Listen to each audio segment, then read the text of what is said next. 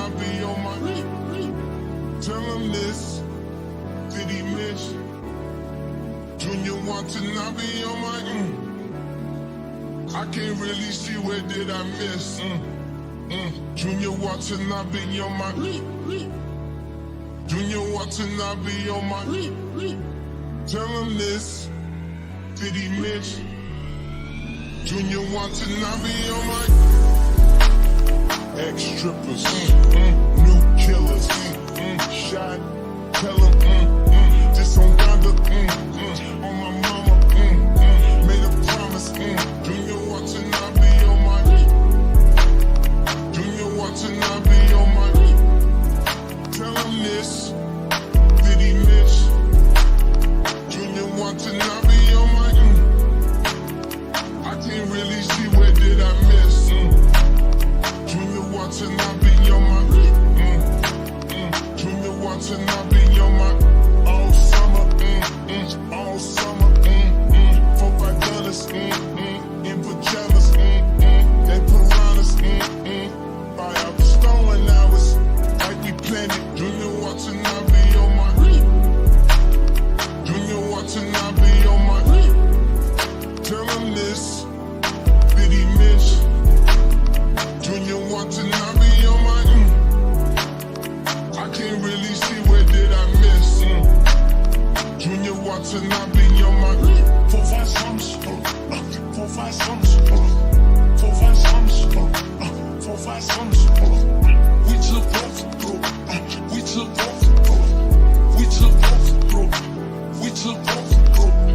One in Atlanta, now Montana, excuse my manners, I got status, excuse my manners, I got status, I got status, you want status, see more comments, and I see commas, they going down me, we going down to, let me be honest, I went with the Bucks, boy, let me be honest, I went with the Bucks, boy, spirit is on us, spirit is Donda, God's time, keep it on the wrist, Junior wanna have me on my, move out of the way of my release, trying to get me off my cues and peace, why can't losers never lose in peace, ain't nobody around me losing sleep, better find God before he find me,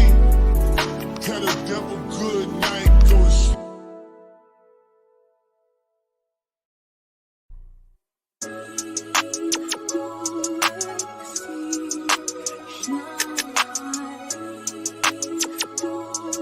Your boy got the full body do-rag out.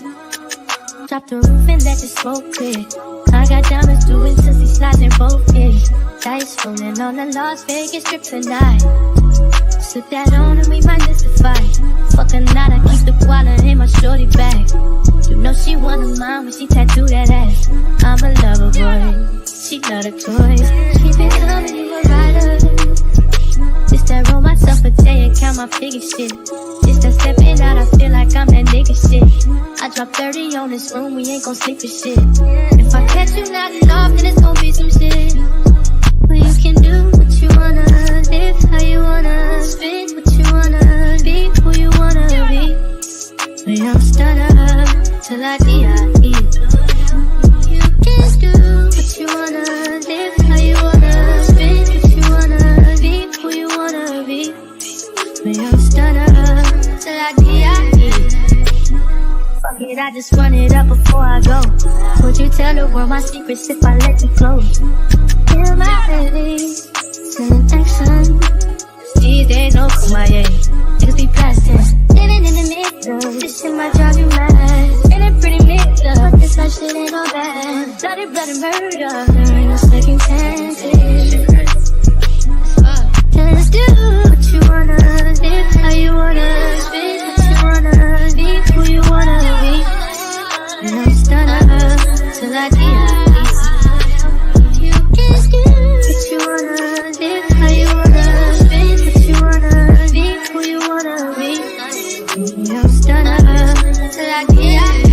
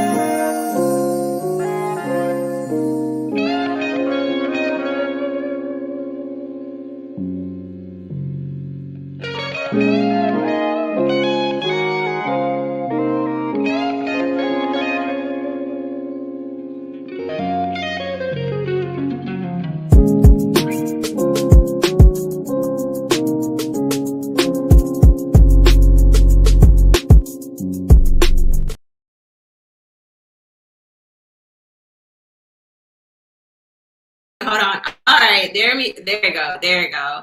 Hey, y'all. Welcome. This is a very odd time for me to go live. I usually go live on like a Monday night, but I'm off today. So I wanted to surprise y'all with a special guest, of course, because I got a little controversy this week underneath the Shade Room comments where a lot of the men were just triggered, as always. You know, I'm always there to trigger them.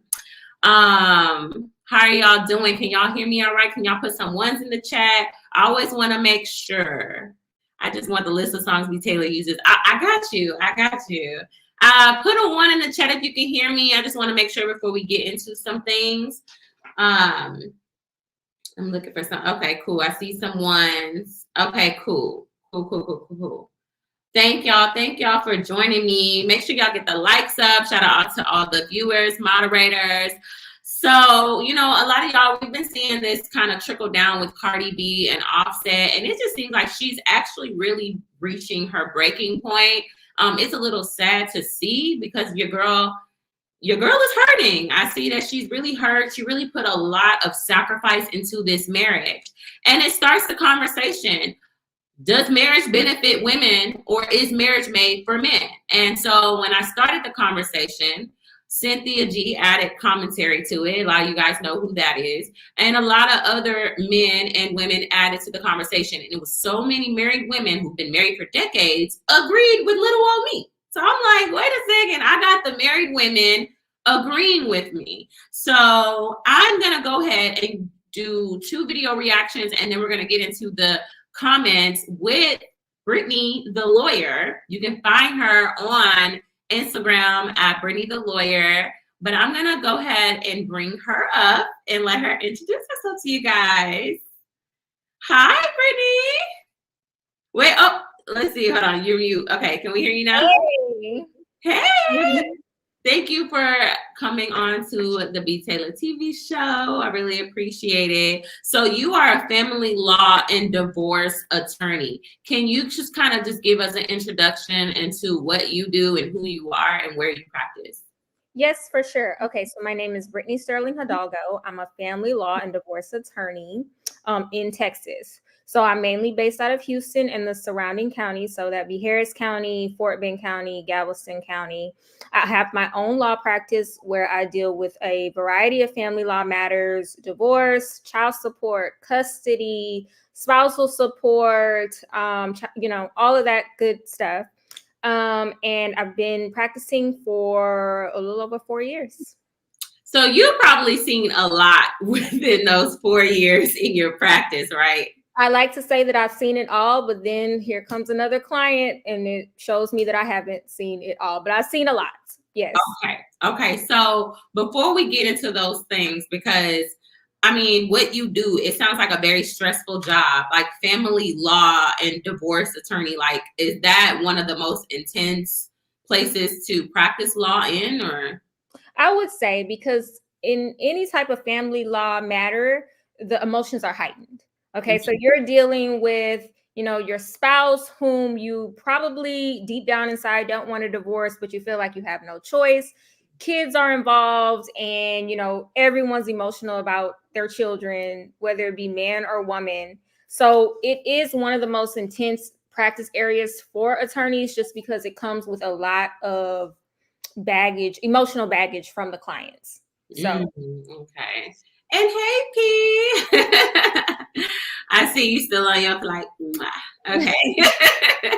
All right. So we're going to do a reaction about Cardi B basically announcing that she is separated from Offset, and they've been separated for a while. As we all know, he has a history of cheating, infidelity, publicly embarrassing her throughout the years. They have 2 children together. She has a daughter and a son that she had. I think he's like probably 2 years old at this point. So that's their youngest child. And he has I think he has 3 other children or 2 other children before her. So we're going to go ahead and react to her announcing that. And then the aftermath of how much pain she is going through because he's playing with her right now. So I'm going to go ahead and share my screen. Let's see.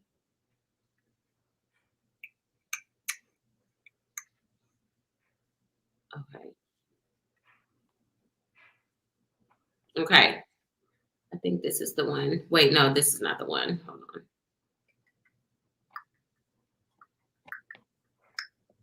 Oh no, this is. Okay, so Cardi B confirms that she and Offset are no longer together.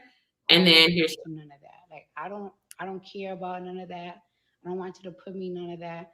I don't know if y'all been getting clues from me for my live. I mean, I don't know if you guys been getting clues from me for my lives or for my stories when I put some certain music or for my own followings. When it comes for today's events and stuff, I don't know if it's true. I don't think it's true.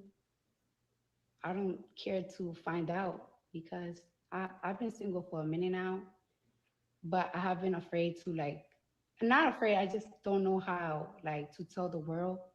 But I feel like today has been like a sign. Like the last time I got on live, I kind of wanted you guys to tell you. I kind of wanted to tell you guys, but I didn't know how to tell you. So I was like, I changed my mind. But it has been like this for a minute now. And I just took it as a sign. So it has been an eventful day. I wanna start 2024 like fresh, open. I don't know. I'm curious for a new life, for a new beginning. And yeah, I'm excited. New look, new life, new everything. So I've been wanting to tell you guys for a minute. I don't know how you guys haven't gotten the hint, but it is what it is. I don't know if what happened today is true or not.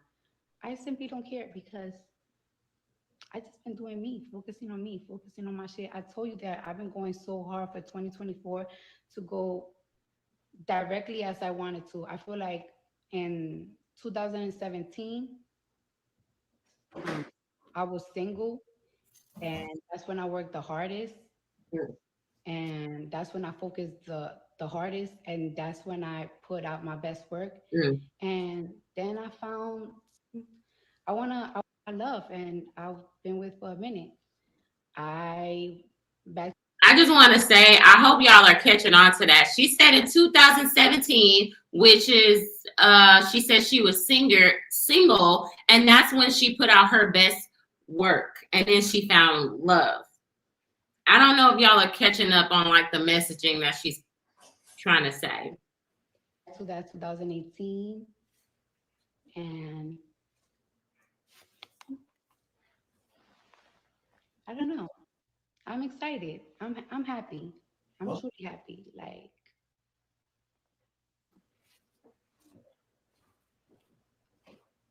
and I love you guys. And there's no drama. And the honest truth is the reason why I've been so afraid and I just been giving clues from here, there, is because I feel like you guys just don't understand that I've been with somebody for 6 years.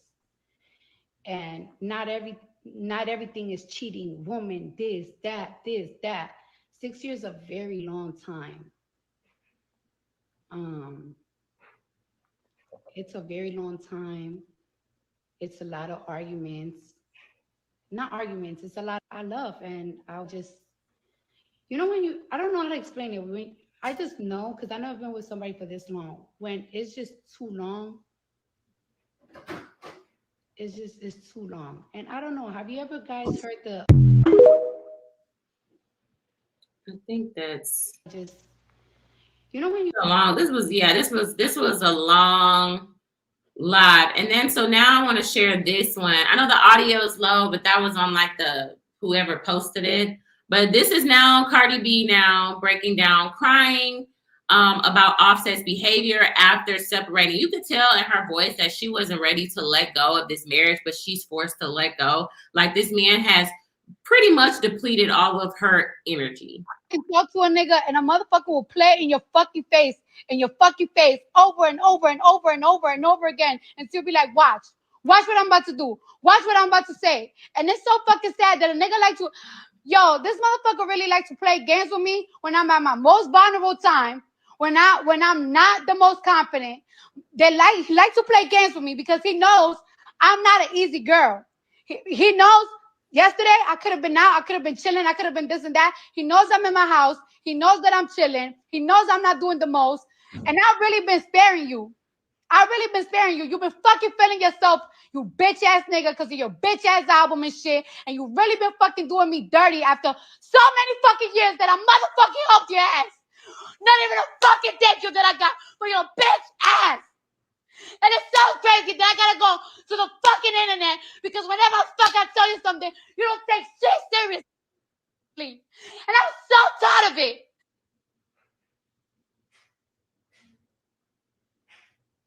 Because you will fucking talk to a nigga and a motherfucker will play in your... Okay. That was Cardi B.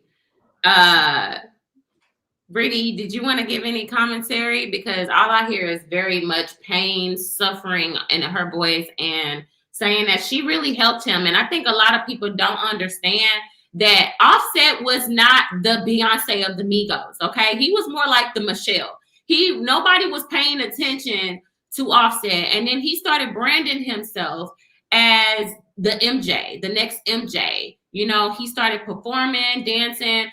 And a lot of his songs took off through the help of Cardi B, who is his wife. Okay. Every feature that she's been featured on and in his album has done very well for him. What was it? Do Anything for Cloud? Like the songs that she has done with him has helped his career. It was Quavo who was the Beyonce of the group. And then he took off and then ended up going solo. And she's been there to support him. So it just seems like he got her pregnant at the height of her career, okay? And Cardi B wasn't going out like, you're not about to make me a baby mama. You need to marry me because you done made like 4 other women baby mamas, but you're going to marry me since I'm pregnant. So he did propose to her after he got her pregnant. But I think it was all strategic because he's never respected this woman from the beginning. So did you want to add any commentary to that? Well, thank you for the backstory because I'm not very familiar with Cardi B and Offset. Y'all don't be mad at me, but I'm just not. But then this last clip where she was obviously upset, I mean, it just, to me, not to be like desensitized to it, but she sounds like just an everyday client to me. I mean, that's what I hear all the time. Like, they're pissed, they're mad. You know, they have gotten with someone who has depleted them, that are not good parents to their children, or that don't help foster a healthy co-parenting relationship so that the child can have a good, healthy relationship with the other parent just out of spite. But I totally can empathize with her and understand where she's coming from. But I tell my clients all the time, you don't have children and get with people that you don't know. So you said something interesting. You said that they're not being a good father in the marriage as well. So are you saying that there are married women who are, you know, with men who are probably not good fathers? I think that I've seen that before. Yeah. And that goes both ways where, have you ever heard the term, single mother, like a married single mother? Yes. Okay. So there are plenty of married women. I see it more often with women than I do men, but there are plenty of married women who feel like single mothers because the husbands or the fathers do not help them. Okay. So whether that be help them in the house, help them financially, you know, just help them with anything that has to do with the kids, it's kind of like mimics a single mother, even though they're technically married. Okay. And then also, so I think it's about 70% of women file divorce. Why do you think, what are the top 3 reasons why women are filing for divorce? That's a good question. So in my opinion, women are more likely to pull the trigger, okay, to file for divorce. Number one, it's because the top reason to me, what I see, is because men don't like to spend money. So let me wait. One, men don't like to spend money. What you mean by that? So a woman is gonna go hire a divorce attorney. Divorce is very expensive. Okay, you got to spend money on divorce attorney. You got to spend the money on process serving fees, court costs, mediation, all kind of stuff. It could be thousands and thousands and tens of thousands of dollars. Men are gonna try to go and do it by themselves, or just leave their wives and just stay married but be separated because they don't want to spend money. Wow. So men are saying, oh, women are the cause of divorce because they're the problem. They're only filing because and men are the ones that's really sticking it out. But then when I talked to a married man in the past, he has said men will mentally check out. They will mentally leave the relationship. They'll even physically leave, but they won't file. They will push a woman to file for divorce because they don't want to seem like the quote unquote quitter. Well, I think that women may file for divorce first because it's usually the man doing something to cause the divorce. So a man might be completely happy in his marriage and a woman might be so unhappy. Wow. I'm so glad you said that. So what have you ever dealt with a case where the man was genuinely happy and the woman wasn't? And like, what was that dynamic like? So I have had cases where men file for divorce, but they say most of the times men will say, I don't want to file for divorce. Like, I don't really want a divorce. I just feel like I have no choice because my wife has already filed, or she said that she was going to file. So I'd rather just, beat her to the punch and get a leg up on her. Okay. Now, I have dealt with some men, some husbands on the other side who are not my clients, where I'm representing the wife, and the man doesn't have a lawyer. So I have to speak with them directly. And they will say, like, I don't want a divorce. She's the one doing all of this. So okay, go ahead. I was just saying, because a lot of these men in these spaces try to demonize women for filing and saying, like, we're the cause and we should just fix our happiness ourselves. Do you think it's something that the wife is being selfish by filing? Or when you take a look and see, like, hey, this is not a healthy situation, but he's just not getting it? 9 times out of 10, whether it be a man or woman, divorce and filing for divorce is a last resort. If somebody comes to me, whether it be a man or a woman, and they say, I want to file for divorce, or I'm not sure if I want to file for divorce, I don't know, I just want to see my options. What do you think? Can you give me your legal opinion? I tell them, you have to do everything that you can to save your marriage, whether that be going to counseling, going to a church, talking to your husband, anything. So if they are taking that step to pull the trigger and file for divorce, that means that they have tried everything. They have tried everything, and it's just a last resort, that they just don't know what other option they have. So who's trying more? Because you said that you tell your clients to actually try these 3 options, maybe getting into church, where they, using religion to keep women in marriages and keep praying for their husbands and praying for their marriage to stay strong. Like, who is it that's mostly fighting for the marriage before they file? That's a tough question because it's really a case by case basis. It just depends on what has happened to lead the person to file for divorce anyway. So most of the times women file because of cheating or because of money. Men might file, they may file because of cheating or because of money. But women do have a higher rate of filing, and it's usually because of money and cheating. And so so you said number 1 was men don't like to spend money, that's why they don't file first. And then what are the second and the third one? I'm not, it could be a lot of things. So why women file is because they feel like they have no other option. Okay. And that's their last resort. They've tried everything else. Okay. Cheating is a big one. Okay. So I've had cases where the husband has cheated. The husband has got another woman pregnant. Oh, not him getting another woman pregnant. Yeah, got another woman pregnant. Or maybe number 3, I would say, is domestic violence. So a woman might file because, her husband and her have a domestic violence issue. Wow. And normally, if you have a domestic violence issue, the man's probably going to be the aggressor. Okay. So have you dealt with those cases where it was domestic violence involved? Not too often, but yes, I have had a few cases where it was domestic violence, and that's why, the divorce is happening. Because at that point, if you feel like your husband's going to kill you, you're going to have no choice but to get away and file for divorce and get your kids away. If you're smart, you will get away. So I want to go back to what you said when you said you give them the options to fight for their marriage. Why, from your perspective, why is that something that you advise women to fight for their marriage?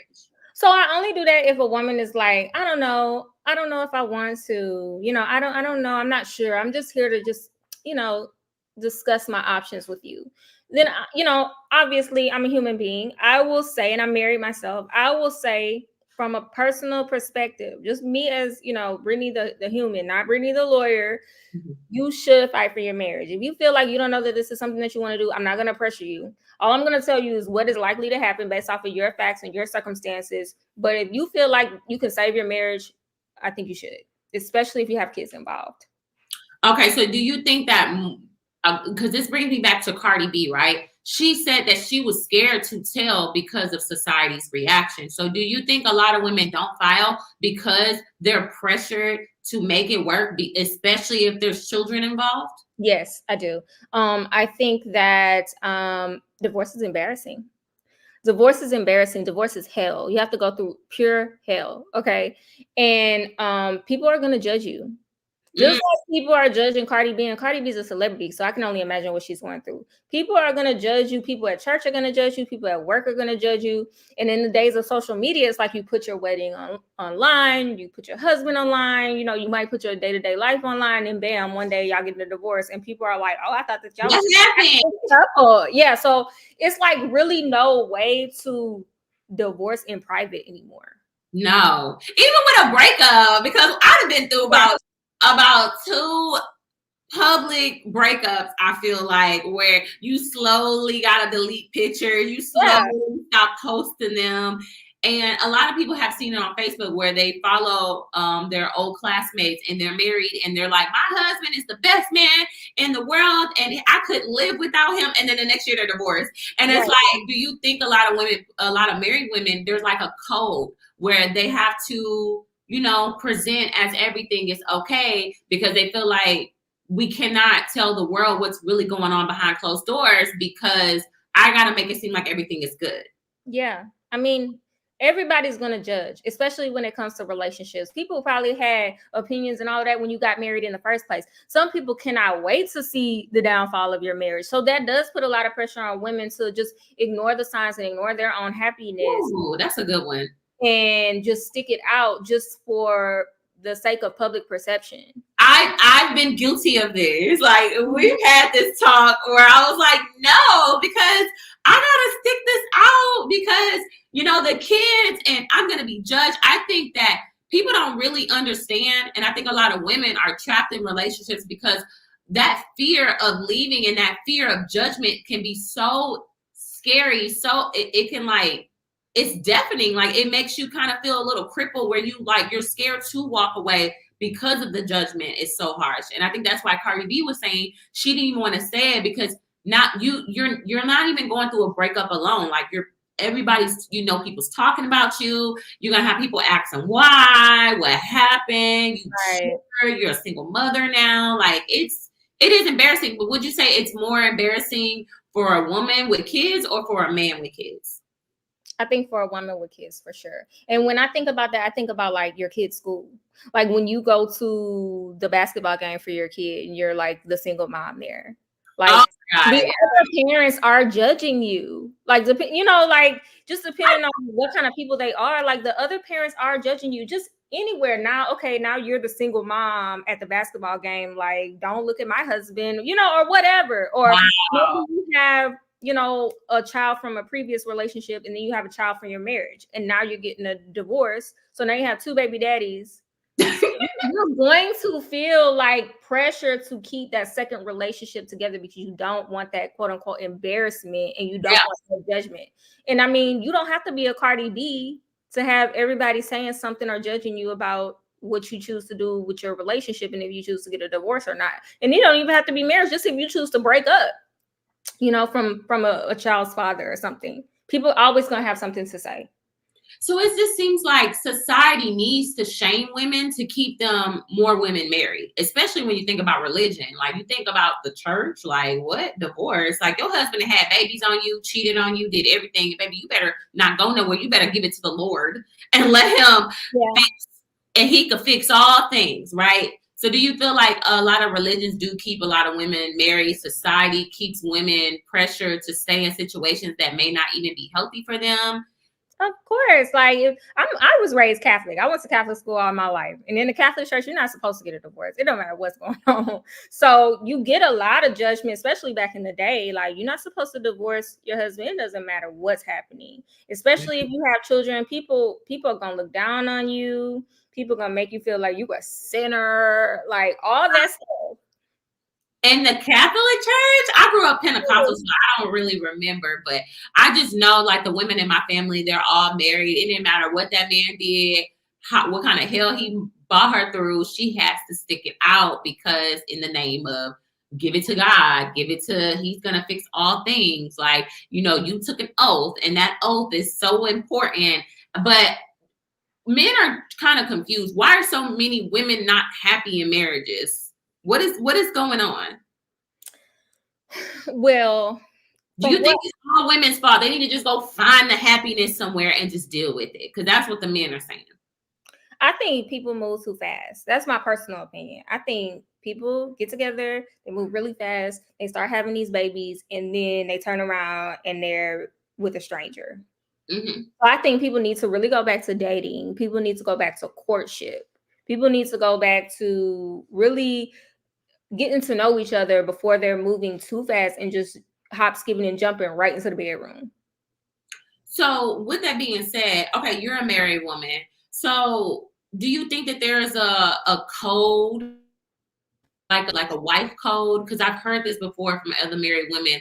They have said there is a code where you do not speak about your marriage to other people, because it gives a certain energy, or you don't want, or like men try to tell women, don't hang around your single friends because they can influence you to make bad decisions. And is there like a wife code where you speak to other wives and they kind of tell you like, yeah, that's normal, that's growing pains, that's what happens, marriage is not easy? So would you say, like, is that the thing? Like marriage is not easy? Is that what's being said to women that kind of like not have? I think women go into marriage with too much high expectations, and men go into marriage with low expectations. That's why men kind of like, well, I didn't expect much from this, and women go into marriage with all these expectations, and when they're not met, they're left disappointed.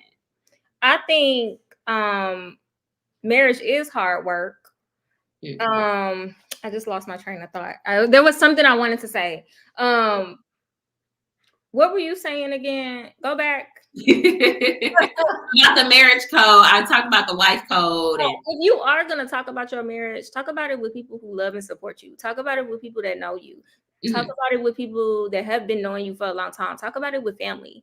Don't put it on the internet. And I think that's where a lot of people mess up, is that they want to put their marriage problems, and every single thing that their husband or wife does on the internet to try to get a response and a comment from everybody to show their spouse, look at what the internet's saying. The internet is siding with me.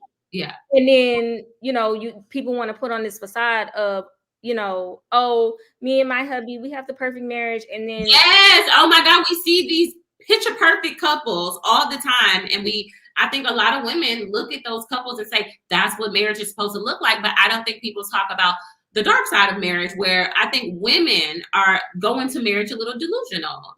Would you think that? Why do you say that? Well, delusional as in we've been sold a fairy tale of how men are supposed to be in a marriage every single day, how he's supposed to show up every single day, how you look on social media and y'all are always on vacation. You're always happy and smiling. Y'all don't argue. Y'all are just like, it's just perfect. So if somebody is looking at the internet and says, hey, they have so many people have picture perfect marriages, I want that. Now I'm going to go and I'm going to marry this man, and I'm going to be thinking, okay, it's going to be just like how I've seen on the internet, right? Mm-hmm. Whose fault is that for them to believe that? I mean, I do think when it comes down to social media, I think people really do take social media serious. but it's not serious. It's fake. What about Disney? What about Disney? How Disney has sold marriage and love. Do you think that that's realistic? Cinderella, Beauty and the Beast. The Beast was so mean to her. He locked her up in a cave, and then all of a sudden, I think some of those stories can be real, but for the most part, no, it's not realistic. Some of those things do happen, but that's like 1 in a million people that is going to fairy tale story. Like, you know what I mean? Like, that's not something like you should not look at a Disney movie or look at a couple on social media and be like, that's what my marriage is going to be like. And then when it's not that, you get mad. Like, if I put a picture of me and my husband looking happy on the internet, you know, like, you have to take that with a grain of salt. You have to say, okay, that couple's still gonna come with their challenges. Even the most happiest married people still gonna have their challenges. Mm-hmm. Like, you know, and so people really need to start understanding that what you see online is not real, and you need to do the work as a married couple. You need to get to know the person that you're gonna marry or the person that you're gonna have kids with, and not just look at it as some unrealistic fairy tale. So who does the more work in a marriage? Realistically, who does the more work when it comes down to a strong foundation, a strong marriage? What do you define as work? More work. You said like marriage is a lot of work. Who in a strong marriage, you think about a pastor, right? A pastor, strong man that's leading something. Nobody looks at the wife, the first lady, and how much she's giving to uphold that man and the pastor behind the scenes. Like, nobody knows how much Michelle Obama endured when Barack Obama was president. And so she's talked about her sacrifices that she has made. So who does more work in a marriage when it comes down to house duty, when it comes down to holding down the fort, when it comes down to the kids? Who does more of the work? Well, all of the things you just said, probably, and I don't know this for sure, but probably the woman, the woman probably is the one that's going to take control of the housely duties. The woman's probably going to do everything when it comes to the children, you know, and hopefully the man does his role. What is his role? What does his role look like? Like, traditionally? I mean, that is a hard one. I guess traditionally, yeah. So traditionally, a man's supposed to go to work. A man's supposed to bring home money.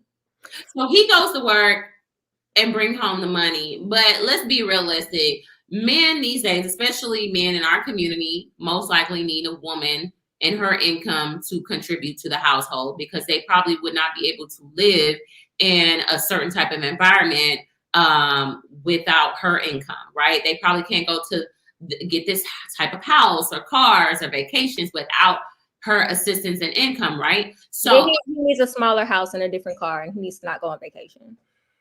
Right, but then if he can't do it, if he can't do it without her, then he needs a different house. You just said he needs the woman's income, or he wouldn't be able to afford that house. Mm-hmm. But that's also asking the wife to reduce herself when she could probably afford by herself with her income a nice house, vacation, single. But now she's going to have to downsize herself to be with that man. If she wants a certain type of lifestyle. What does that lifestyle look like if it's not living life? It's duty. Right? She needs a different man. It just all depends on what the woman wants. Like, if I know that I want a big house, and I know that I want a nice car or a luxury vehicle, and I know that I want to go on 10 vacations a year, then I need to find a man that's going to be able to provide that for me. If I'm okay with 4 vacations a year and a smaller, modest house, then I can settle for a man settle for a man. That's a key word. Settle. Now, on the other side, as a man, if you want a big house, but you also want a wife, you need to be able to, provide that. So otherwise, if you want a wife that doesn't need all of that or doesn't want all of that, then go be with her. But if the woman you wants a big house and 10 vacations a year and a luxury vehicle, then you need to be able to provide for that. But is that working? Because if you look up why women file, one of the top 2 reasons is infidelity and finances. Mm-hmm. The woman is tired of settling. And then you have people telling her you should never settle. Right? I think a lot of women these days are a lot more educated than men. I think they're making a lot more money than men. And so the roles are kind of just like getting reversed. So it's not in a woman's nature to take on men's responsibilities, but it may be that it takes them a longer time to find a man who is able to reach her standards. So by that time she finds him, she's already, independent, self-sufficient, making a lot of money. Or maybe the pool of men who, do have the means to provide for a woman and the lifestyle that she wants, maybe that pool is just smaller. Well, they do say that the more educated a woman is, the higher her chances filing for divorce or not getting married. And then you're saying like find a man. But I think that if women nowadays, we've come so far from having to depend on a man. So if you have a woman who makes well over 6 figures, she's self-sufficient, what does she need? What does she benefit from marrying a man? If she doesn't need him to take care of her at all, and she's self-sufficient, she loves what she does, mm-hmm. What does she need to be married? Why do you think society still will pressure her to get married? Pressure her to get married? She may feel like her biological clock is ticking. She may want to have kids. She may not want to have kids without, a man in the house. She may want to have an actual father for her children, which is nothing wrong with that. Mm-hmm. She may want companionship. Just pure companionship. Yeah, I don't need you to take care of me. I'm totally, independent financially, whatever. But I want companionship. I want emotional support. Maybe she just wants those things, and there's nothing wrong with that either. So you said something interesting. You said emotional support. Mm-hmm. Do you think men are capable of actually giving real emotional support to a woman, or do women look to their girlfriends and their friends for the real emotional support, or their mother or their sisters? I think women do look to their mothers, their sisters, their friends, female friends for emotional support. And I think that men are capable of giving their wives emotional support. And if your husband is not giving you emotional support, then that's not the person that you need to be with. So is it the same as a woman can give, or is it different? Because a man can do so much of what does emotional support look like from a man? Just, uplifting you, maybe supporting you in your efforts, supporting you in your dreams, just saying it's okay if you had a bad day, not draining you, and, just giving you some words of encouragement when you're, feeling down or having a bad day. Someone that's going to be there when you're having like family problems. Maybe sometimes you can't go to your mom or your sister. Not everybody has good friends with their relationships, or relationships, friends fall, apart. Man's emotional support, if you find a good man, he will have, an unconditional love for you, where he'll always be there, like to hear you and talk to you whenever other people are not. So a woman with no real community, like she don't have a mom, she don't have sisters, and don't have real friends, would probably be left to depend on a man to give her that emotional support, right? Like she will come, because I feel like when I'm going through things, I go to my friends, because there's only so much a man can really kind of express himself. So I can vent to him, but is he really giving me the emotional support like a mother would give, or like a sister would give, or like a good friend would give? I think it is very different, because men are different. It's going to be different. It's just naturally different, because a man is a man, a woman is a woman. Like your biology is different, number one. Number two, the emotional support that you get from a husband or a partner it's going to be different from the emotional support that you get from your mother, because it's 2 different relationships. Not to say that a man cannot give you emotional support. He's not going to be able to give it to you the same that other people might give it to you. But that doesn't mean that he will be incapable of giving it to you. Mm. It's just going to be in a different way. So you got to ask yourself, what kind of emotional support do I need right now? So you can't come to him for like a deep level of emotional support, but like somewhat of like words of I encouragement. didn't say that. I didn't say a deep. I just feel like men are very different with their vocabulary and how far they can go with how much support they can give you. Because you can ask a man, "How do you feel today?" "I don't know." So it's just kind of like, like it's only so much they can do. They can be there and say. Yeah, so it just depends on what kind of man you dealing with. Are you dealing with somebody who grew up with women in their family and they just understand, you know what I mean? They know how to deal with women. They know how to deal with women's mood swings. They kind of know like, what to say. Are you dealing with a man who's just completely emotionally unintelligent that don't know what You to think say? most men are emotionally intelligent? I think some of them are. Okay, so give me a percentage. What I don't know, like what I think, like personally, Yeah. honestly, it's probably less than probably less men who have emotional intelligence than the ones that do. So knowing that there's probably more women in the world than men right now that are probably available, what's a good percentage of women being able to find a man with some emotional intelligence? It's slim. Okay. Thank you. Wait, and then we got a super chat. Thank you for the super chat. This is Love and Sip Sop. Send me the link. I've heard of Nuff.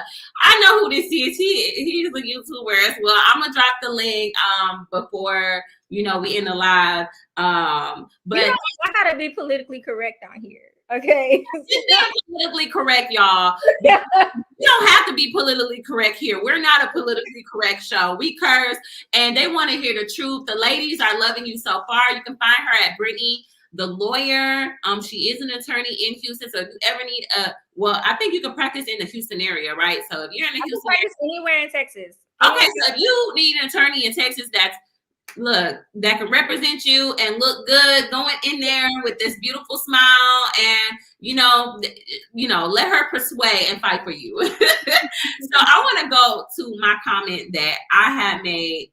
Let me see if I can find it. I had made this comment. Let's see.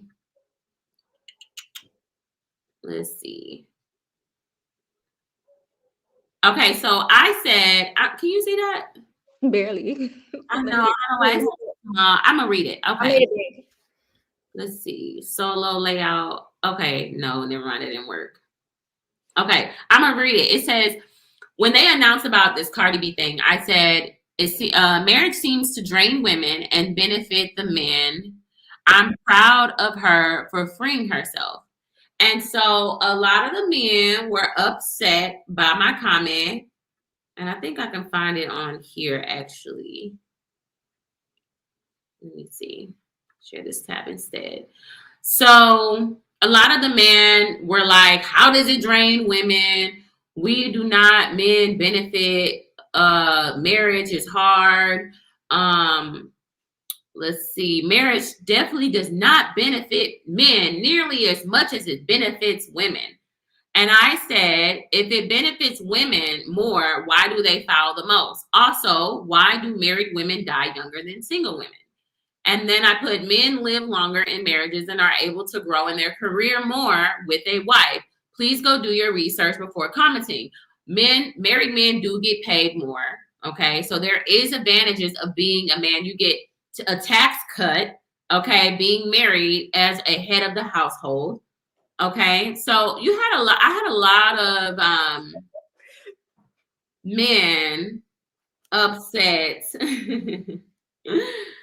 Okay, let's see. A woman cooks. Okay, so this is some women who added, a woman cooks, clean, work 8 hours, then take the kids to football practice, cheerleading practice, grocery shopping, manage the home. Then after working 8 hours and doing all that, cater to a man all night. Men go to work. Think about all your mom does. It's too much. No time to take care of themselves. Men add to the stress of it all because now women have to work 8 hours on top of taking care of a man and the household. It is too much. So there was just some of the comments. It was a lot of comments, and I see some people want to come up, so I'm going to kind of shorten up some of the comments. But Cynthia G actually replied to this and said, meanwhile, all of the data and studies says men benefit from marriage and women don't benefit at all. Interesting enough, Black men benefit from marriage more than anyone on the planet. Now, please provide some data that says women benefit from marriages more than men. And then I had a couple of other people, not one lie told. I'm a divorced woman and I filed because the motherfucker was sucking the life out of me. Which you've said, a lot of women have come to you and they said that their life was just sucked out of them. And they sound just like Cardi B, crying, tired, feeling depleted after this marriage. You know what it is? What? I was just gonna say it's because all of that they do work that 8-hour job, they take care of the kids, they do everything that they're supposed to do, and then their husband cheats on them. That is when they come to me with that reaction what Cardi B just did. So you could still be the perfect wife and get cheated on. Yeah. So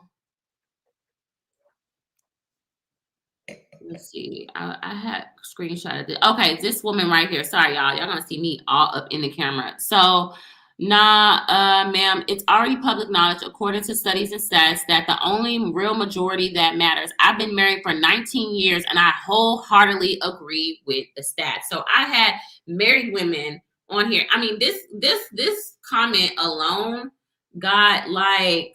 My comment alone got over 6,179 likes and over 300 something replies. So, Brittany, what do you have to say to that? Do you think that marriage, because a lot of men were fighting me and saying, no, marriage only benefits a woman. It does not benefit a man. So how does marriage benefit a man? Because we do know that men have a longer lifespan when they're married.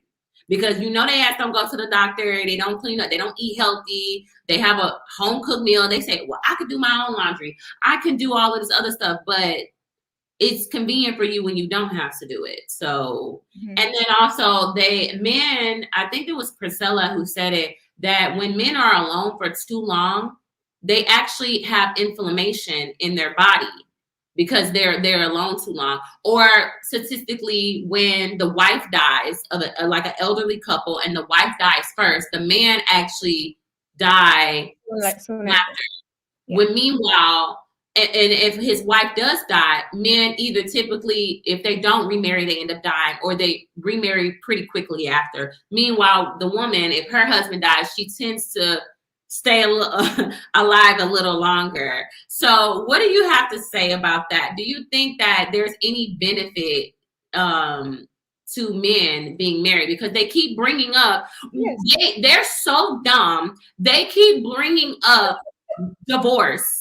They say, well, she taking half of everything and y'all get alimony and y'all be taking all the money in the house and we don't get nothing. So we don't benefit. Marriage is for y'all. But it seems like, Brittany, if you find a woman that's independent, don't need a man, she's made a life for herself and at peace. The only reason why she would need one is for what? Companionship and a baby. Okay. And so what benefits do you think men get? Oh, they get a lot of benefits. Like why would men get married if they didn't benefit? Like they have a woman that's going to help them support their dreams. Mm-hmm. They're going to have a woman that's going to have their babies and take care of them. They're going to have a woman to cook for them. They're going to have a woman to clean for them. They're going to have a woman, to do everything that they need them to do. They're going to have, a piece of eye candy on their arm whenever they need to go and impress their coworkers and, go to these functions where, they need to be seen and give off a good impression. And another thing I want to speak about that you just talked about was this alimony thing. And I want to talk about that. Okay. Yes. Okay. So wait, before we get into that, because look, I can't wait until we get into that. I was so triggered by this alimony talk. Benefit because women take half everything, and I said, Brittany, like I was so angry, and I was like, I have to bring you on just for this alone, because a lot of these men throw this stuff out there. They look at men, what was it? What's his name? Beats by Dr. Dre. They look at Dr. Dre case. They look at all these celebrity men and they say, well, do Will Smith? And I'm like, you ain't no Will Smith and you not Dr. Dre. So other than babies and companionship, this is where you say women benefit. Because what else do women benefit from marriage? They could benefit financially. I mean, just depending on what the dynamics are. Not every woman's going to be financially independent. Okay. You know, like, if you need a man for survival, then that's cool, right? Like, if you don't want to. I think a lot of women need financial support, and I think it's just easier. It's just easier to have a husband support you financially if you're going to take on the role of raising kids, because, like you said, nobody wants to work an 8-hour day. What about the community? Because you just said that there's a lot of women who are suffering in a marriage as single mothers. But I know plenty of single mothers myself.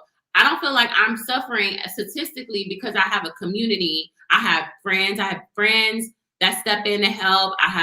The fathers don't live here, but you know my kids' fathers, like they're great fathers, you know, and then I have my family to help me out. So I feel like when women are put in a situation and have kids with no community support, because it takes a village to raise a child, I think that's where they run into trouble. And I think it's misleading for women to think, oh, I just need to get married to have that help, when really you need a community. You need both.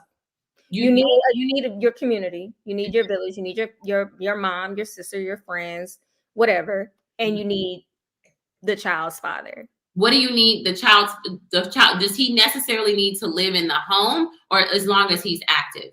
I think he should be active. I think not only do you as a mother benefit from your baby's father being active, but the child benefits from that. Yeah. I agree. I agree with that. I don't think that the two are comparable. I don't think the village versus which one do you need more. I think they're both equally beneficial. Okay. So let's get into alimony, because you were saying that ignore some of these comments if they get a little crazy. I'm listening. Yeah. Okay. So men want to throw out there that they don't benefit from marriage because they always equate that to divorce. We're taught those are two different things, right? Say that again. I'm sorry. I was reading these comments. All in the comments. I'm all in it. Sometimes you gotta just ignore the comments because they get kind of crazy. But I would say I lost my train of thought. Let me drop this link too. Hold on, let me drop the link right quick in case somebody want to come up. Let's see and give commentary. No, because if a woman has built in a marriage with her spouse, she is entitled to have. Okay, so who said that? Okay, so do you want to answer some of that? Okay. So everything I'm about to say, it only applies to Texas because I'm a Texas attorney and I'm only going to talk legally. Okay. So in Texas, it's called spousal support. It's not called alimony. But when you get a divorce in Texas, when you get married, okay, when you get married in Texas, there is no such thing as your money, your house, your car. So if you get a divorce, you're saying, well, she's taking half my money. No, she's taking half her money. And you're taking half of your money because there is no such thing as, I don't care if she never worked a day y'all was married. Every single dime that you bring home is half hers. And that's what people don't understand. And they really should research that before they go and decide to get married without a prenup.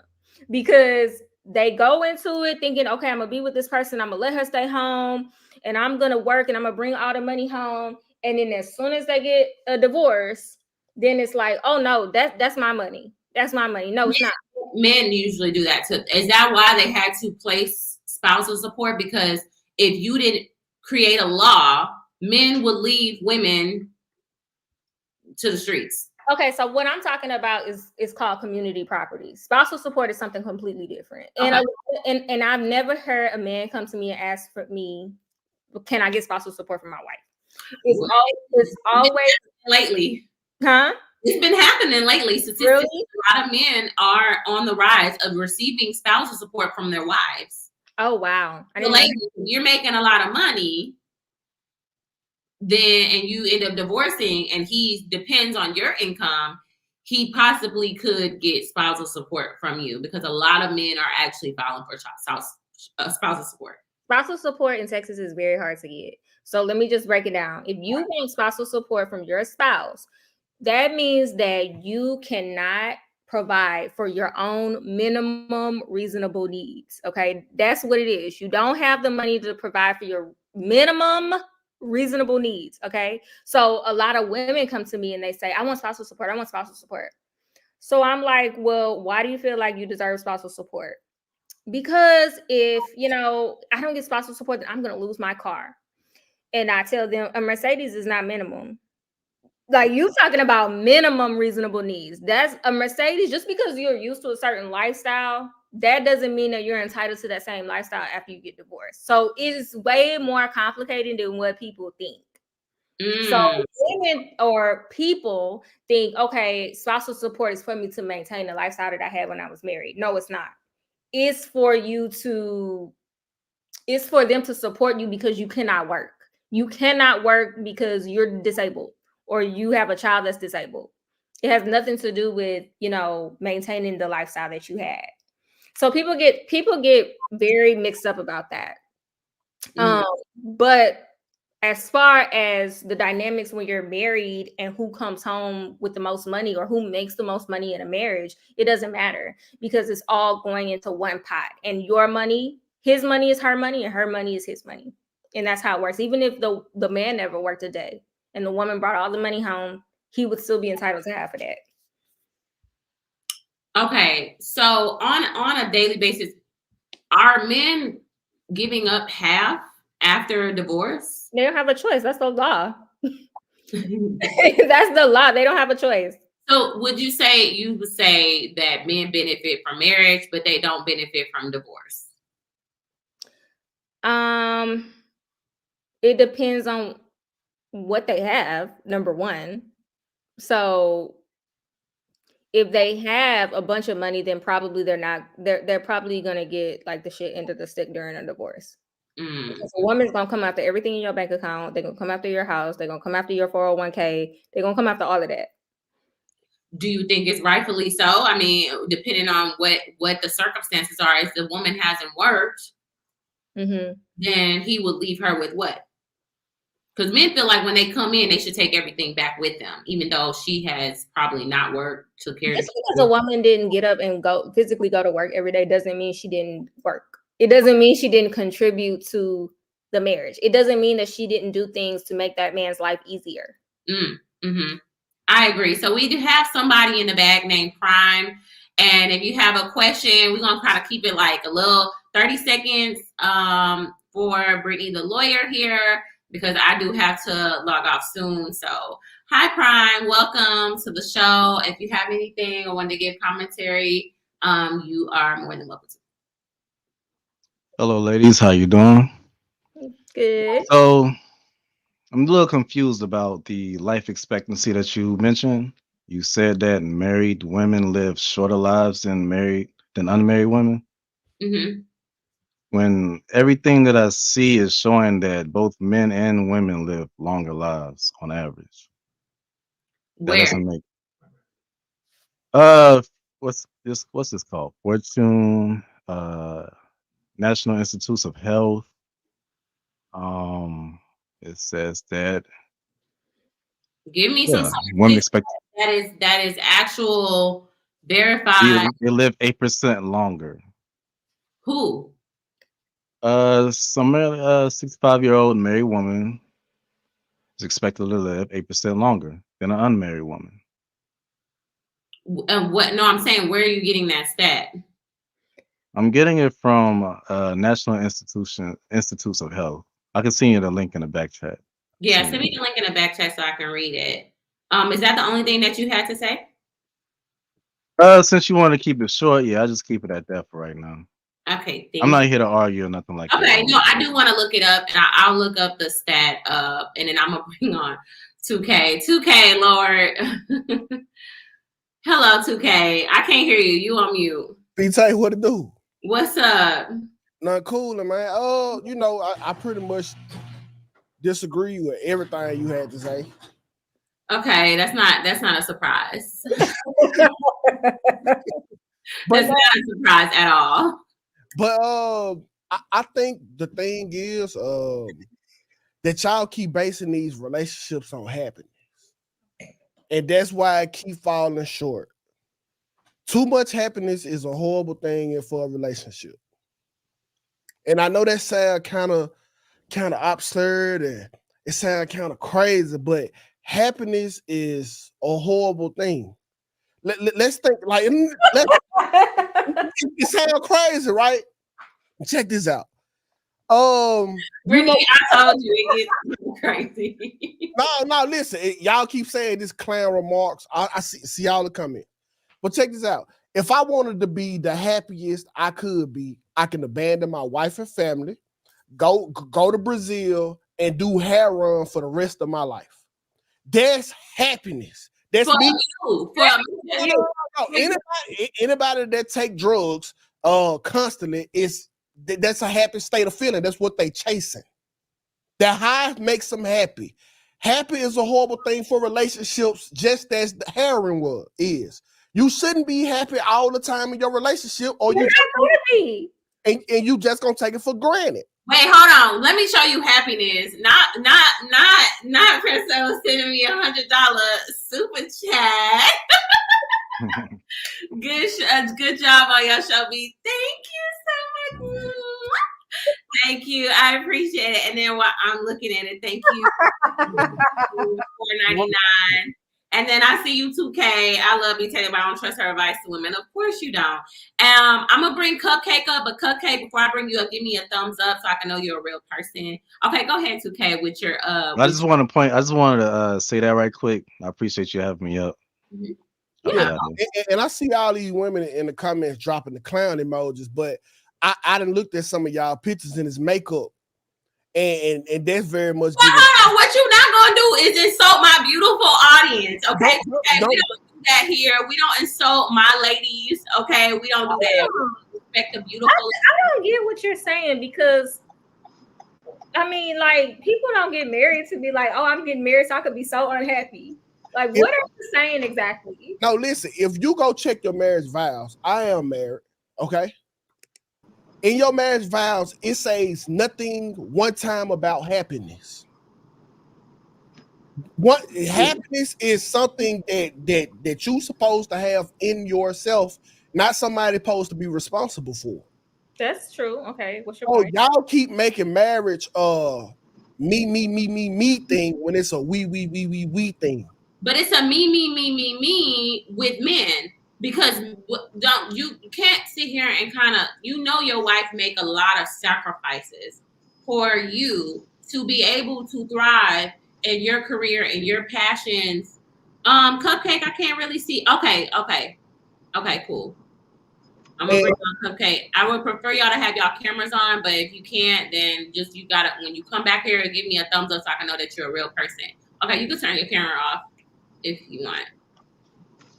So once again, my wife do make a lot of sacrifices for me, but in return, the sacrifices that I'm gonna be making is for them. What sacrifices? Name some.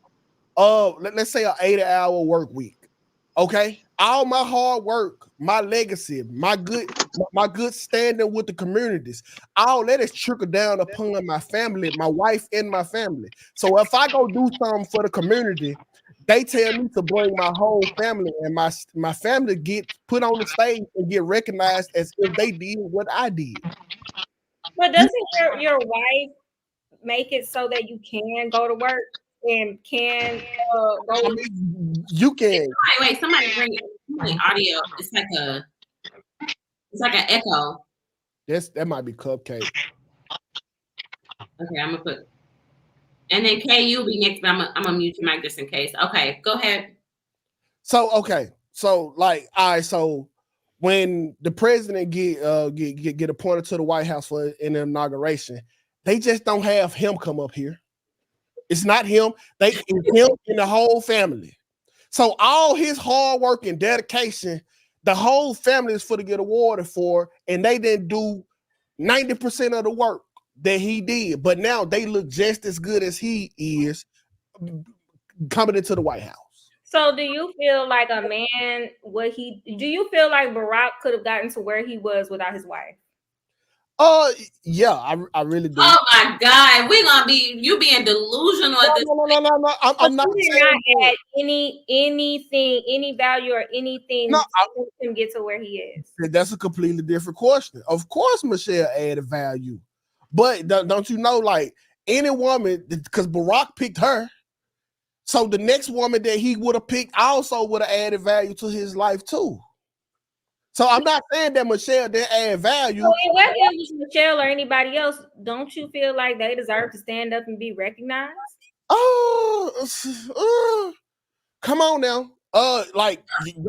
Wait, your man might give you some motivation to help you with a promotion for your job. When you get your award, they don't say, "Hey, bring your husband and the kids up here for your promotion." You say, "I want to thank my husband." Well, you see, you want to thank your husband, but he don't come up to that stage and share the glory with you. See, it don't work the same way. Even if something bad happens. So check this out. If something bad happens, if my wife go spend all the money and we homeless, me and the kids homeless, they gonna put the sole blame upon me. No matter. Head of the household? I am head of the household. But I'm responsible for everybody's successes and failures also. Is that reality though? Because a lot of families are still getting evicted, and there's a man in the home and all he does is walk while she's left to take care of the kids. Like, I mean, you're saying like the blame is y'all are the ones, the pressure is put on y'all under the patriarchy that it is a man's responsibility. Would you say? You said you would rather be happiness running buck wild in the forest on drugs, probably running across different women and having sex with different women. You would rather, as a man, do that than have the responsibility of a wife, a kid, and the household, and being head of the household and having to work 80 hours a week, right? Like you would rather, in your nature, do that than have to have all this responsibility that's put on y'all. No, I didn't say that, B. Taylor. I said that's what, if I chose to be happy instead of being happy all the time, those are the things that I would do. But I can't be. But you're proving the point that you would be happy doing those things than taking on the responsibility of a wife and children and household. And that's what I'm saying. So why are women keep constantly leaving relationships to be happy? That's all y'all do is leave one man for cheating and go get with another one, and now you're getting cheated on by a stranger. 2K, you cheated on your wife? Me? Yeah. No, listen, okay, I am human. We had hiccups in the past. All right, we've been dating for 11 years. All right, I am a man. I'm not for to be on this motherfucker lying to you, but I'm not trying to be embarrassing her. Have I cheated before? Yes. I have made mistakes. Yes, and all y'all have been cheated on. Yes, I have. It ain't nobody in the comments, it ain't nobody in the panel that ain't been cheating on right now. Okay, that's what I thought. Okay, I just wanted to know that. So you potentially left the dude who loved you. He might cheated with a heart full of love for you. Is that love? Huh? What is love, 2K? Love is beautiful. We have to go into a whole other conversation. Yeah. I don't want to know why you cheat. Why you cheat? Yeah. It's a lot of reasons you can cheat, because I could tell you a simple answer and y'all just gonna for a nut. That's it. That's it. It's in your nature. So you're willing to jeopardize your whole relationship, your marriage, your family for that. My dudes have jeopardized more for less. That's our nature. He's being honest. I respect it. He is being honest. His wife is still with him, and if she, if he felt like she would have left, he probably wouldn't have done it. No, I do feel like she would have left, and I'm extremely grateful that she didn't. You know what I'm saying? Because that would have been a big chunk of my life that, that you were willing to jeopardize. Yes. A few moments of pleasure or a second. At the end of the day, yes. But it was worth it. Yeah, I respect it because he's being honest. A lot of men will get up here and say, no, that's not right. I would never do that. That's not worth it. Y'all have an urge to want something new. You've been with your wife for 11 years. You wanted what some new punani felt like, right? you would say every man has that urge to do it, but some men find that it ain't worth it. You thought I can get away with it, but you still got caught because y'all suck at cheating. How did you get caught? I don't want to say that we suck at cheating and women are better at cheating. I just want to say that women cheat with the better people. Okay, so if you as a woman, you get the option, because I'm not gay, so I don't cheat with men. Y'all cheat with men. This is what men don't do. Men don't say, hey, I'm finna blow up your spot because all of a sudden I love you and I want this forever. Men don't do that. Men don't come to men as men when y'all little entanglement is over. So y'all aren't better cheaters. Y'all just cheat with the more logical and emotional creatures out here, and that's men. Logical? You think? Yeah, logical. So you just say y'all are more logical creatures, but yet you put in your head that it's worth jeopardizing your life and family situation over a piece of ass. Was that logical? I didn't say it was worth it. So y'all not logical when it comes down to getting some ass. We're not logical when we working 8 hours a week. Okay, so how are y'all the logical creatures? We're doing the same thing. What are you talking about? There are women, wives who work just as much as men do. We weren't logical when we was building skyscrapers. We weren't logical when we were building these roads, these cars y'all driving. Now one of them men was thinking logical. Y'all benefit from our insanity. What is wrong with y'all? I know that y'all can have these women this, women that, but everything that y'all got is from us. And this is why women have went from the cornerstone in the community to the corner store. Because all y'all do is take from the community and never put back. Hold on. We take from the community. If it wasn't for women, this population wouldn't be what it is. If it wasn't for women, this planet would be fucked up. This planet would be fucked up because y'all take. Y'all create wars. Y'all create division. Y'all conquer and divide. Y'all put women against each other. Y'all leave women with women put women against each other. No. Y'all with the population, y'all are mere vending machines. Okay, if I put a quarter in a vending machine and a pop come out or a soda, whose soda does that belong to? Me, right? So if I put a seed in your body and a baby come out, who does the baby belong to? Y'all are vending machines. The baby belongs to you. Vending machines.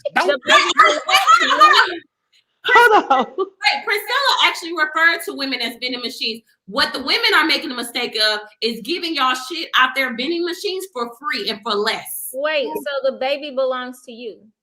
The baby should belong to me, but stay at home and take care of the baby. Feed the baby. That's easy. Take it to the doctor. Take it to school. Go to the parent-teacher conference. Don't go to work. Don't go to work. Forget all that. You're making no more money. I do go to the parent-teacher in the middle of the night with the baby if it's your baby. Change the baby's pamper. Feed the baby his bottle. Take the baby to the doctor. Register the baby for school. Have the baby yourself if that's the case. And you know I can't. So don't say that. But so then don't call it. So then your woman is helping you because they're taking. Brittany, I'm not excluding what she do, but I'm also telling you I can do it too. Men gave y'all these responsibilities because first of all, it was just some easier shit to do. Let's be cavemen, okay? Y'all want to be cavemen though? No. I'm saying let's go back to how it started. What would y'all rather be out doing? Killing the saber-tooth tigers and the bears for food, or you want to keep the kids? That's y'all that would. The men don't do that now. We don't even do that now. You know why we don't do that? They go to work and they work 40 hours a week. Do you know why women do? They go to work and they work 40 hours a week. And then they take care of the kids. Then they cook the meals. Then they clean the house. Then they take them to soccer. Then they go to the doctor every time they sick. The men go to work 40 hours a week and they watch the woman clean. They watch her cook. They eat the food. They dirty up the house that she's cleaning. They don't take the kids to the doctor. They don't stay up with them all night when they sick. And you guys are appreciated. I promise you. I don't think you'll meet a dude that'll say that a woman is not appreciated for the things that she do. It's y'all that's try to tell us that working 8 hours a week or 40 hours a week and building skyscrapers and cars and phones that y'all can talk on make us obsolete. Y'all keep telling us that we don't matter when it's a lie. We know y'all place. We know y'all value, and we understand and we appreciate y'all. And if you appreciate it, then why you don't show your appreciation? You don't show your appreciation by cheating on somebody that does all of that. Listen, cuz you can say that, but let's say when my wife get mad, okay, she decides she not to cook, she not gonna cook because she mad. All right, all my appreciation go off the so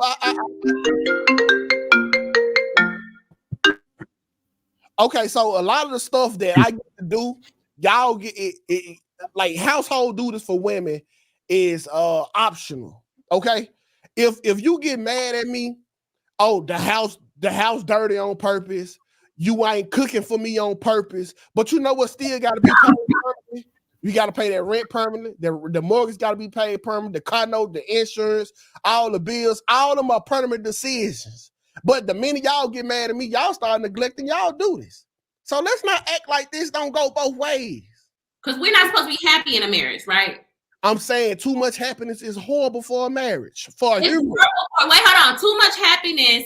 So our life, we when we get married, we should set the bar in hell. We should know that we will not be happy because we have to sacrifice ourselves to ensure the marriage works and put up with a whole bunch of shit because the man is incapable of loving a woman the same way she would love him, because I'm sure your wife has never stepped out on you. And I'm not trying to make this about you, but I'm just saying for a lot of men who stepped out on their wives, most likely statistically, their wives have not stepped on them first, or they did everything, like Brittany said earlier, they did everything in their power to make this marriage work, only for the man to turn around and still cheat, still lie, still deceive, and then expect the same woman that you got in the beginning and then say, oh, well, it's not happiness. So you're basically telling women for them to be married and keep a marriage for a long time and for decades long that she should not have realities of being happy. So women who want to be happy should just remain single.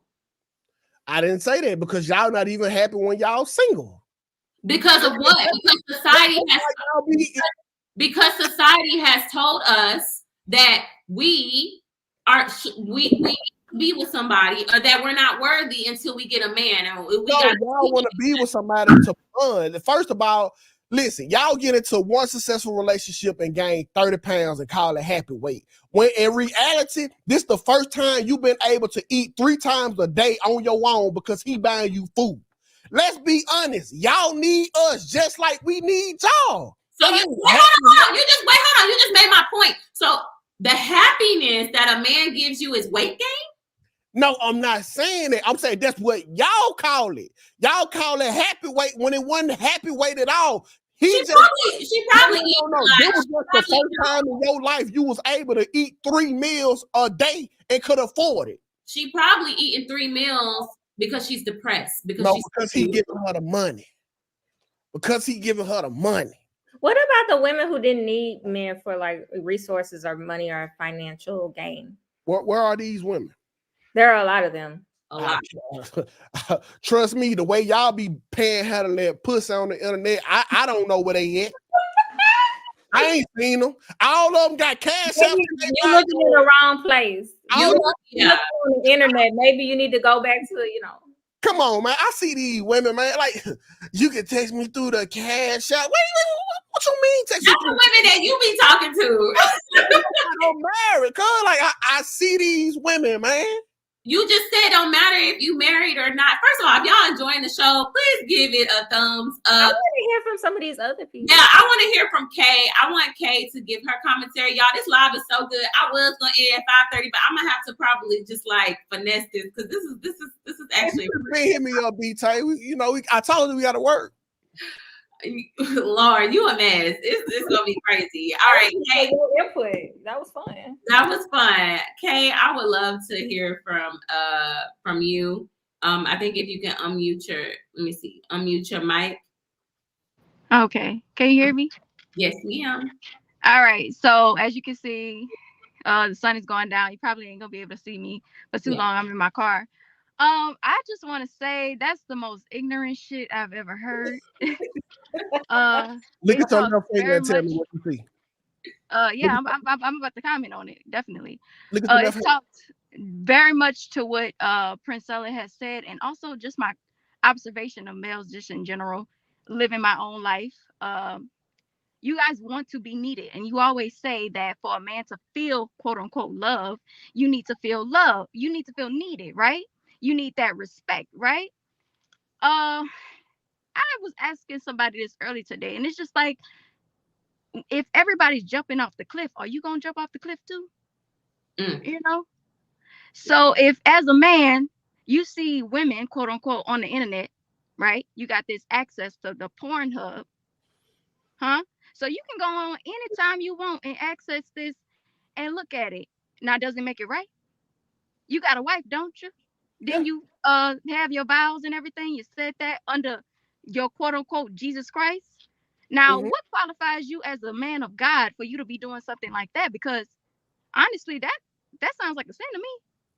However, we're gonna talk about individualism. So as a person, you know, if everybody's jumping off a cliff, or if all the men, right, just statistically are serial killers, are you gonna be a serial killer?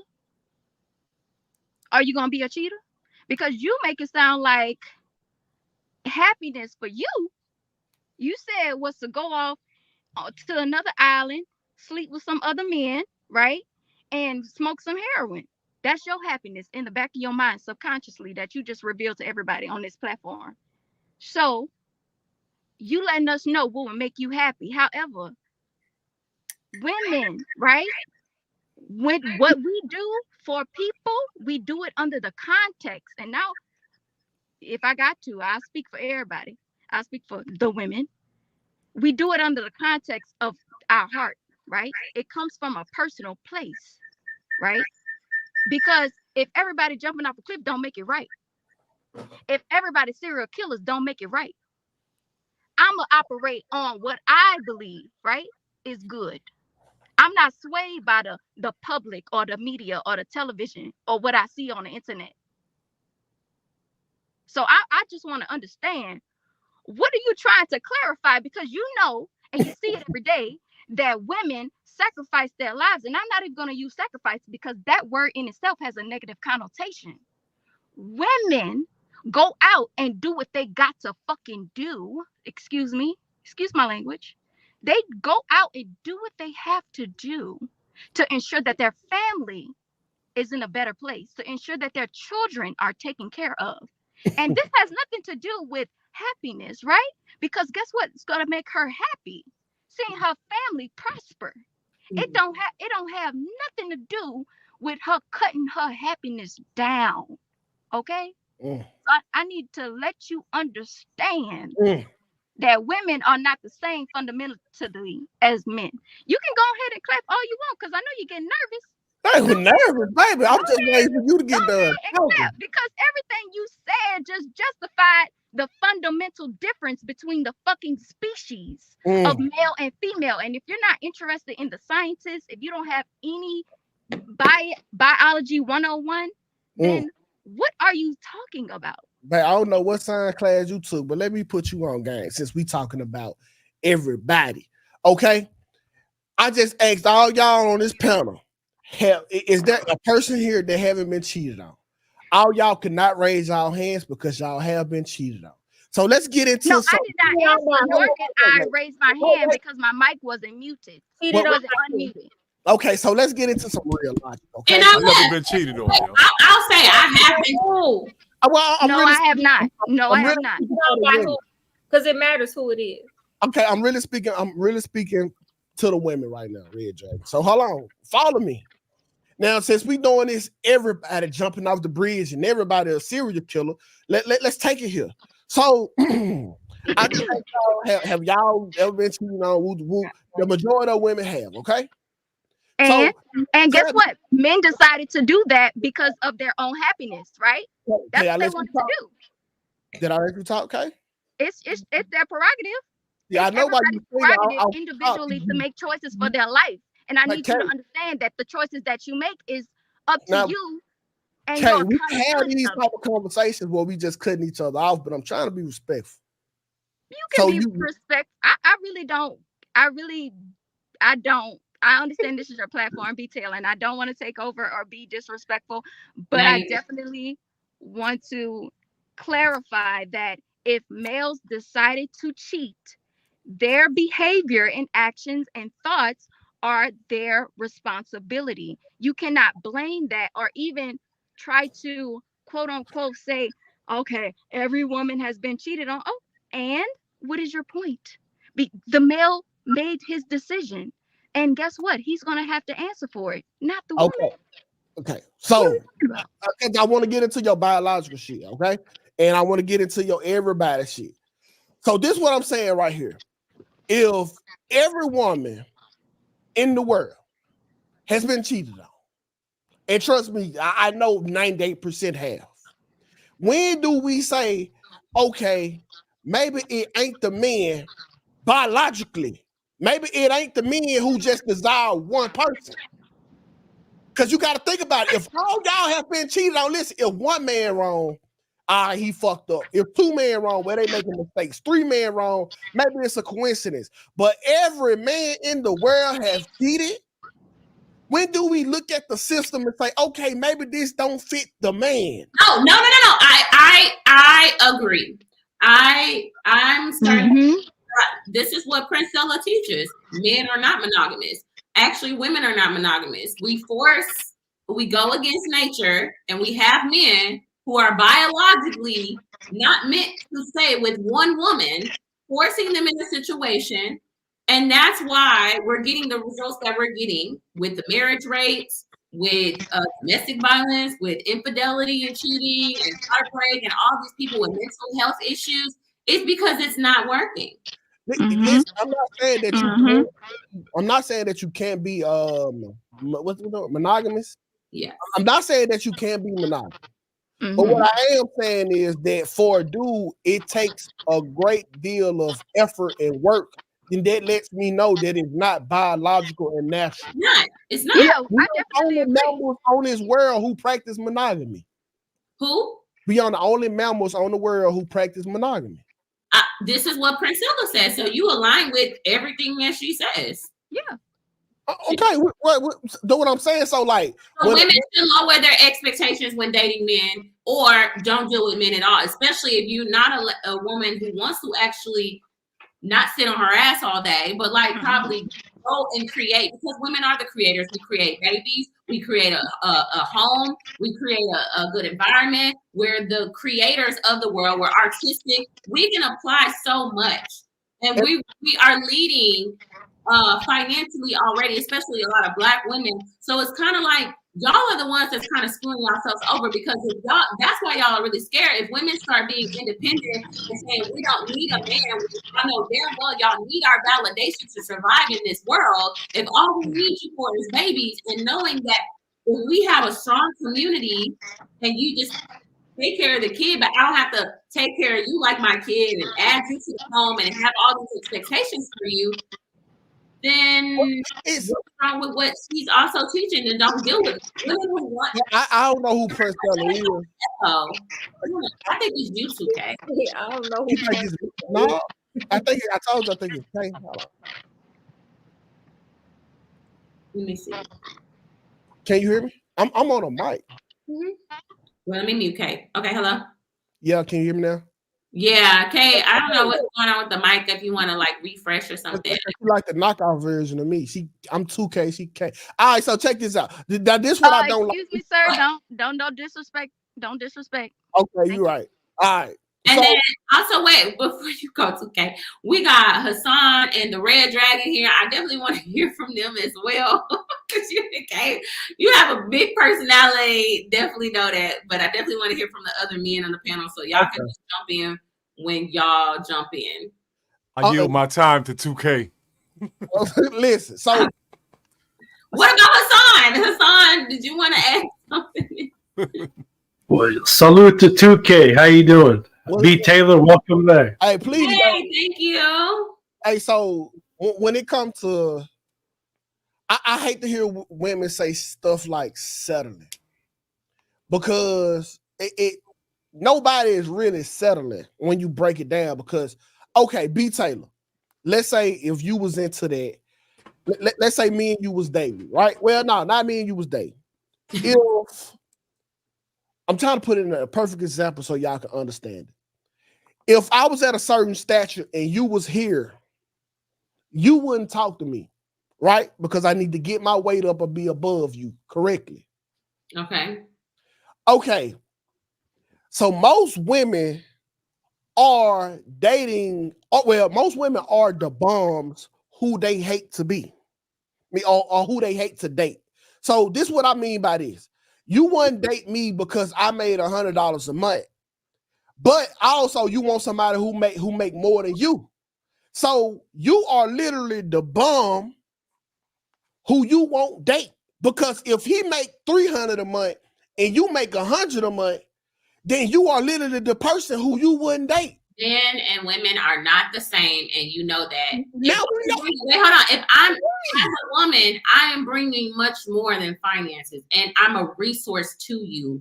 As a man, women are resources to you guys. And no matter in every way, which way possible, from children to the home to the environment to helping you further your career to your business and assisting in that with our creativity and our mindset. We are a resource, and you guys need our validation to give you that drive so you can keep going from making $300 a month to probably $300,000 a month. Okay. So when it comes down to a certain type of woman, so you're saying you want to compare women financially when it's not the same, because we're not only coming with finances, we're asking y'all to just come for finances, and it's still too goddamn much for y'all. Y'all don't do nothing except some babies and what else? Money. Like we're saying we can also bring in money as well. You don't know.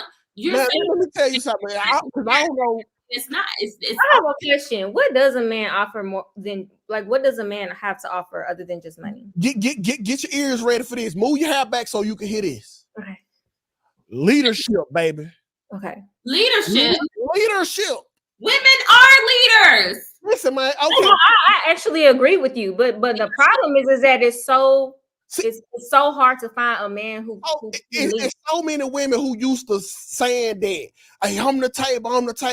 No, you used to being on all fours like the table. Baby, you ain't the table. It's a difference, okay? There's a difference. When I bring leadership and guidance in your life, you ain't even gotta think. What's up, Roy? I can do it for you, love. That's all. All right. Wait, hold on right quick. Brittany, are you okay if I'm gonna be on the stream from my phone? Is that fine? Like, are you okay kind of like letting, because this conversation is good and I feel like everybody hasn't been able to talk. So I'm gonna keep it going.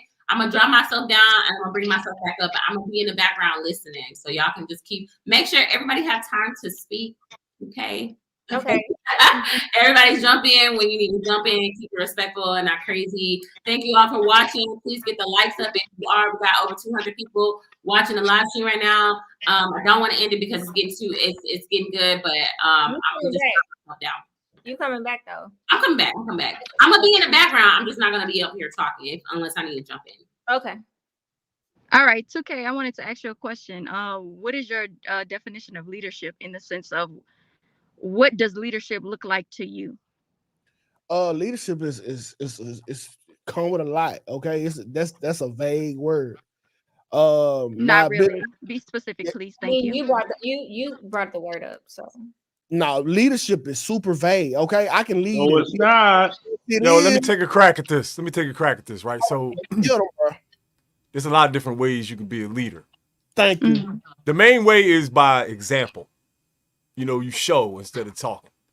Right. So if you're the leader of the family, then you're in charge of the fitness and how everybody looks, health habits, saving habits, budgeting money, and these type of things. All the things that are part of everyday life. You have to be the coach of this. So all of that's involved. That's what leadership involves. All of that there.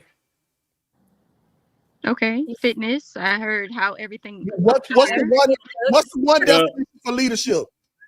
The essence of leadership is for a person. This is not gender specific. A person that has the ability, let's explain this slowly, to inspire others to accomplish whatever the mission is and have the full confidence in the person that's leading them that they are not leading them in the wrong direction. That is the essence of leadership. So what's an example of leadership in a relationship or in a marriage? Because this some straight bull. That I It's don't the know. same thing. A person would have to be comfortable enough that if a decision had to be made for a certain thing to be done or to not be done, they would have to have the confidence in said individual that is the leader. Since we're talking about a marriage, we aren't talking about two people, unless y'all talking about polygamy. Can I say one thing? Hey, Hold on, one thing real quick, y'all. Let me finish. Oh, my bad, Roy. Let me finish. Before cause y'all know I'm old, so my thoughts be way over there somewhere. They get lost. You ain't the old man on the panel no more. It's me now. I hear what you're saying. It's ancient. You're right. You old. Yeah. I'm not like Joe Biden, but I'm in the ballpark. Now, I'm serious. I still want that money Jesus owed me for them slippers, sandals. Now, you have to be able to have their confidence that you're doing the right thing. No, you don't. Don't piss me off, P. You don't? No, you don't. Leadership. What's like a real life example of that? Real life example of that. Parents. Okay, your parents led you to being adults. Did you always agree with their decision? Did you always agree with your parents? Who are you asking? Roy, whatever your name is. Did you always agree with your parents? As a matter of fact, I did. And I'll give you a real world example of that. When I started, no. See, there you go. You just want to argue with people. You've got that gotta be right syndrome thing happening. Now, when I started DJing as a teenager and I was making good money, and I'm thinking I could make this on this, my mother was like, look, this is cool. You're making nice money. You bought your own car and you're supporting yourself 100. You're making almost as much money, if not more, than some of the adults that I know. You need to have a stable job to fall back on because this is not going to last.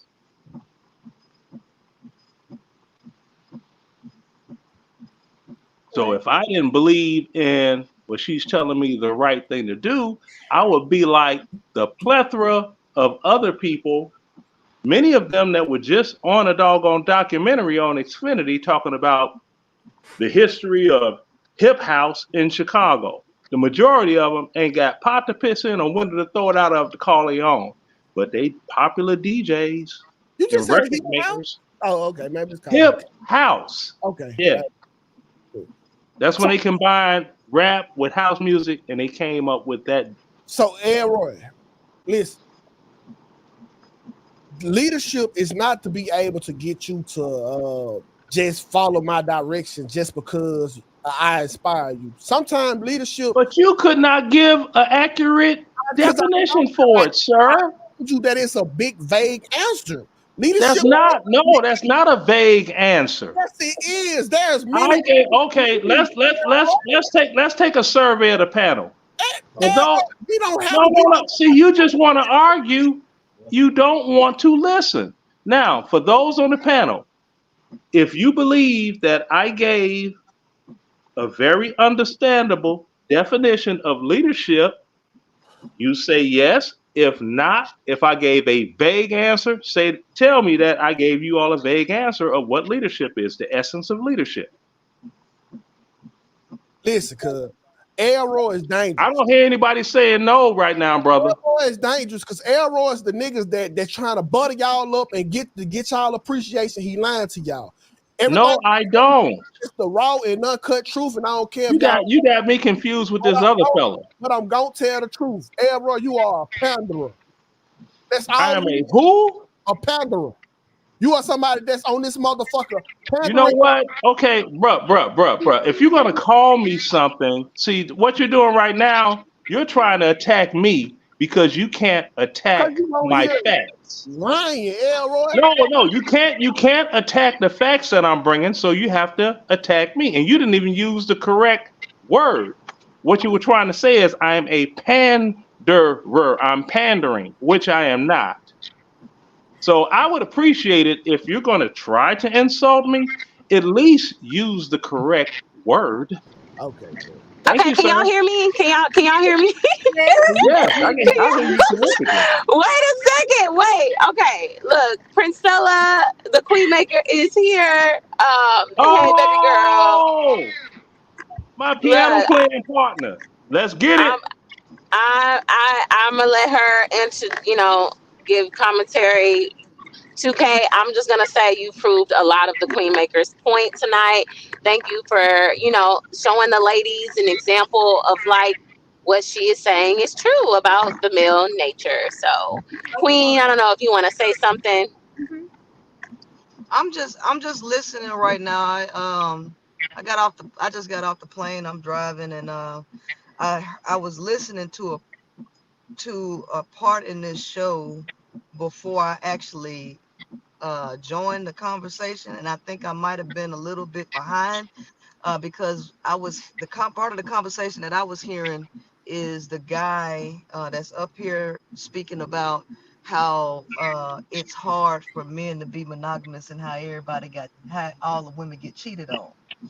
And I don't think that guy knows who I am. I also don't think he knows my teachings because I'm very sure that he would not have said that had he known that this is what I teach women, because typically men do not want to tell the truth when the woman sees the true nature of them. So because of his ignorance, he actually got up here and corroborated what I actually teach over How's and it over. ignorant if we came out to the same And so how's that ignorance? Like, ma'am, so I don't say believe it again, sir. How's it ignorant when we came out to the same point? Okay, hold on, stop. Okay. Hold on, sir. Do you know the definition of ignorant? I don't. You're right. It's just like the definition of leadership that I gave. Ignorant means lacking knowledge of something. So you already made it clear that you didn't know who I was, which means that you're ignorant of me. You're ignorant of who I am. Okay. You're ignorant of my teachings. Okay.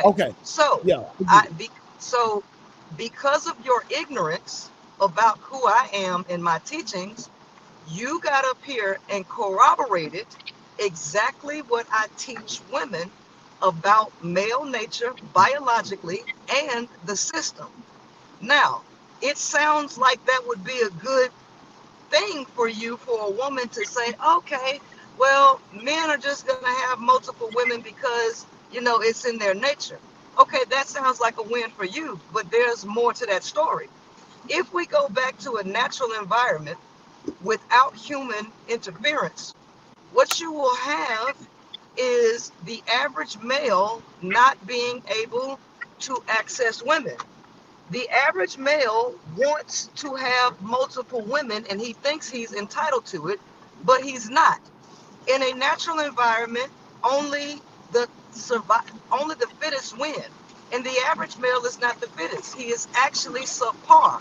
So just like red pill and black pill complaining that only 80% of women choose 20% of the men, that's about the way it's supposed to be. And so in a natural environment, the majority of males would die off. And so women have been brought down to a level. Jesus Christ, what is that? I'm serious. What is that? It's not my house. I think that's Jane. The hell Okay. just happened? That's not my Somebody house. Wait, feedback. I think Somebody had. it's James.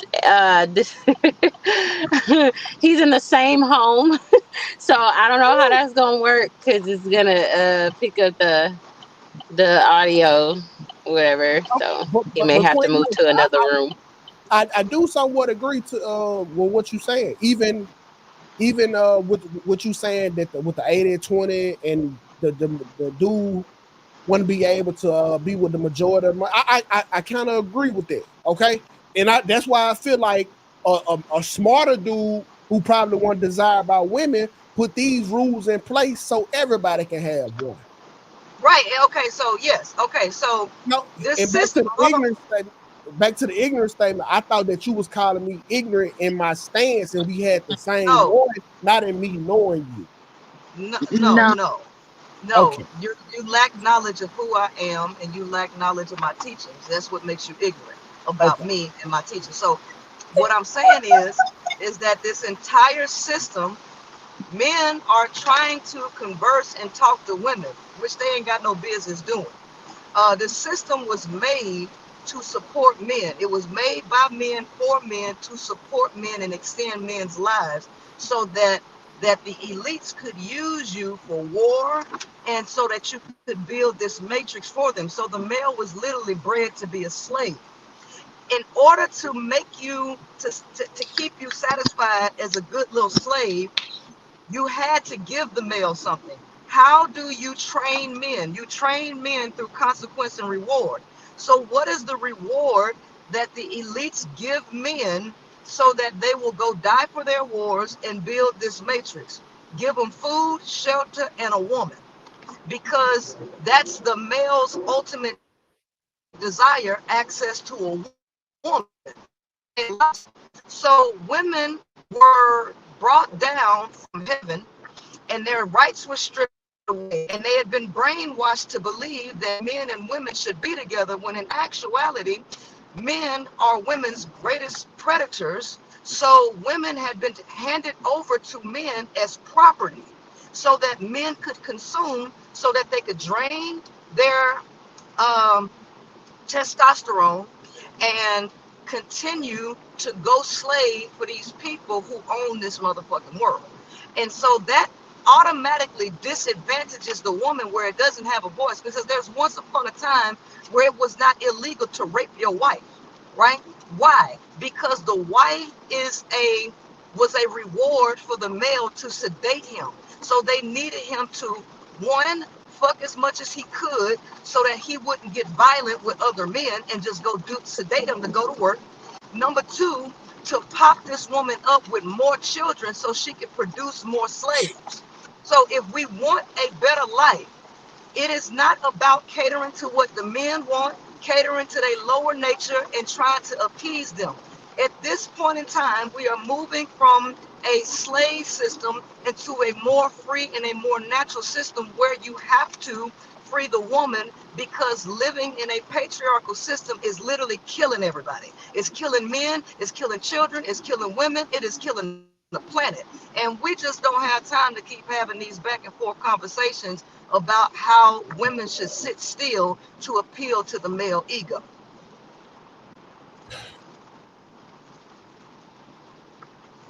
Y'all done? Because last I time want to I hold. checked, I just want to add one thing, yo. I do think that there is a savage nature in men, right? But we do not hold the monopoly on killing.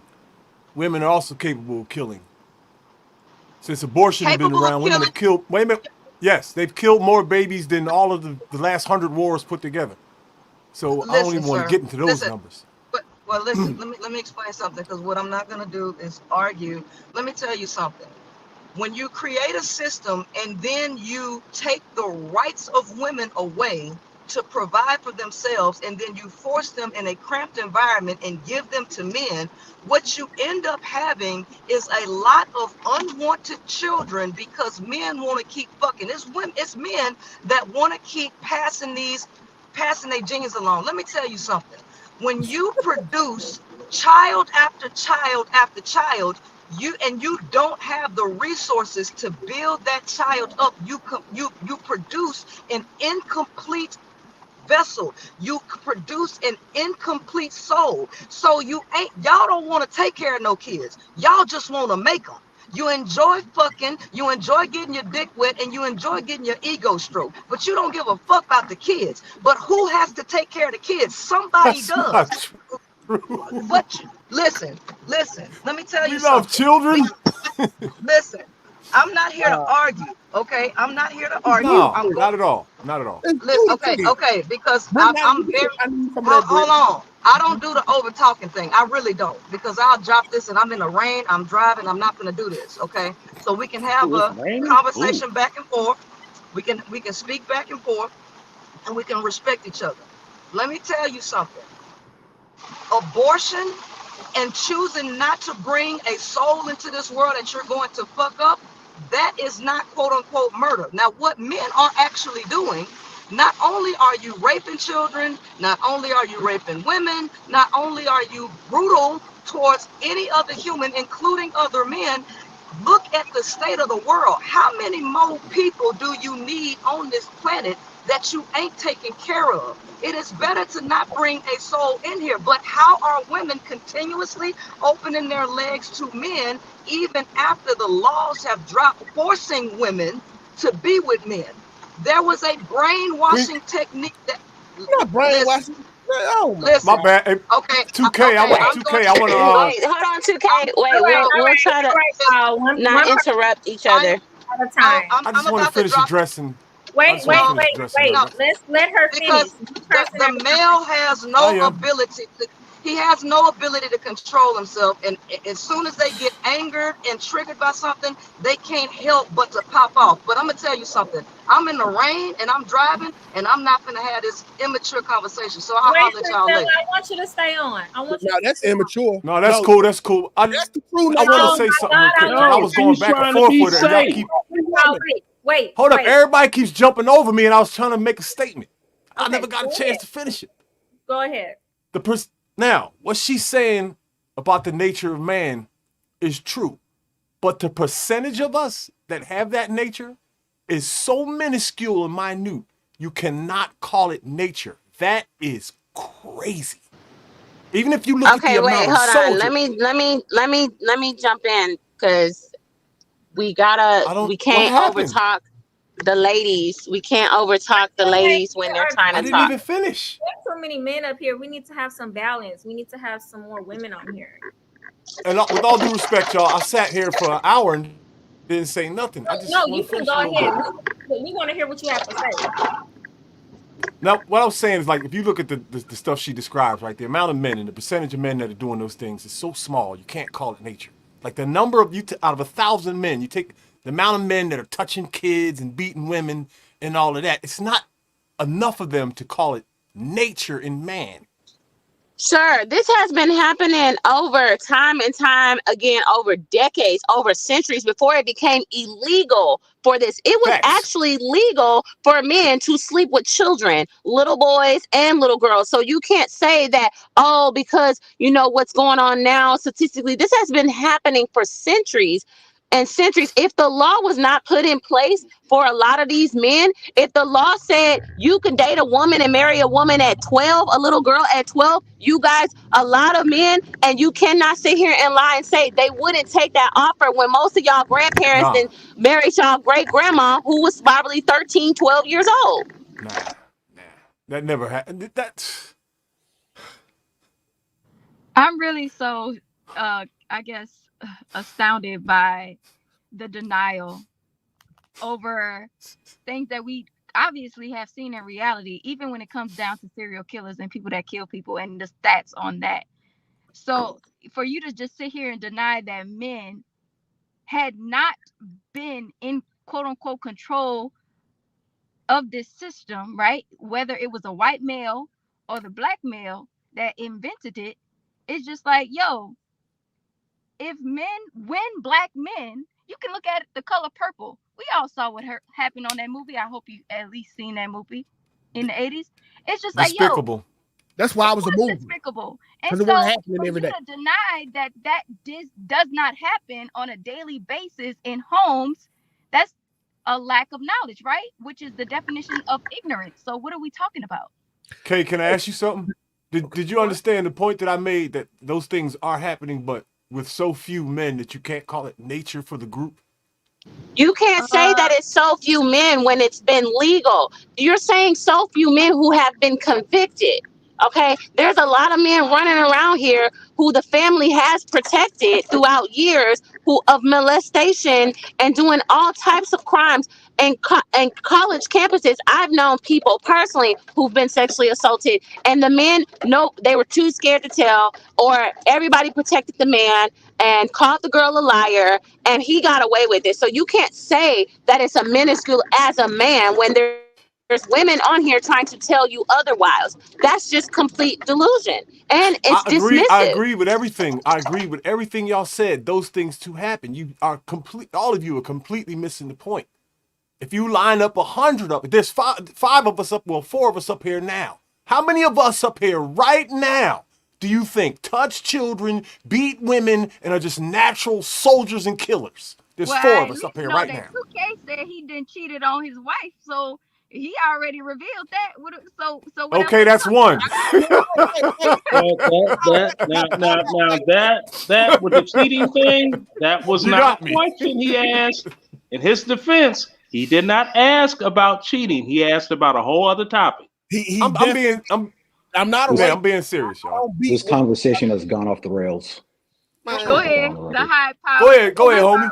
Very mad, James. Do you have something to say?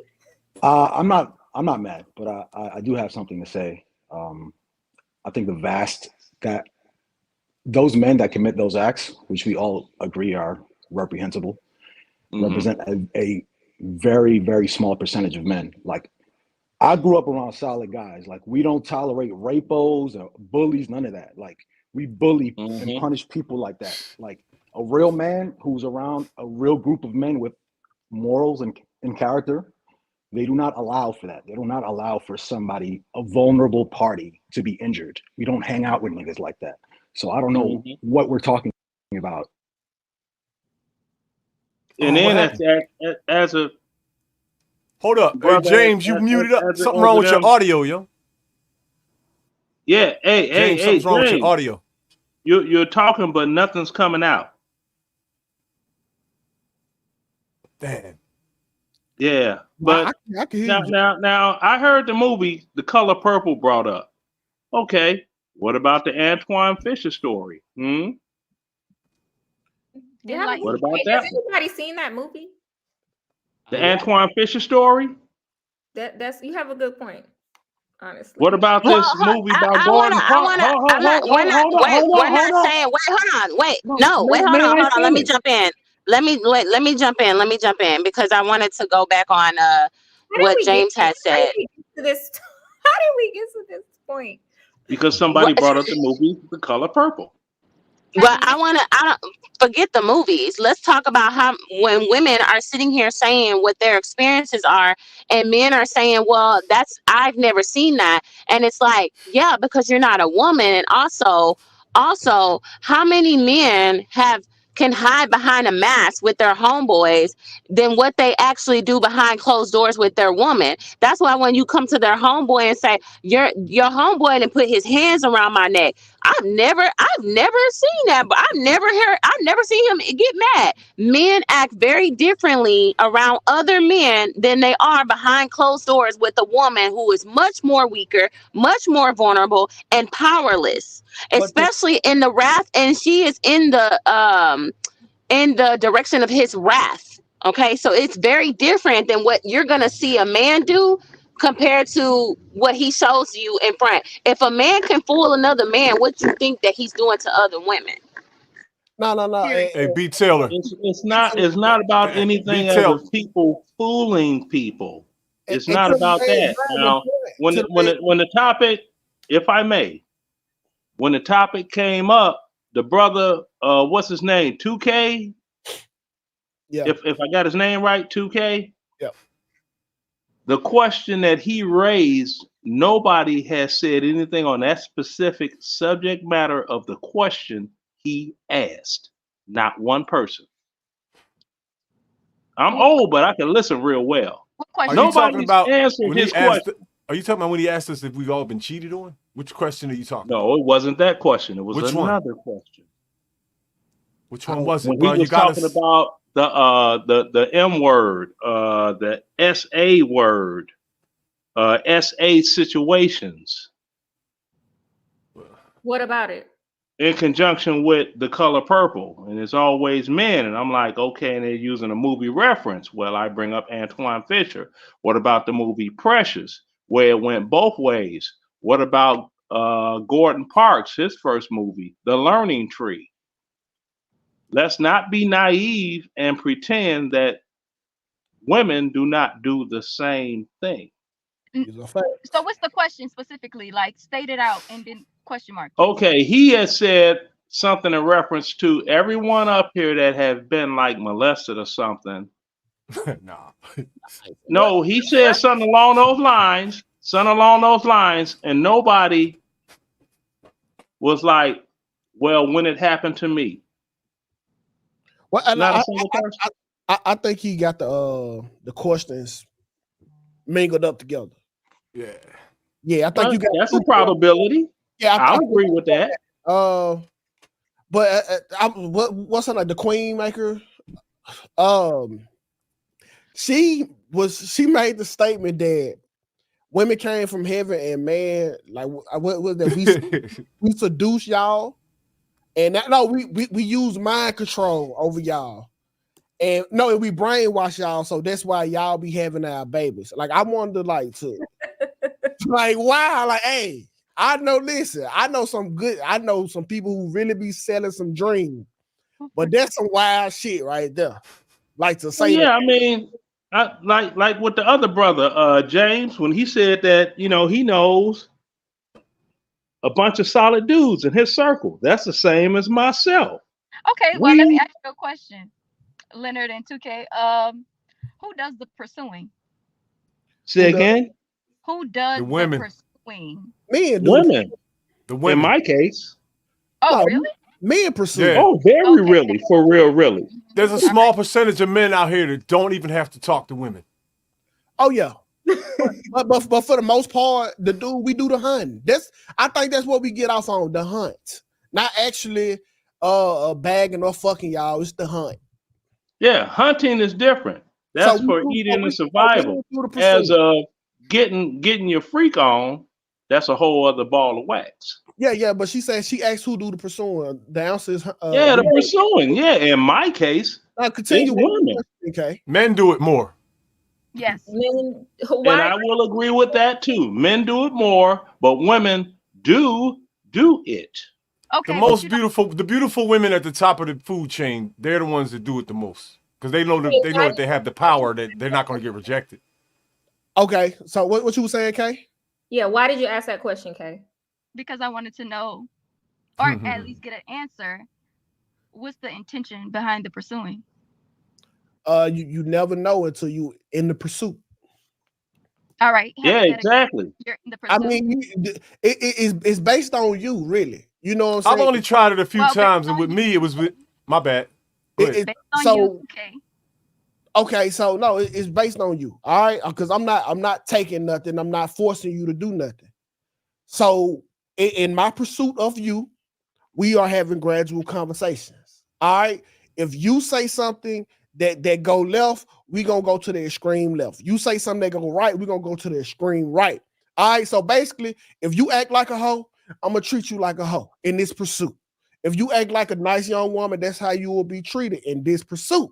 So yes, we pursue y'all, but the outcome is completely y'all choice, unless somebody is taking pussy, and I don't think that's just what we doing over here. I want to hear what James got to say about that. I know that I'm not perfect example, personal example. Thanksgiving dinner. I'm invited over to one of my solid guys' house. Thanksgiving. Over there, there's a woman. She's single. We're in the kitchen, just having casual conversation, not leading to anything. But then you had Big Booger Wolf Bessie sitting at the table in the front, the one that told me when I put my plate of food down, I made the greens. You may have to put some salt on there, right? She was bucking for attention then. Now, while this woman and I didn't even get the woman's name. We were just having casual conversation. Oh, you trying to get her phone number? Yelling from way in the other room. And I put it right on YouTube. I clicked my phone on. I told her straight up. I said, you know what? My mother told me something a long time ago. She said, people, if they got some business of their own, they find it, then they have something in mind. You need to get up out my business and what me and this woman is talking about in the kitchen. This nigga with the rhymes. The bottom line up front is you want me to be offering you my phone number. I'm not interested in you at all. And it's on YouTube. And it's like, then this other one tried to butt up. Well, what's wrong with her? What's right with her? She ain't right for me. John, what you saying, I think men pursue different calibers of women differently, right? Thanks. So if the caliber of woman you are is to be promiscuous and be sexual, then that's the way we will pursue you, and there will be, no other attempt to get to know you as a person, right? Question, James. If you recognize, yeah. Does the uniform have anything to do with that? It can. The way you dress definitely can. I think every mature woman should know how to dress for whatever given occasion they're going out to. So that definitely has a big impact on the respect level just at the outset. Mm-hmm. Okay, so the respect level seems to be visual. Continue. Yeah, because men are visual. I would say that is a cue. I don't think that is the end all be all. You know what I mean? You have to kind of also, as you're speaking to the person, you're making judgments as to, whether this person is responsible, honest, or we all judge visually. You're making all kind of judgments as you're speaking to somebody, and that's visually, that's auditorily, hearing what they say, and seeing what their mannerisms are. You pick up a lot of information that way, I think. Yeah, and she do too. Somebody just made a comment. No, I don't. Don't speak for me. Thank you. Ma'am, if I came to you with my dick in my hand, you will be judging the fuck out of me. Well, damn. Tell her how you really feel. Oh, sir, I would definitely dismiss you. Of course. If I can see your whole ass cheek, guess what I'm doing to you? I'm visually judging you. You can do whatever you want. I really don't give a fuck. Off-brand cake.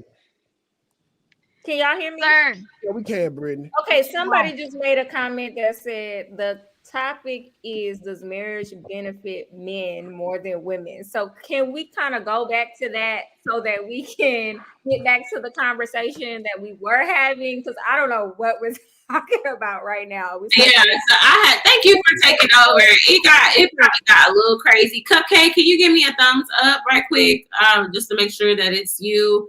I see stuff. I barely took over. Okay. I had to leave right. I'm sorry, y'all. I'm sorry. You held it down, Brittany. You did. That's okay. No, Brittany, you did amazing. Okay, Cupcake, thank you. You did a good job. Married men are so disrespectful. She talking to me. She a whole fake picture. She ain't got a real picture up there. What I say about insulting my ladies? Okay, we're not doing that over here. We tell them bring their real face.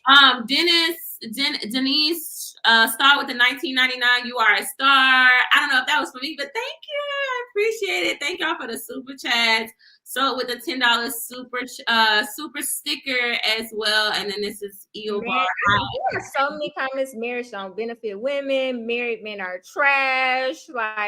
Y'all are going ham in these comments. Look, y'all are not. Look, the men, y'all kind of did not give these women any hope tonight. Y'all have proved the negative connotations. I have not seen. James, I know you just got up here. I don't even know if James had a chance to talk. Has he? A little bit, not really. A little bit.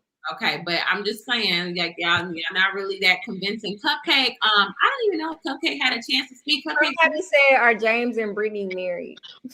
No, I haven't. I just been listening. Big Taylor, I don't be want to be convincing nobody in the comments because the Queen Maker said we already got y'all hypnotized or some shit like that. Yeah, we brainwashing y'all, so we don't. I really wanted her to stay. I'm so mad. I wasn't up here for that, so I don't know what happened. But P, if you in the chat, you can come back up. I'm here now. So what we're not gonna do is overtalk. We're gonna give each other the floor, except me, because I'm the host, so I can jump in. But I'm gonna try to not to, I'm gonna let everybody get a chance to talk as well.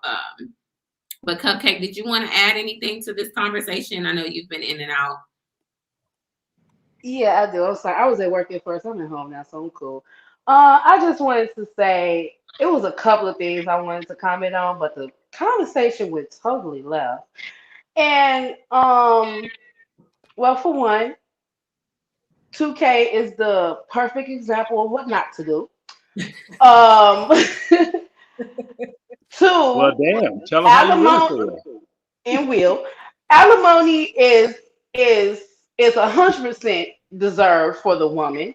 And three, leadership is about My lane. being a follower first. It's about being selfless first and foremost before anything. So I don't even know where to start no more because the conversation was just Yeah, like I'm gonna say, hey, first of all, when you address me, turn on your camera, babe. I like to look at you eye to eye, but you ain't got that much confidence, so don't worry about it. Okay, baby, it ain't even about you. Going on. What not to do? I understand the trigger that you have when women kind of try to look. This woman right here, I was straddling the fence before this convo. Now I'm 100% over men. Thank you, 2K. Okay. Now, I mean, in theory, in my world, marriage consists of teamwork makes the dream work for building together. The problem is too many people are selfish and they only want their wants, and a lot of them get their needs confused with they want. Well, I need this. No, you want that. So Americans, I'm American, I'm speaking as an American. Americans really need to do a complete reset of their mentality. Okay, going back to the topic, he say, do men benefit from that? What was the original question? Do men benefit? Does marriage only benefit men? Yes. No, it doesn't only benefit men. Okay, no, it definitely don't. If I had to say so myself, being a married man, unlike the comment section, women benefit the most from marriage. How? Okay, because like you muted btaylor. I was saying, were you listening to this show? Because we definitely gave so many examples. But go ahead, go ahead. Well, I did hear some, but I came on a little late. But like when I'm looking at the stuff that men get versus what women get, it's like it's there. It's there. And then I heard you say before I came on, well, if it benefits women so much, why are women getting out of it? Because there's a greater incentive for even for being out of the marriage. You get to have everything you had in the marriage, but you get half of that with no person. So no, you don't. Come on, yeah, Roy. You're talking to a man that is a divorce expert. Oh God, my God! What makes you a divorce expert? Because I've divorced. You're talking about a divorce. I've hold on. If I may, attorney right now, actually two. Yeah, and if I may, I petitioned divorce. Okay. On 3 different women. You were they got a bad case of didn't want to act right. Now, check this out. Alimony, as I've seen in divorce cases, is only paid when you have a spouse that has put the other spouse in a financial position that that spouse could not obtain due to their doggone earning ability or education. So all these guys running around talking about, I'm going to lose half my half for what? If you are a middle-class American and you are married to a middle-class American woman, you are going to lose nothing in a court of law. Where do you live? I live in Georgia. Okay. He don't stay. I got divorced in Georgia. I got divorced in Kentucky, and I got divorced in Illinois. God damn. And this is why you should listen to him. And not one single case was alimony specified to be paid. You like a Teflon Don. Because you was the nigga that ain't have nothing. That's the difference. Okay, so Are you Lemon, can I ask insane? you a question? Wait a minute. See, the thing is, he can't look. He can't attack my facts, so he tries to attack me. Now, It ain't facts. We got enough data to tell us that ain't true. Brittany is a divorce lawyer. Brittany, what do you have to say about that? Okay. I can't speak on Georgia, Kentucky, or whatever else Timbuktu law. I can only speak on Texas law, and there is no such thing as yours. When you get married, it is for both of you. Does that? I wish I got divorced in Texas because community. You still got time, nigga.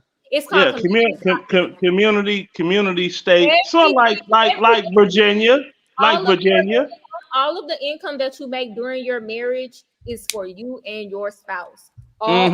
Community state. All of the debt you accumulate during your marriage is for you and your spouse. So when you get divorced and y'all start dividing up assets, every single thing that you have accumulated, all the money you got in your bank account is going to be split down the middle, no matter who physically went into working and earned it. All of the debt. If your wife went and ran up credit card bills, you're responsible for half of that debt. Okay. And vice versa. So back to what if she mysteriously came up deceased? And I'm not going to argue any of that as of Texas because I'm not familiar. I am ignorant. Just to be wrong, bro. Just Bruh. May I speak? I was talking to you. Let me speak. I got a question for the lawyer. What if all of a sudden, in the middle of this process, she comes up dead? Her spouse is probably going to be the number one suspect. Does her family get what was entitled to her? No, he's a beneficiary. Now that's I was asking her, Roy. Switching over into No, it's a Slayer's rule. You can't benefit off of your own crime. Well, So he you didn't can't say that. murder He your didn't spouse say and that. No, James, he didn't say that he killed his wife. He just said Absolutely not. Yeah. We're talking car crash or I something. don't know. I was reading between the lines. I don't know if that's what we're implying here. We're going into, you cannot do that. We're going into probate law. So probate law is basically what happens to all of your assets once you are dead. If you don't have a will, it's going to go to your spouse. Okay. I mean, in the middle of the process, right? I don't know if you got the question right. You are married until you're divorced. There's no such thing as legal separation in Texas. You are married until you are divorced. It doesn't matter if y'all stop living together, ain't lived together in 10 years. Thank you. You are married until you are divorced. See, there's a hole. This is what I was asking you. In the middle of the process, right? And while it's going on, the divorce hasn't happened yet, but the paperwork is in. She pops up dead. Does divorce ever get finalized? Does her family entitled to anything? That's what I'm trying to find out. But if she don't have a will, her spouse is entitled to everything, and now he's a widower. Thank you. The divorce never happened. The divorce never happened. If I may address our legal eagle, I hope you don't mind me calling you a legal eagle. If that's offensive, let me know. I won't call you that. What's your question? No, it's not a question. I was saying with Georgia divorce law, say if I was to remarry and I expire during the course of the marriage, my home and my property goes to my oldest child, not to the wife. Okay. Now I know it's a messed up law, but that's how it goes in Georgia. So I'm not familiar with that, but I can say that if you got married, for example, and you had children outside of your marriage, and you didn't have a will, some of your property is going to go to your child. It's only going to go to your spouse if you have children and that they are also your spouse's children. Well, no, in Georgia, it goes straight to your children. Even if you and your spouse only have those children, it goes to the children, period. The spouse don't count. That's just like they have this thing. You brought up something, the topic of periods of separation. You said Texas doesn't have that. No. Georgia does. Okay. People that were in the military that went to like Iraq and Afghanistan for X amount of time, if they got divorced, all of those deployments were counted as periods of separation, and that calendar year and months were removed from the actual marriage date. Now, you could have been married to somebody for 13 years, but if you went on 3 deployments that were over 1 year in Iraq and Afghanistan, actually, you're only married for 9 years because they considered that periods of separation. See, we don't have that in Texas. Right, that's what I'm saying. So divorce laws vary. So from state to state, of course. Exactly. So that's the reason I don't speak on, oh, you're not going to get this and you're not. And this, no, some states are community property, meaning that everything that like nothing is yours. It's for you and your spouse. That's the decision that you choose to make when you get married. Other states Exactly. not like that. Like whatever you earn during your marriage, that's yours. Whatever she earns during the marriage, that's hers. Whatever debt she wanted to go rack up at, Saks or that's like the state of Virginia. As soon as you say I do, everything is 50-50. You could get divorced in 3 weeks. You're going to split it off. Okay, I have a question to Leonard. Mm-hmm. What is your definition of act right? My definition of act right is not making claims that I'm doing this and that and the third because you were on the phone with one of your manless, planless friends and you happen to feel, emphasis on feel, that I am behaving like her man, ex-man is behaving, bringing other people's relationship issues into our house. That's my definition of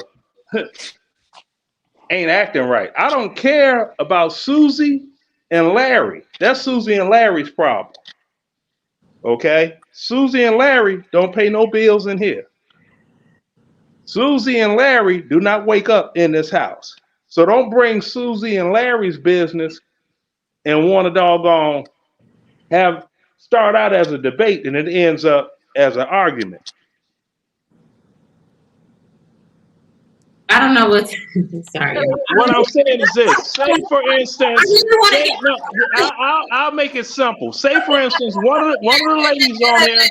Wait, because thank you, Leonard, for everything. All of your input we truly value.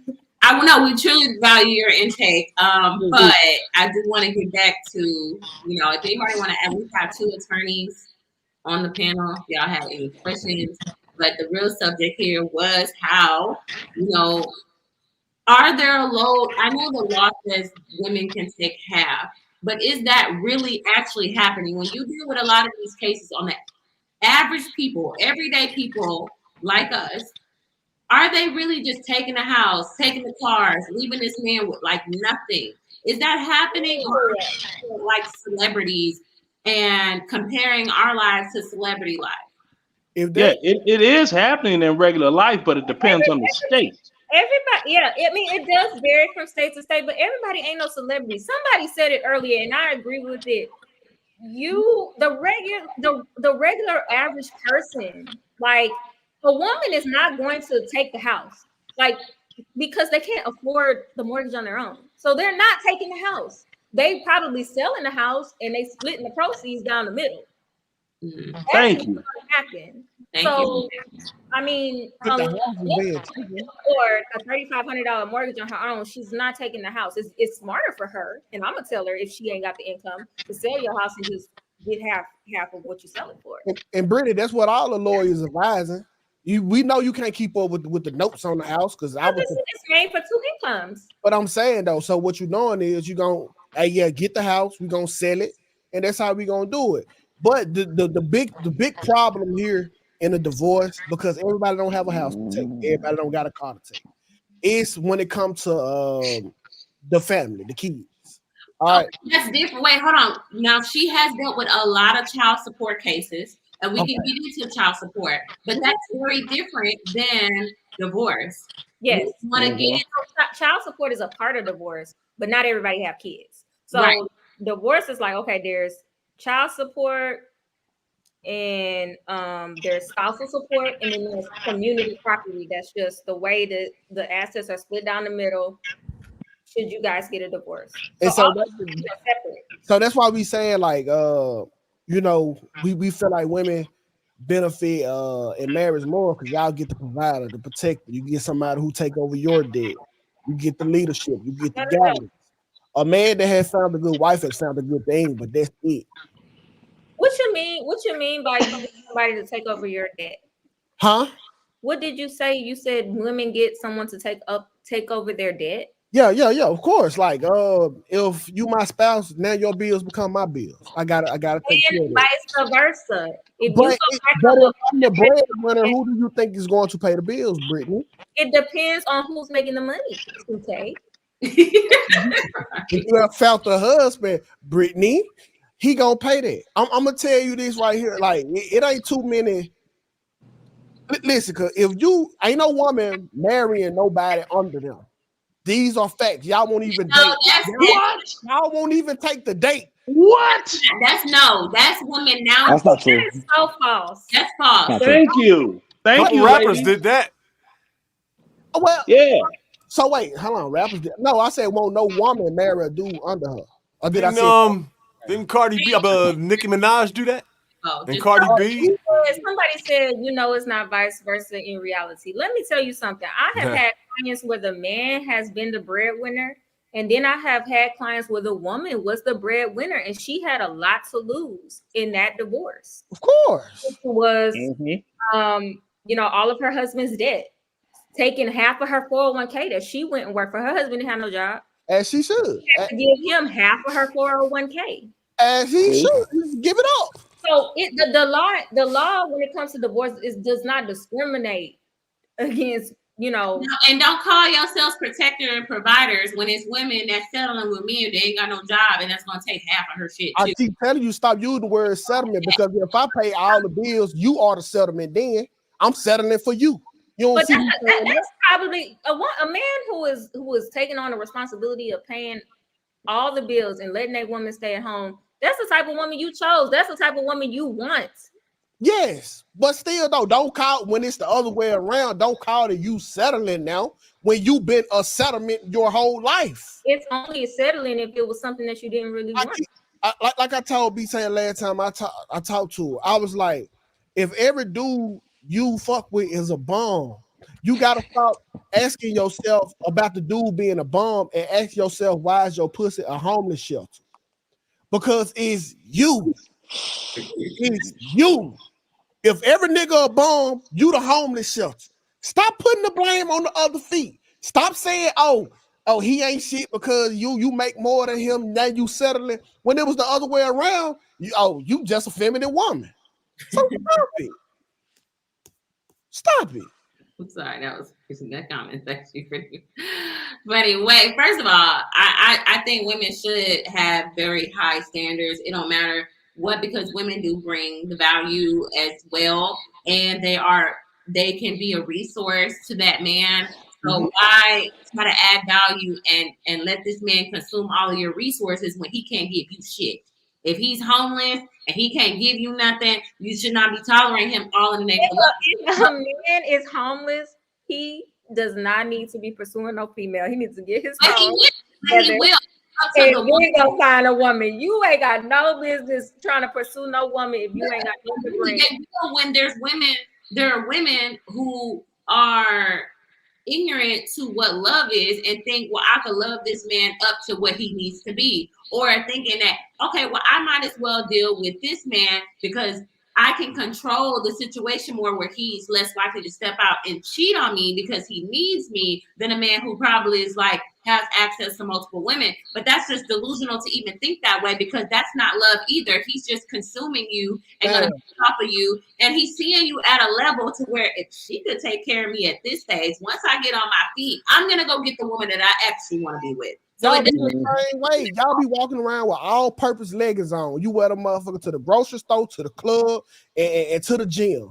Let's not act like y'all don't be dating, sleeping on somebody else's couch too. Stop it. Do y'all not deserve love because y'all broke? Wait, hold on.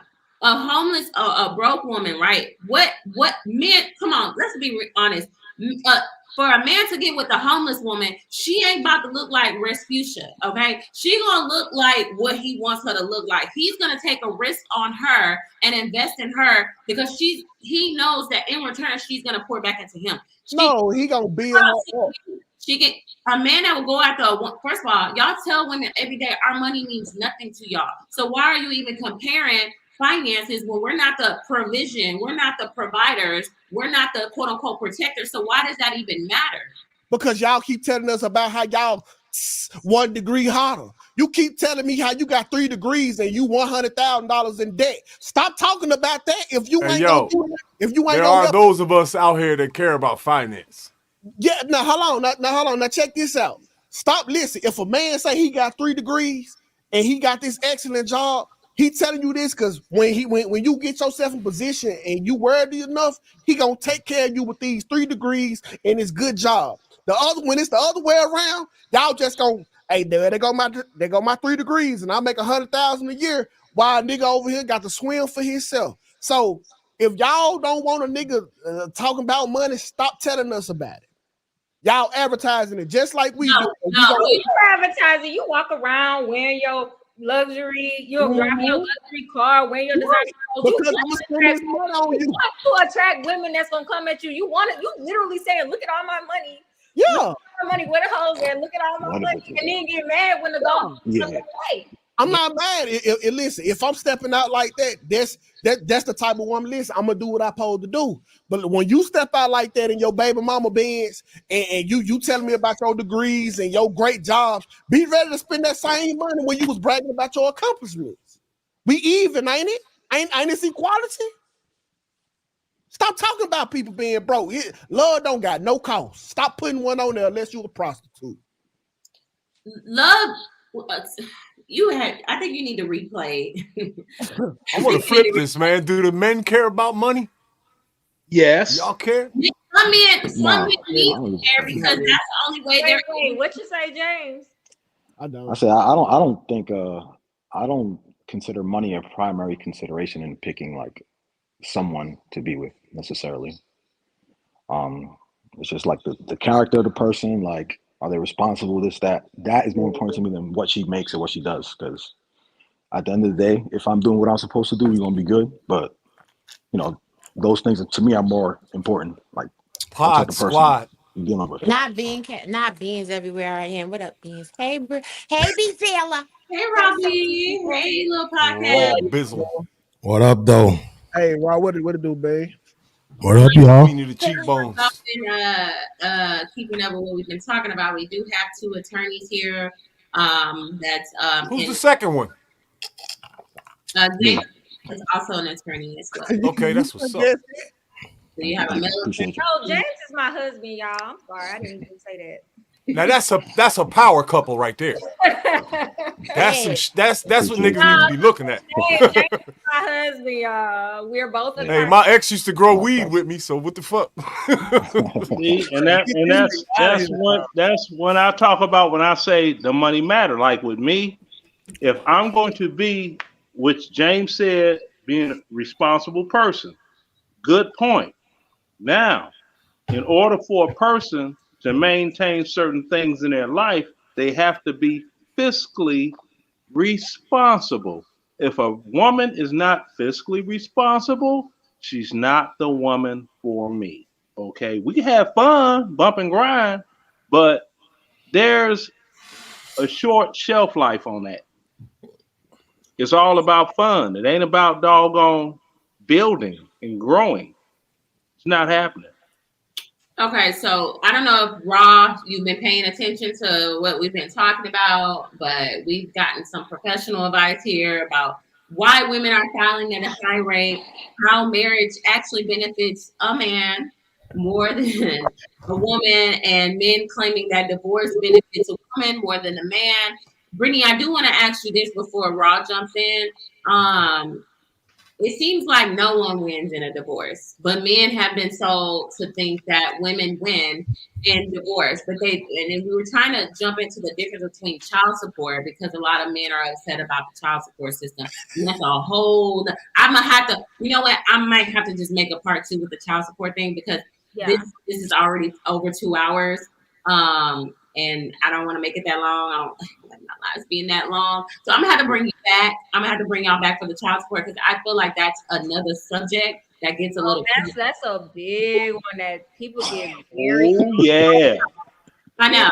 I mean, it's crazy. Like they will. It gets crazy on YouTube about that. So that's why I want to bring you back for that because that's a whole nother ball game. But who wins in divorce? Because a lot of these men seem to think that women win in divorce. The biggest losers are the children. Wait, well, hold on. I'm asking Brittany the Lawyer, y'all, and that is, I think the children do suffer when every case is different. Nobody's gonna win 100% in divorce. Some people, when they get divorced, some people have more to lose than others. So it really just depends on the facts of your case and your circumstances. But at the end of the day, nobody wants to get a divorce. Nobody is getting married thinking I'm gonna get a divorce one day. Okay, so it's not something that is no one's gonna win. It's always gonna be hard. Someone's always gonna walk away with something that they didn't want, and they're gonna lose, things that they had. So nobody wins. Well, but if Let me ask her this question, Brittany, really quickly. Who make up a higher percentage of custodial parents, women or men? In my practice, it's mostly women. Okay, so that proves to me that you can't answer the question. The question is, who loses the most in divorce, men or women? Loses what? Okay, Brittany, let me put it like this. Brittany. No, hold on. What would you rather have, Brittany? Your money or your kids? Wait, because I know that's not the same. I can't even. It definitely is because listen, if you take the kids, fuck the money. If you take the kids, I have lost. That relationship is altered for permanently. Yes. In a way that it will not be for you and your child. Even if we do got 50-50 custodial rights and I get to see the baby every weekend, my baby is not across the hallway from me anymore. I lose. Forget the money, forget the house, forget the car. You can replace all of that. When I lose my kids on a day-to-day basis, I have lost in life. Some people don't feel like that though. Some people have visitation with their kids and don't even use it. See? It just depends. It depends. It truly does. Because you have to look at it. If you have a toxic situation, you and your spouse are constantly at each other, and the child is within earshot of whatever you two are saying to each other, that is bad for the child too. And your child gonna go through diversity anywhere. So so that makes it, boy, you know what? You are an expert goalpost mover. You are an expert 2K. You move the goalposts so magnificently. You don't even know what that means. I'd rather see my kids go through diversity. Me and their mother. Diversity? Diversity. You know, don't you mean adversity? Adversity, excuse me. Diversity. They're very different words, yeah. Listen, y'all know what I'm talking about.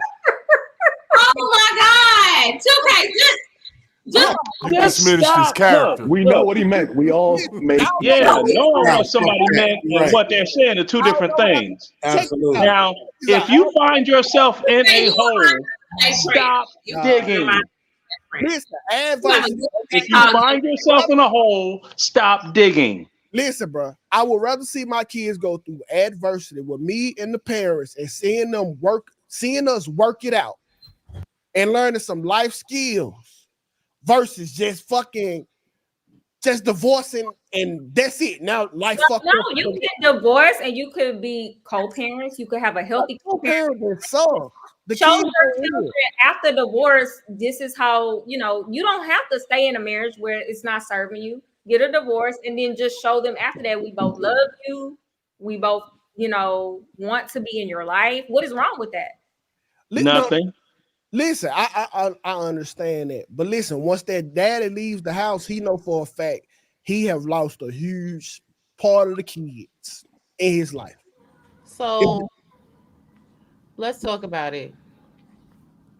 A lot of women that file divorce because the man leaves, the man no longer wants to be in the marriage, and then the woman has no choice but to file the divorce. Yes. Well, 69%. Yes, when we're constantly talking about this conversation, it's a disingenuous conversation because all of you men on social media act as if women are just getting up and walking out the door. Well, that's it today. We're over it, Tom. Let's go file a divorce. That's not what the lick is hitting for. That's not how that situation goes down. It's a lot of usually domestic violence, emotional abuse, financial abuse, abuse to the children, neglect to the children, too much pressure and stress on the woman, and she's in the household by herself. And then the man is outside in the street doing whatever it is that he wants to do because he feels he has sovereignty, because he's the man. I'm the man. I can do what I want. You're beneath me because you're a woman.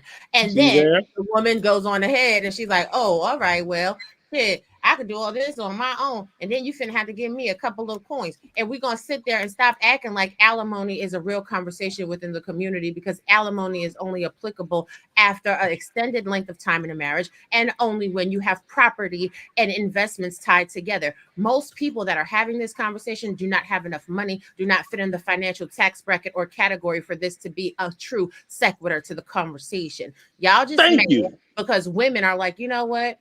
I don't have to tolerate this. Yeah, we're married, but I'm going ahead and go.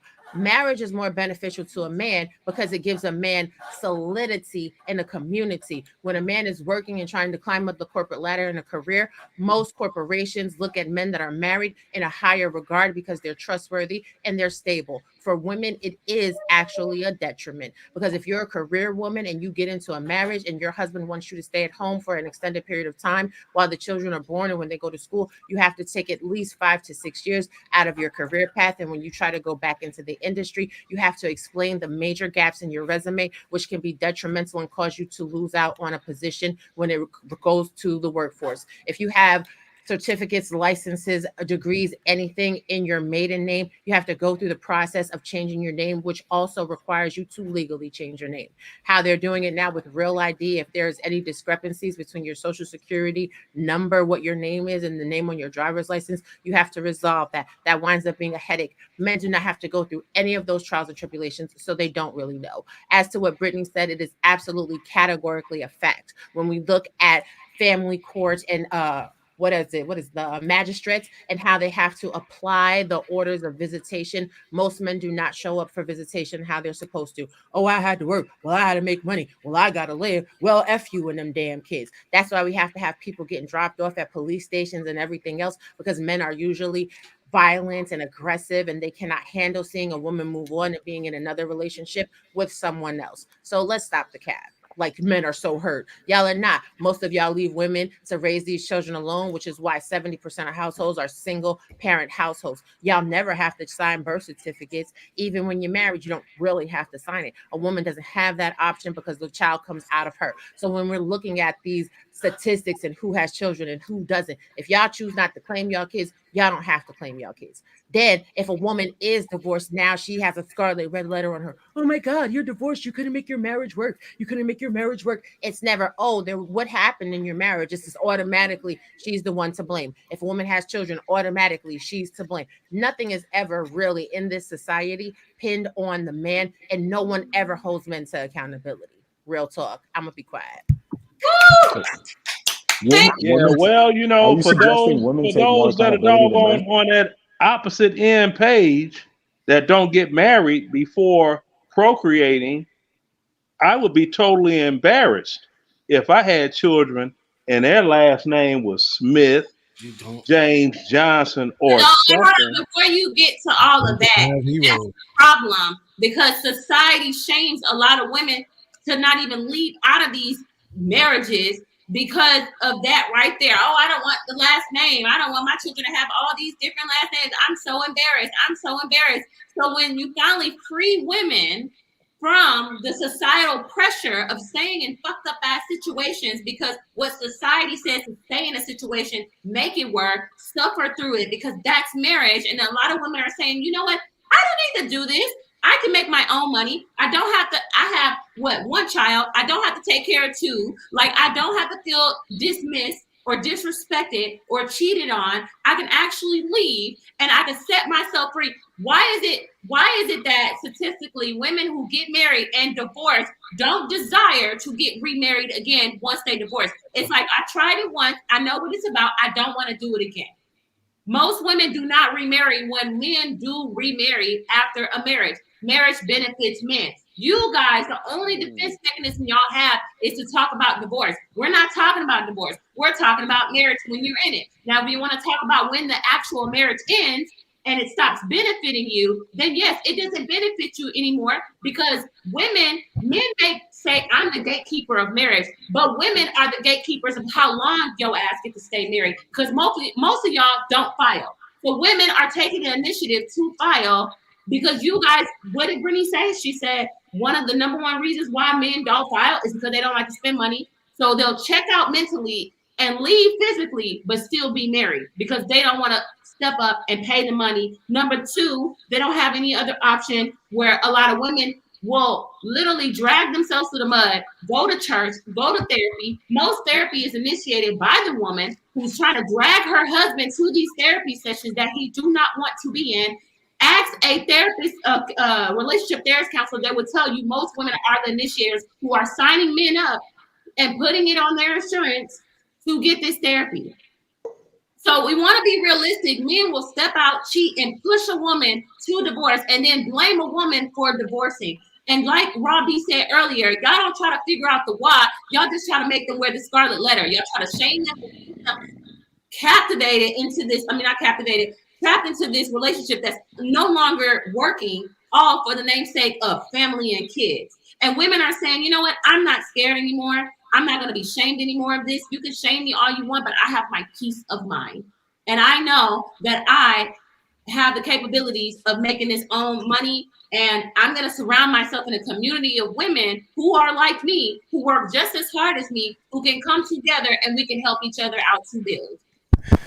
You know what's so amazing? The funny thing is, my first wife and I, we were both married and divorced 3 times. Because explain that part. No matter what, it seems as if I don't understand how you can be a lawyer and a feminist. To me, that's an oxymoron. But it's so weird to me. Who told you that she was a feminist?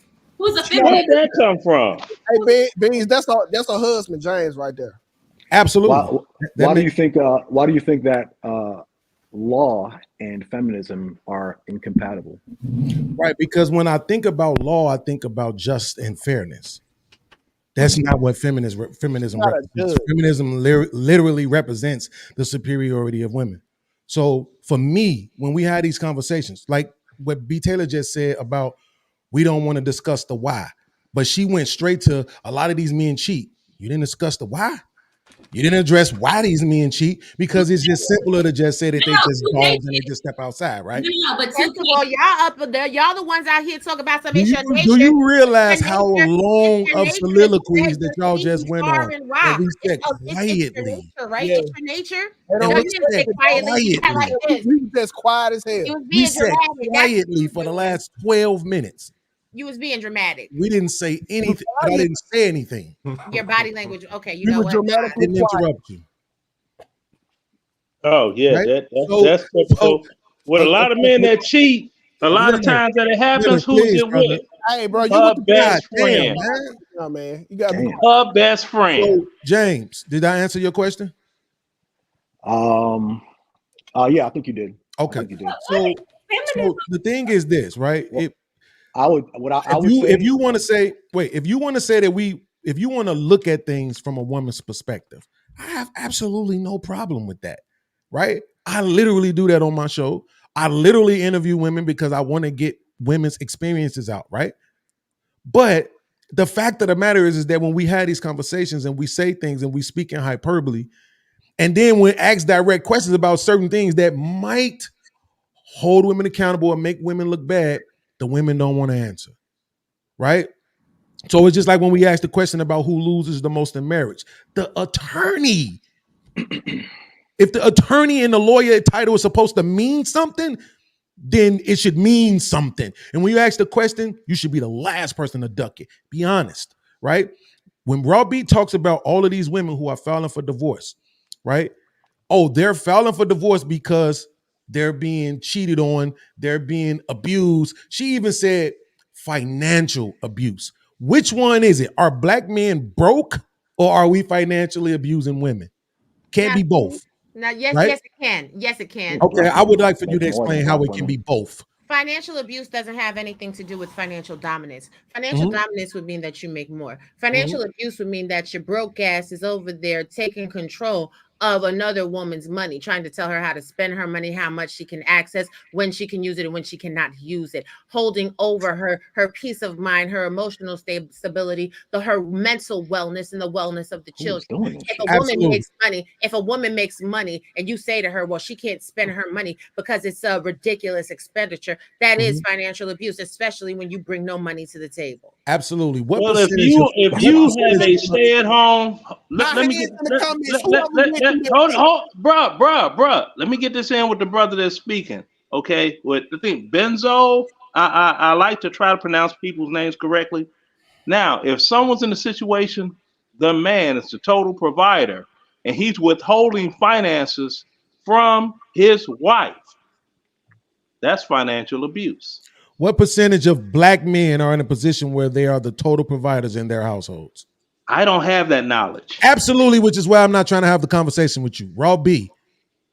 What percentage of black men or black husbands, because we're talking about married folk, what percentage of black men are financially abusing their wives because they're broke and dominating the woman by telling her what she can and cannot do with her money? Okay, I'll tell you that in a minute. Can we talk about the lesbian divorce rate? None of the husbands I know are broke. Absolutely, but that's the point, James. That's what I'm saying. Well, I don't understand why is hyperbole? Why do we think just making up shit on the fly helps the conversations at all? Why can't we be honest? 14% of married people are financially abusive. See how easy that was just to do a little right research? Of married people. So what percentage of the 14 is men?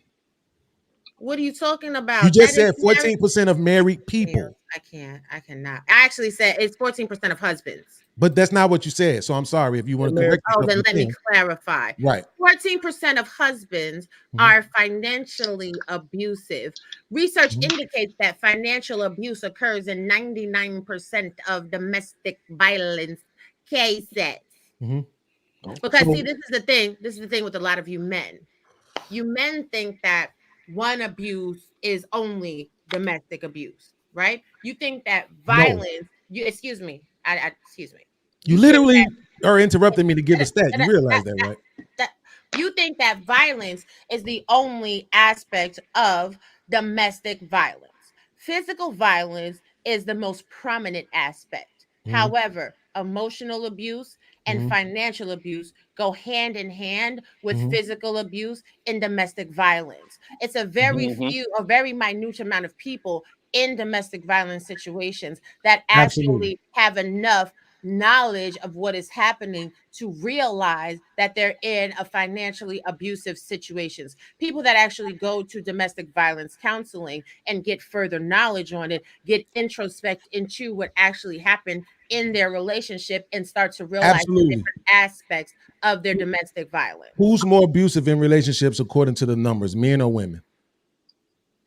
According to the numbers, different relationship styles have different abuse categories. And if what you're alluding to is the relationship, domestic violence between lesbian women, the women in lesbian relationships that have a tendency to be abusive physically and domestically are more male centered and male identified. It is usually the stud and not the femme. Yep. Right. So here's the point. I wasn't referring to those, but even though you brought them up, you still tried to add in the male component to the fact that those are women. But that's Those true. are women that identify That's as crazy. men. Absolutely. Does that make it true? That they identify as men and they Yes. take Does it make it true that they're And men? they're acting in a masculine nature. Those They're are trying to violent have a broads. masculine Period. nature. That's dress up. Masculine. Wait, so you're saying violence is masculine? Is that what we're Yes, saying? violence is masculine. Oh, wow. It's moving. Okay, really? Okay. Now, Well, I guess I was married to a masculine woman that tried to choke me, and the video of her trying to do it stopped me from losing my career. Everything that masculine. Yes. everything that is aggressive is not masculine. But that's not what y'all said on the panel that we were on earlier today. Violence is violence. That we were on earlier today. Y'all said Robbie, that women can masculinity leave is about because they don't have strength. any aggression. Violence Robbie, is violence. here's the Let's thing. call it what it is. Here's my question to you, Robbie. If violence is equal to masculinity, how do you explain stoicism? Most men are not actually stoic. Absolutely. No, they're not. What's femininity? I'm agreeing with you. Oh, okay. So how do you explain stoicism? Right? If stoicism would be the absence of violence, correct? No, stoicism is not the absence of violence. Really? I've never seen anybody fight with a straight face. Like, you know how people look when they're being stoic. I've never seen anybody like fighter. Have you right? not People watched- don't tend to fight that way. They're usually being emotional when you're I'm fighting. sorry. Have you been professionally trained at boxing? Because Absolutely boxing not. is okay. So let me elucidate some information for you. Mhm. Boxing is one of those arenas where the fighters are in fact very stoic because they have to be aware at all times what is happening, so they know how to land the combos, when to throw an uppercut. I'll concede. I'll concede. You just said they're trained to be that way, right? Which means it's Right. not normal, right? So it's not normal. But the point is, you said there is no stoicism in violence, and what I'm No, I saying said I've is never it. seen it. Oh, I said I believe stoicism. I'm No, I giving said you what I examples believe is right now. stoicism would be the absence of violence, right? When Because we if- are in war, right? When we're in war, strategists are in fact very stoic. Everybody's always talking about the art of war, Not but the nobody people on ever the battlefield. Right, nobody exactly. ever Not the people on the actually- battlefield. Nobody ever actually really has read the art of war nor understands the principles of war. At the principles of war, it's stoicism. Listen, The I've been action- on the the battlefield myself. action- the I have been on the action- battlefield. It ain't the nothing about action, the action utilized to employ the methodologies of war may be violent, but the root core of war is not on the battlefield. It's before you get on the battlefield, because you shouldn't go on the battlefield unless I guess that's why I lost so many people getting IED'd in Iraq then, huh? Right. I'll concede, Robbie. I'll concede. Wasn't nobody getting IED'd. They got in the doggone making the plan. The point that we getting got the away op from order. was about the fact that in relationships, the statistics show that when one person is violent and the other one is not, 60% of the time, it's a woman who is inciting the 90% violence. of people who commit violent physical assaults are men. Males perpetrate 95% of all serious domestic violence. The US Absolutely. Department of Justice Wait. Say that last part again. Males last sentence? perpetrate 95% of all serious domestic violence. The United All States serious Department- domestic violence. The United States Department of Justice estimates that 95% of reported assaults on spouses or ex-spouses are committed by men against women. Reported. I don't know. Yeah. All my friends have That's been not through true. abuse by women. Now and y'all no gonna one say knows. that the Department of Justice not true? 95%, Robbie, you don't even believe that. The Department of Justice you're is from no New York. friend to the black man. I will say that. Because you're from They're New not York. even saying black men. They're not even saying black men. They're talking about men as a whole. Absolutely. They're not I- breaking I this mean- down by race. So when I wouldn't be since I'm- surprised. Since I'm the one that actually Mm-hmm. brought to this space the domestic stats, let's talk about domestic violence stats by sexual gender assignation, right? Because the communities of LGBTQIA are really so minute in society. It's kind of like the prison stats for Black men. Because Black men are such a minute percent of the populace, the numbers are overinflated, which is why when people are talking about statistical empirical evidence, they have to take into accountability the actual percentage of the whole and what reflection that is thereof. So if certain genders of relationships are in the minute population of society, the numbers within their groups are going to be severely inflated. That's not synonymous or tantamount to the overall arcing issue of domestic violence. So, in actuality, in heteronormative relationships, men do have the tendency, as the majority, to be the persons that are actually the perpetrators of physical assault. Now, you guys can go to the Department of Justice and actually look up the stats yourself. Do your own research. May I ask the men on the panel one question? Wait, hold on real quick, Robbie. If I slap you, is that assault? Yes. If I spit on you, is that assault? Yes. Yes, but it's not If a I throw violent a drink assault. in your face, is that assault? Yes. Not that's necessarily. assault. If I key up your car, No, that's is assault. that assault? No. Not necessarily. That's vandalism.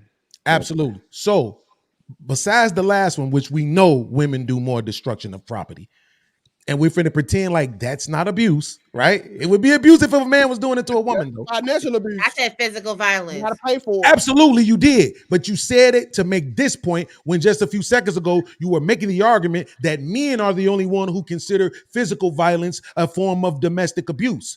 But if No, we encompass, that's not what I said. What I said see was how when that I'm y'all talking, don't. when you talking, I shut up, bro. B. That's not what I said, though. You lying. If Don't you lie. include all of the forms of abuse, Robbie, absolutely women are more of a perpetrator than men are. In relationships, 100%, there is no denying it. Women are way more verbally abusive, way more psychologically abusive, and I would say we probably equal out as being emotionally abusive. I will give you that men are more financially abusive because more often than not, they make more money than their counterpart. And I would say the severity of abuse definitely lands on men because we are stronger, right? We have And a I would greater argue capacity that for we're probably destruction. more emotional. Go ahead, James. I'm sorry.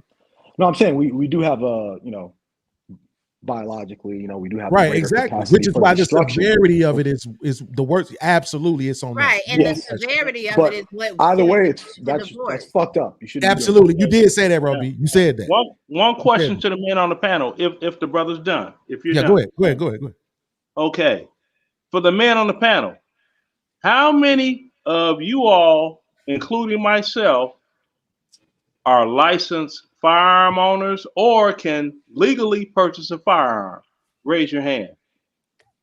All of us. So, you know what that means? I'm not, sister, you raise your hand. I'm talking to the fellas. I'm sorry. My bad. Now, if all the men on here can legally possess and carry a firearm, they have not been in a situation misdemeanor or above domestic violence. Wait, that is the law. No. I don't want to shoot my girl. Don't mean we ain't got. No. See, bro, you're going too far with it. Hear me out before you start talking. Now, let me finish, please. That does not know because you're dismissing all the unreported cases. I'm not. No, sister. That's moving the goalposts. I'm just asking the men. I'm asking the men on the panel. Those are the only men I'm talking to on the panel. Now, as a lawyer, the lawyer couple here, you all are familiar with the Lautenberg Act, are you not? What is that? No, why don't you educate me? Okay, the Lautenberg Act. The Lautenberg Act states if you have been convicted of misdemeanor or felony domestic violence anywhere in the United States, you lose your doggone rights to legally purchase, carry, or possess a firearm. That's for all 50 states. Yes. Not just Yes. one. Okay. That sounds right. Yeah. So that's what I was saying. With all the men on here, it's like if all of us, we got 5 men on here, everybody could raise their hand and say that they could legally purchase, own, carry a firearm. The 5 men on here are not domestic violence errs. Well, Not all being 5 of convicted y'all of hung up being your put convicted up of a your crime hand. and not having done something are two Podcast different didn't put up things. his hand. Reese didn't pull up his hand. Yeah, 60% is a good number. I'll take the win. A win is a win. Hey, I just want to ask about the divorce rate between lesbian relationships. Like, who fought with that? Oh, somebody pulled up the Lumberg app. Good. I got Thank you. You're welcome. Listen, I love you. I love you too, Leonard. Yeah, because see, I try to bring facts instead of goalpost movable points. Okay, hold on. I want to hear from some people because I don't want to, because I do want to wrap up the show, y'all. We've been and I wish you would have came up earlier. It was it was really good earlier. Lazy podcasting. And I'm thankful you came up because we definitely needed some more women up here because there was a lot of men up here saying some crazy stuff. Feminism. Bring that heat. Bullshit. Listen, I appreciate you, B. Taylor, but I just want to know because they always say feminism. What is the actual definition of feminism? Nope, I'm not doing that with you, Robbie, because you're without it containing what they want to, what you like, what it benefits a man. No, that's not it. That's not it, B. Taylor. Let me tell you what it is, B. Taylor. If I ask Raw B what is racism right now, you know what she's going to do? She's going to give me her educated definition, which is not in the dictionary. And that's exactly why I'm not doing this with her. You know better. Don't worry. You know me, I don't have no problems with pulling up definitions. Absolutely. But if I ask you what racism is, the answer that you give me is not going to be the one in the dictionary because you're smarter than that. I know the definition of feminism. Well, if you do, you're not my hero no more. You're not my hero. But this is the thing. When we're talking about feminism, y'all say feminism like feminism is a bad thing, and like feminism is primarily focused on only the right of women. When it's not, it's focused on equality for the sexes overall. And there are multiple factions of the feminist movement. So when you guys are using that as a talking point on these platforms, I'm always sitting back like, oh, they just don't know. Oh, they're slightly lost. And for you to be so disrespectful and dismissive to Brittany and say, oh, well, I don't understand how you can be a feminist and a lawyer. It's for equality. So in all actuality, lawyers that are feminists or whatever would be in the best position because they're fighting for equality in the law for all sexes, not just female. Just because you're feminist does not mean that you are anti-men. You just want equality for women. It's oh my God, bro. Traditional feminist doctrine is actually quite reasonable. It literally just said they should look at women equal under the law and they should be provided equal opportunities to thrive in society. That basic premise is very reasonable. I can say that I want equal rights for women. But there are different factions of feminism that may have problematic elements to it that we can talk about. But and that's what I'm saying, Jake. So I don't consider Raw B a feminist or her platform a feminism platform. I absolutely consider B. Taylor a feminist, right? And I'm just now seeing Brittany. And yes, I think she's a feminist. That was a feminist. Absolutely. But what I'm saying is this, right? To me personally, they're not on the front line of feminism, right? They're not outside with signs and pickets and going to court and trying to get all this different stuff done. If we look at those women, the women who are actually out here on the front line running their mouths, right? Those women are absolutely looking for privilege. Anytime a woman would tell you that WNBA players and FIFA soccer player women need to make the same money as the men, how do you think that is about equality? Anytime these same women would tell you that, yes, a woman post-conception should have paternal rights of her own, apart from a man, to determine whether or not she wants to be a woman, be a mother after conception, but men should not have their own right to say whether or not they want to be a father after conception. How is that about equality? It's not about equality. It's about privilege. Anytime you put an ism on the end of something, you're literally saying that thing above everything else. And that's exactly there's no way to argue that it's about equality when they're specifically saying, give us what we want at the expense of other people. There's nowhere that's At equality. the expense of, okay. Go ahead, Rob. Listen, Beans, I want you to read for me. Read what that says. You lucky you my shero. Yeah, it's a very simple. So what does feminism mean to us? Quite simply, feminism is about all genders having equal rights and opportunities. That's traditional feminist doctrine. Yeah, it ain't like that no more. It's about superiority. And this is what I'm saying. Lord Jesus. Now y'all gonna tell women Hold on, what Robbie. feminism Please, is hold on about. 1 second. Brittany, do you think that men should have post-conception rights to determine whether or not they want to be a father?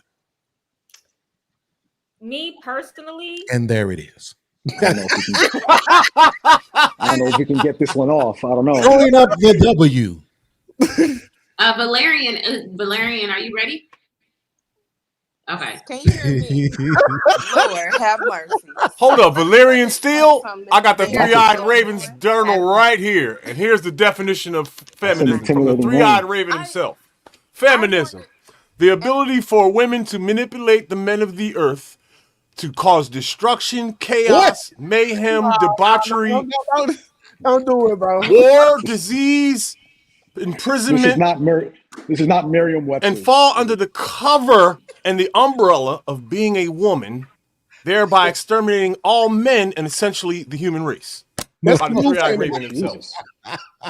That's the new Thank you for that Urban Dictionary. Is that one of them Black Lives Matters somethings? Wait, hold on. Wait. Okay, so Valerian. we'll go with Valerian. It looks like you have something to say. That's my question. Can you hear me? Yes. Absolutely. Okay, yeah. So thanks for that Urban Dictionary excerpt. I want to comment on the paternity. Sir, when you release your semen, that is when you give up your right to whether or not you're going to be a father. The only person who is in control of when your semen leaves your phallus is you. Okay, so let's make that clear. A woman deciding when or if she is going to give birth, which means she is allowing another human being to pass through her body, that's her choice. That doesn't have anything to do with you. You gave up that right when you nutted. Yeah. Okay, so wait, hold on. I don't want to interrupt. Hold on, real quick. I don't want to interrupt you, Valerian. I just want James to know that right now I'm looking at you. Okay, Why is that? Listen. So by that standard, Valerian Steele. Wait, I want to know. Why are you looking at James like that? Because he's standing on the side of the bullshit definition of what feminism is, right? That it's about equality. So when she gets through showing that she don't want men to be equal, I just want you. Doctrine. Yeah, I'm just stating what it is. Okay. The feminist movement has had various branches with differing ideologies. Absolutely. Traditional feminist doctrine is very simple and straightforward. Absolutely. Would you say access to opportunities under the law and in society? So absolutely. Would you say what she just stated is based in equality? Yes or no? Well, I don't know if she's finished her thought, so I'm still kind of. What about what she just said? Let's close. What about what she said already? Okay, no, let her finish her. Let's close your mouth, open up your ear. Okay. I haven't been talking to you like that. Don't talk to me like that, man. But you asked me a question and then you didn't even let me finish. You're right. I'm sorry. I'll take that back. Go ahead. Talk to me how you want. You're right. You said I don't want to interrupt you as you proceeded to interrupt. Absolutely. But I haven't told you to shut your mouth though. Don't talk to me like that. She's fine. If you're gonna come here, you know where you at. So what we not gonna do is disrespect the women because you know where you at. But she could disrespect me. This is that platform. What is about equality though? Where's the equality? Where's the feminism? Where's the equality? Feminism 101. There it is. As a woman and speaking to you very directly and very matter of factly, and it's disrespect. All I'm saying is I'm just being facetious. I don't really care. I'm just talking. He knows what's up over here. So then you won't have a problem being quiet and let her finish. No, I will. Watch this. But I'm gonna mute while I do it though. Believe with the. I mean, it's real simple. When you release your children from your body, that's when that is your realm of authority that you have. over whether or not you are going to be a father is when you nut. Okay, that's very simple. A woman choosing whether or not she wants to give birth, that is her personal right because that's her body. Her She's choice. the one giving birth. You're the one nutting. You have a whole lot of control over where your nut go because it came out your body. Valir. So by that metric, her body, her choice.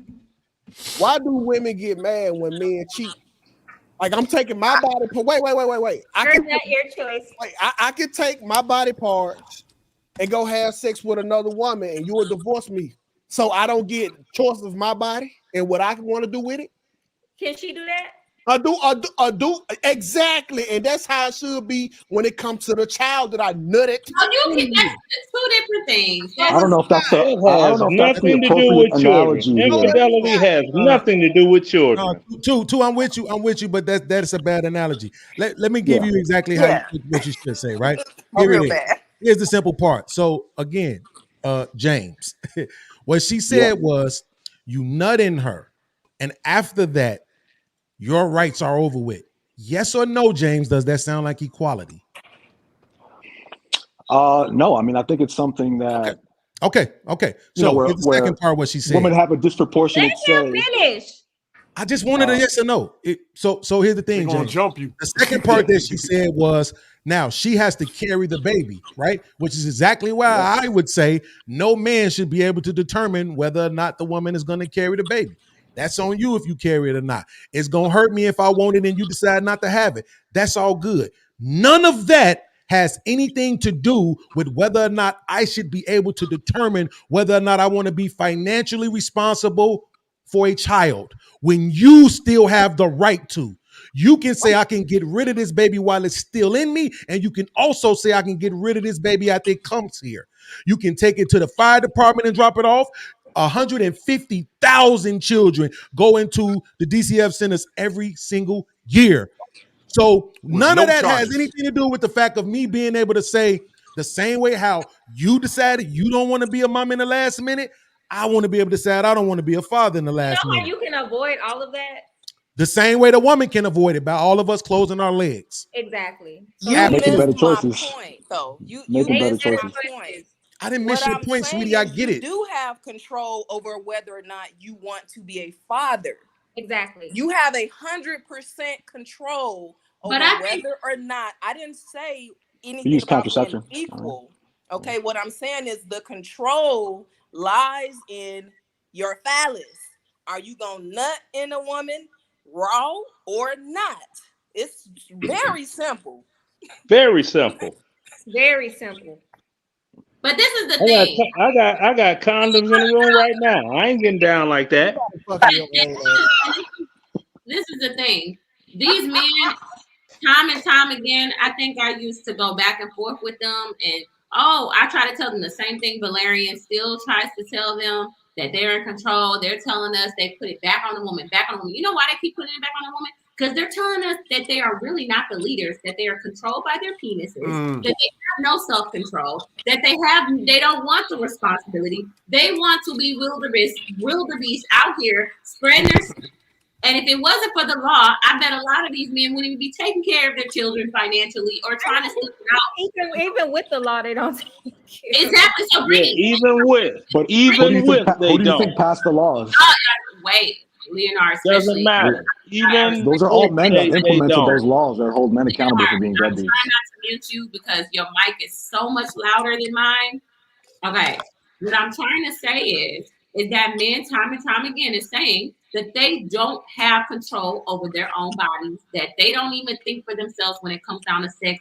I think it was Fatty who said if a man nuts inside of a woman, it's her fault. So this is what Priscilla is teaching women to close their legs. But a lot of men tell women to close their legs until it's time for women to actually close their legs.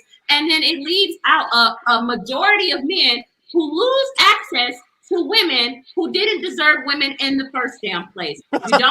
You don't even deserve. Most men should die virgins. Okay, that not every man deserves. God damn. Not every man deserves a woman. That is treacherous. They James, is this sounding like equality? Look, hold on. That What? men should die Yeah. virgins. That's a little harsh. I don't think anyone's on our side has said something so harsh. Kids and low quality human beings because women keep getting knocked up by these men who don't do nothing, leave their kids behind. So if women started closing their legs and actually choosing who they would want to procreate with, it will leave more than majority of you men dying virgins, and that's what you really don't want. So y'all are saying all of this stuff, but it doesn't really benefit you. Y'all need women to remain. Hey, you're on to something there. You're on to something there. How? All they did was backtrack off of the actual topic, right? Because at the end of the day, we know this ain't about no damn equality, right? This is what I'm saying. None of it is. It's all about superiority, I think bro. women were That's trying what to it's get about. their rights back. They were trying to get rights in general because men treated women like property. Y'all didn't even look at us like we were humans. Y'all looked at us like we were property. So therefore, the feminism movement had to be what it is so we can actually be looked at and have rights to have our own account, to escape domestic violence situations, to have rights over our children and our home or anything. We didn't have a say-so of nothing. Okay, Do you B. Taylor, believe let me you ask you a acquired question. some of those rights? Well, real quick, let me ask you a question because I Do you think she's believe gonna that? be honest about this one, right? All their life, but they are fast. Don't tell her man put the rights in B. place. Taylor, let me ask you a question because I think you will be honest about this one. Can you tell me the thing in your life that you spend all your money on and take care of that you don't treat like property? What do I spend all my money on? Yes. I mean, you have a house, right? Mm-hmm. You pay for it alone? Yeah. You treat it like property? Okay. Yeah. You have a car, you have shoes, you have clothes, you have all kind of things, phones, everything that you pay for in totality by yourself, you treat it like property. So if women didn't want to be treated like property, why not just bring something to the table? I don't treat, well, first of all, I have children, so I don't treat them like property. I nurture them and raise them as their mother. And they're actually mostly my money goes to, it's me and their father spend most money on our kids. So Do they have to do what do they have to do what you tell them? I would never compare a house to my children. I would never compare shoes to my children. So that's just not a great analogy to use. Absolutely. Do they have to do what you tell them to do? Why are we talking about children that don't? Yeah. Why? Listen. We got to get the context at the end of the analogy. With all due respect, We need a better analogy. Y'all not up here with us, but catch up. B. Taylor. Let's let Beans land the plane. How about B. that? Taylor, do they have to do what you tell them to do? Yes or no? Yes, they do. Do my kids? Yes, B. Taylor. You have to follow. It has nothing to do with whether she's going to support them or nurture them. Right. Where are you getting at?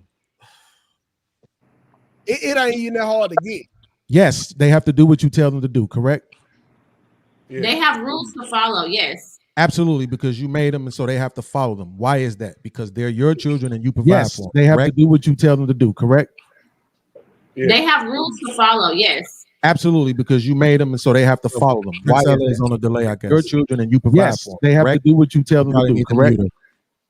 Yeah. They have rules to follow, yes. Absolutely, because you made them and so they have to follow them. Why is on a delay? There you go.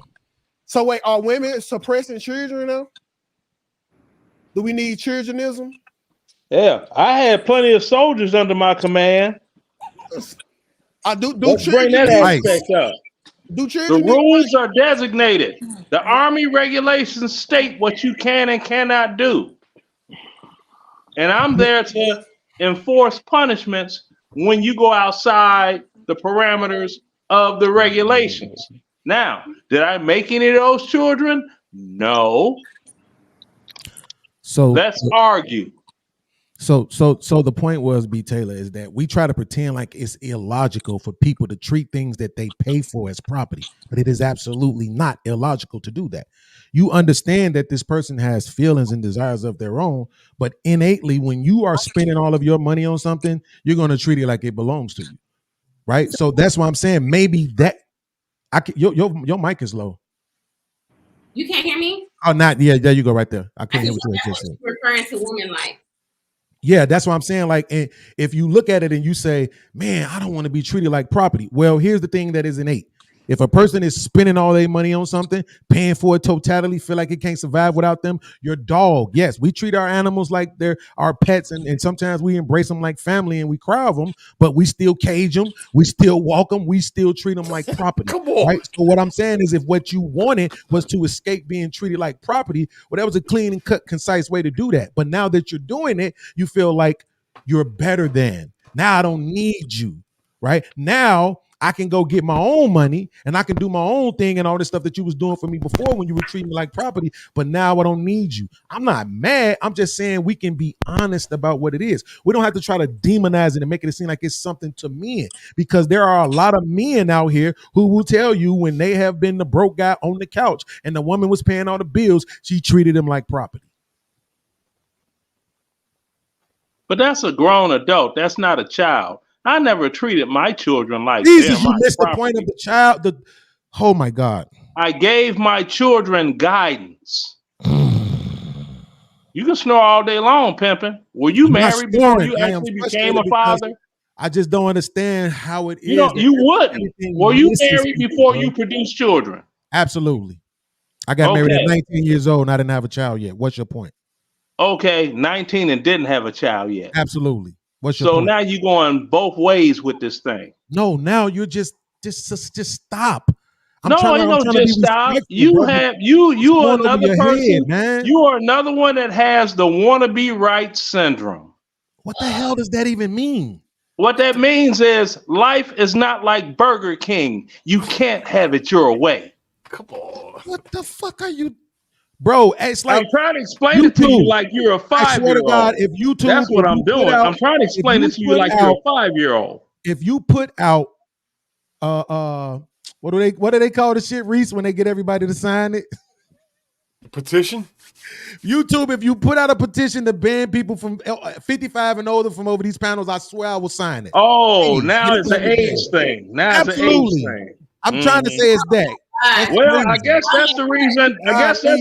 Things in my generation, things during my generation worked, and you're here talking all this bullshit went over your head, you're talking.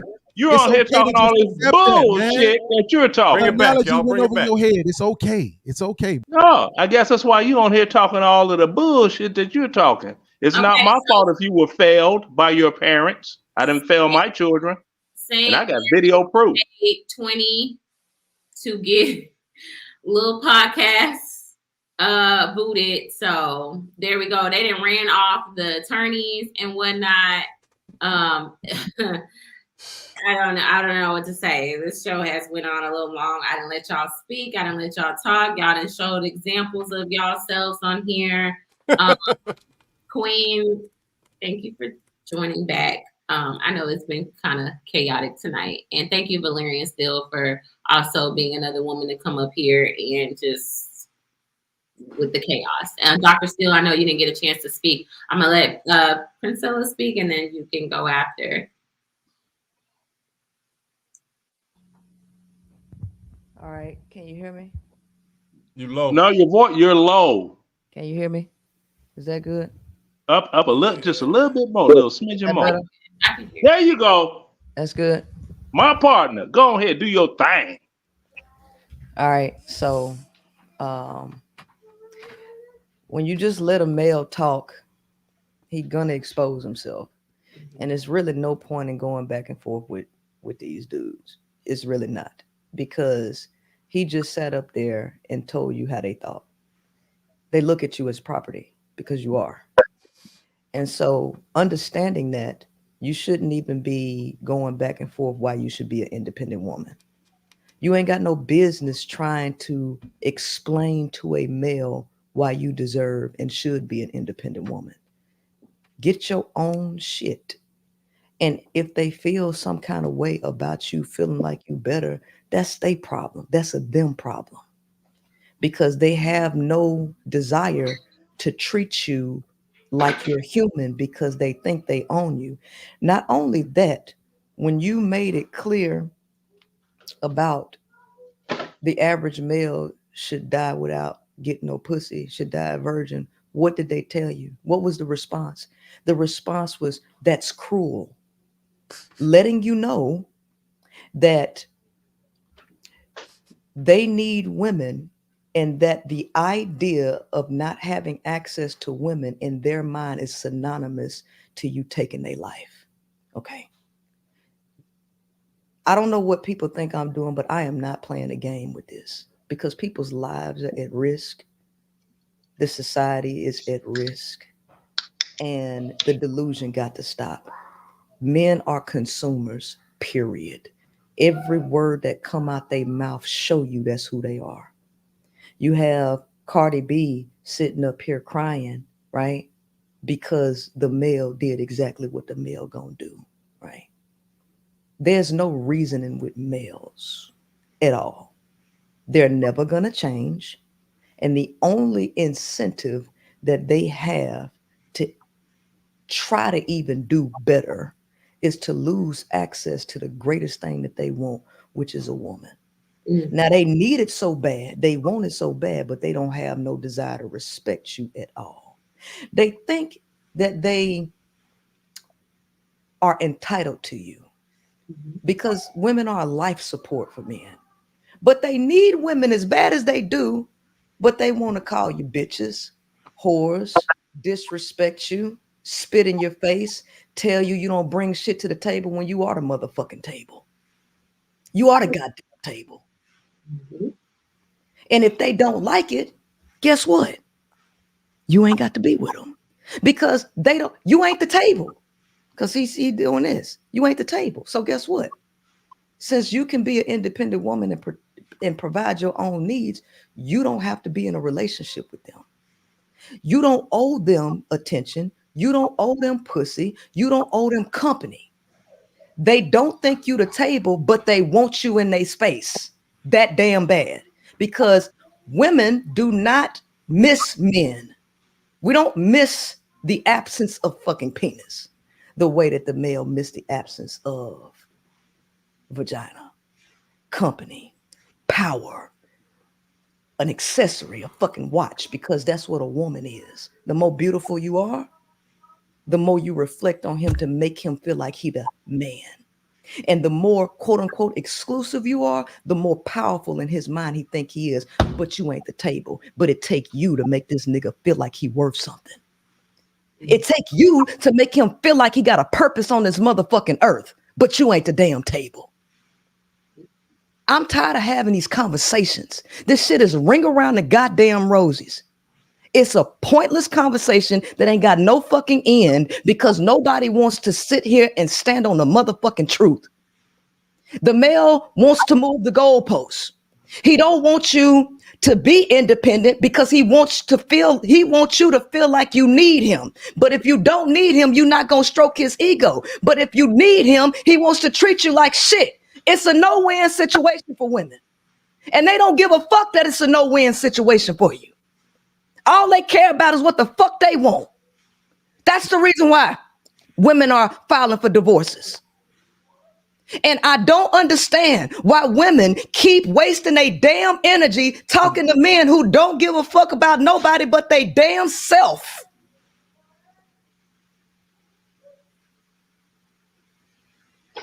I just don't get it, right? They come into women's spaces and then they want to disrespect. They want to dominate. These dudes can't get no attention without a woman on their damn platform. When women go into their own spaces, they find a way to try to bombard and get into them. Ain't nobody trying to get in no man's space. The reason why it's ladies get in free, because guess what? Men go wherever the goddamn women go. But she ain't the table. But your little dick keep following her everywhere. The woman can't get away from you. She can't get away. But she ain't the table. She ain't valuable. Well, stop chasing what ain't fucking valuable. Stop bothering. Stop being all up in the face of what ain't valuable. And I'm going to ask you ladies to stop giving them your energy because they don't respect you. But they need you. But they don't want to simp. They don't want to give you shit. Well, then stay out of face and stop getting on these platforms saying that marriage don't benefit men, and then when women say, okay, it don't benefit me either, let's not get married, and now you're throwing a goddamn fit, because this ain't about no children, it ain't about shit but motherfucking power. Because when women don't want marriage, because if women don't want relationships in marriage, the male loses all of his delusional access to so-called power. So this is the reason why the man can parade around here, I ain't getting married, marriage don't benefit me, and have women chasing some shit. But when the woman drop it, he losing his shit. Why the fuck you getting mad about some shit that don't benefit you? Why? It don't make logical sense. Because this is about power and control. And this shit got to stop. And I'm tired of having this goddamn conversation, because you know it's full of shit. Thank now you. I'm off my soapbox. No, that was needed because it was so much negative energy. It ran off the guest. She was like, look, this is a lot. You weren't having fun, B. Taylor? Huh? No, I mean, I was in and out, but I'm not going to lie. Like, I feel like I was straining to talk, and I'm the freaking host. When we spar like this, you can't let it, get under your skin. It's, It wasn't getting under my skin, but it was we just came up here to show you love, not kill you. Yeah, it's frustrating when they miss the mark and they don't. We literally sat here for 3 hours and 45 minutes, and it's like it just went over their head. A freaking law and family divorce attorney explaining her experiences, explaining why women are filing, explaining why, and she's a married woman, explaining how marriage benefits. As a woman, I hate to cut you off, but as a woman, this is your platform. You bring professional people up here with degrees and experience. You don't let no motherfucking raggedy people come up here and disrespect intelligent people with a low grade mentality. Yes. You control the panel, mute they motherfucking mics. Kick them off the platform. You don't owe them no grace if they disrespecting people with professional backgrounds. These people ain't got no goddamn respect for women. And as a woman running a platform that these niggas ain't got to be on, drop their ass. Because that was uncalled for. This was your show, and those were your guests. And these dudes have no respect, and you let them run them off. You mute they mic, kick their ass off the platform. I'm sick of these niggas. I really am. No, facts. We're gonna have Brittany the Lawyer come back. If y'all enjoyed her, she do have an Instagram. You can follow her on Brittany the Lawyer. She'll be there. She is gonna come back. And we're going to talk about the child support, but it'll be much different because I do not want that conversation to be real. I feel like the women who were here from the beginning and they actually got to hear her speak, and her husband was nice enough to come on. And even he was kind of disrespected being called a feminist and all this other stuff because he respects his wife. And he was actually saying, yeah, what's wrong with being a feminist? So I could bring them back to talk about, child support, because that's something she did say she wanted to talk about. I know that conversation goes deep. But she's a married woman with a degree, worked hard, and she practiced law. And she even sat here and gave her what she has seen. We've heard Cardi B crying and screaming about the pain that this man put her through. And for those who didn't see it, I really want y'all to hear this woman, because what Brittany said, she hear this all the time. She said, I'm sorry to seem desensitized, but when women come in my office filing for divorce, this is how they sound all the time. That's why they need the 41 Shades of Men. And I want to say this before you press play. Mm-hmm.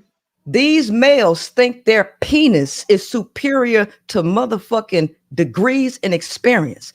That shit got to stop. Let them go swing their dicks amongst their motherfucking self. Okay? Let them swing their dicks and suck their dicks amongst themselves. Because when you're in the room with intelligence, when you're in the room with professionals, that low grade, raggedy ass nigga shit got to stop. And if they bring it, then you shut them down. Because dick ain't superior to motherfucking education. All right. Over and over and over and over and over again, and still be like, watch what I'm about to do, watch what I'm about to say. And it's so fucking sad that a nigga like to, this motherfucker really like to play games with me when I'm at my most vulnerable time, when I'm not the most confident. He like to play games with me because he knows I'm not an easy girl. He knows yesterday I could have been out, I could have been chilling, I could have been this and that. He knows I'm in my house, he knows that I'm chilling, he knows I'm not doing the most. And I've really been sparing you. You've been fucking feeling yourself, you bitch ass nigga, because of your bitch ass album and shit. And you really been fucking doing me dirty after so many fucking years that I motherfucking helped your ass. Not even a fucking thank you that I got for your bitch ass. And it's so crazy that I gotta go to the fucking internet because whenever I tell you something, you don't take shit seriously. And I'm so tired of it.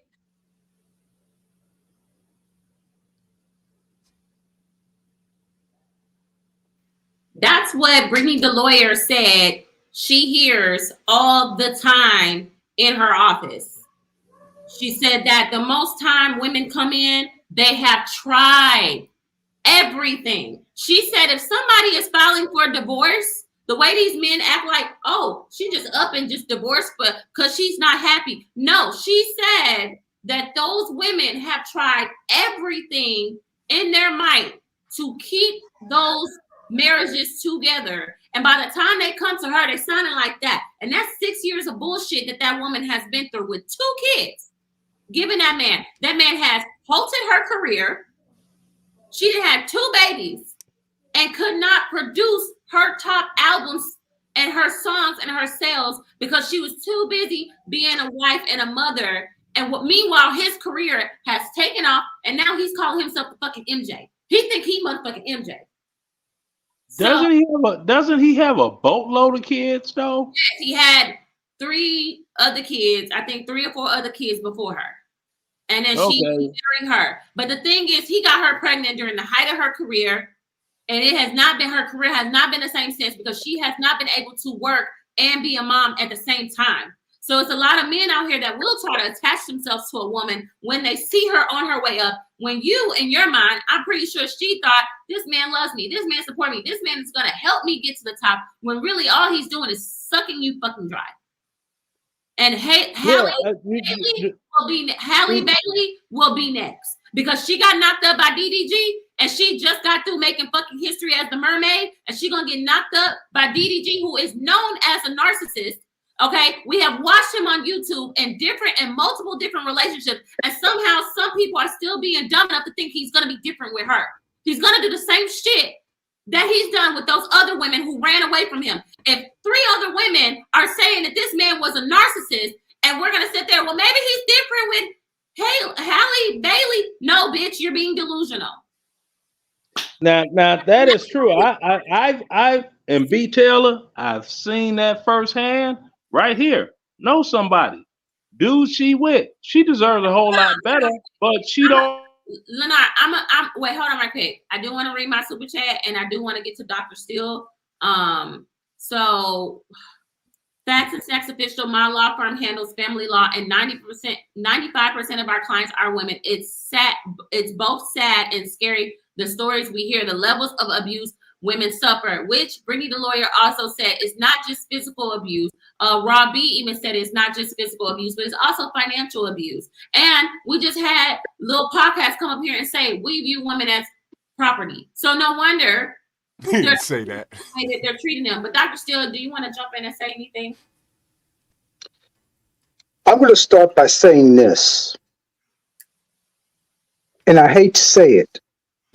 The patriarchy is corrupt. The Bible has stated what the patriarchy should have been. Yes, men supposed to be leading, but they supposed to be leading with compassion, knowledge, open for input, or what have you. Instead, we're steadily leading with egos. And as a result, women, due to men's ego, women has been treated, and I hate to say it, more as property rather than the helpmeets that God created them to be. Helpmeets.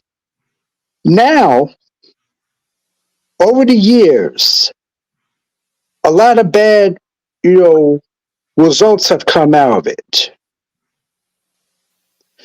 First, it came to women's rights. Now, I'm for women's rights. Okay? I am for women's rights. And the main objective of women's rights is for women to have the same opportunities in the workplace, at the polls, at the schools, and in the world of sports. And yes, women have grown these abilities. Some women has maintained their femininity when they grow those abilities. However, some of these women grew egos. The type of egos that the men who corrupted the patriarchy has.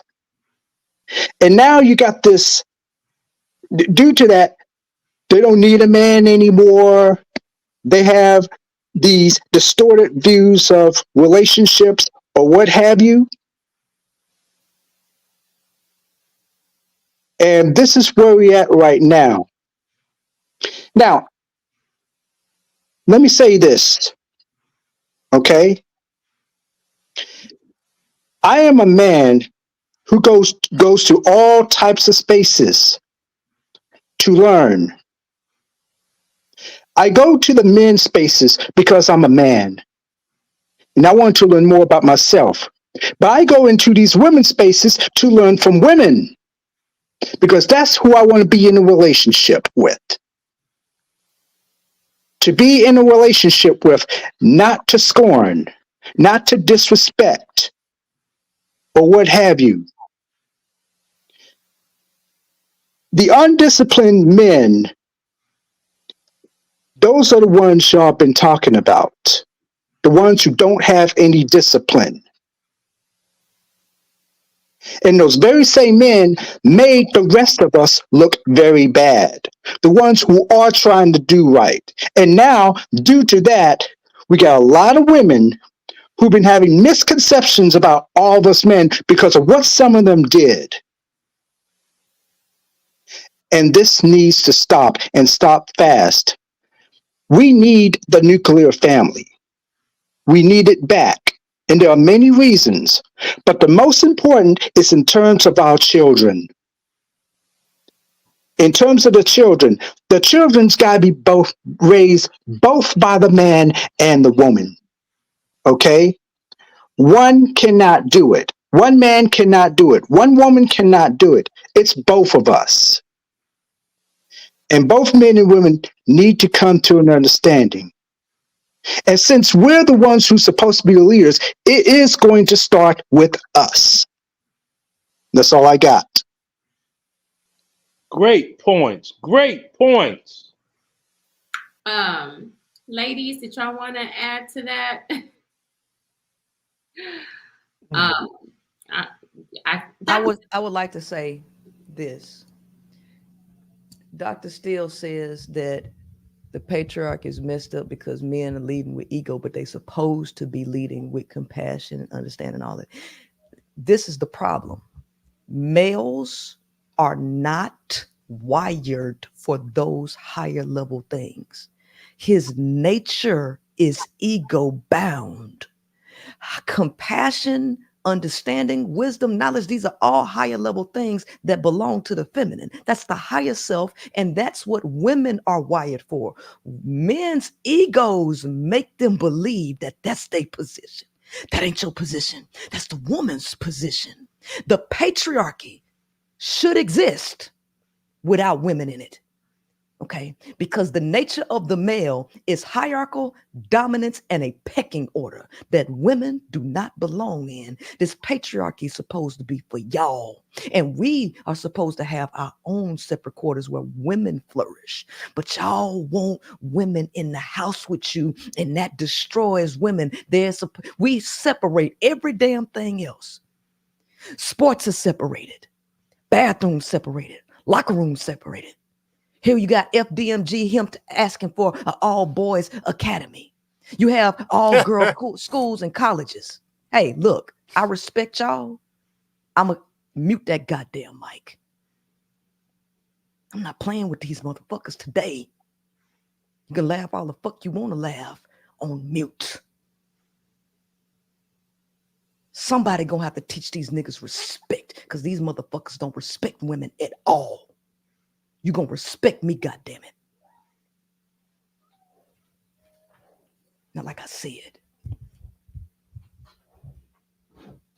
we separate every damn thing else. You're not even sharing public bathrooms with men. You're not sharing barracks with men in the fucking military, right? Don't talk about, well, we don't know those men. You don't know the motherfucking women that you're sharing the bathrooms in public with either. You don't know the women that you're sharing the barracks with either.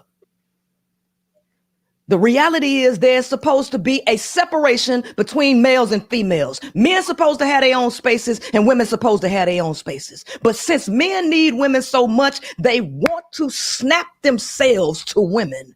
And they want women in their spaces so that they can have a fuck buddy.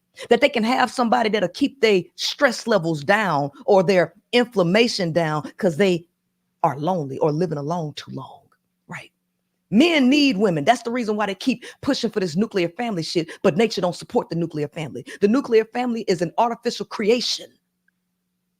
The extended family, the community was the real family, not the nuclear family that cuts the woman's support system off and burdens her down with damn responsibility that the male ain't even interested in helping her with.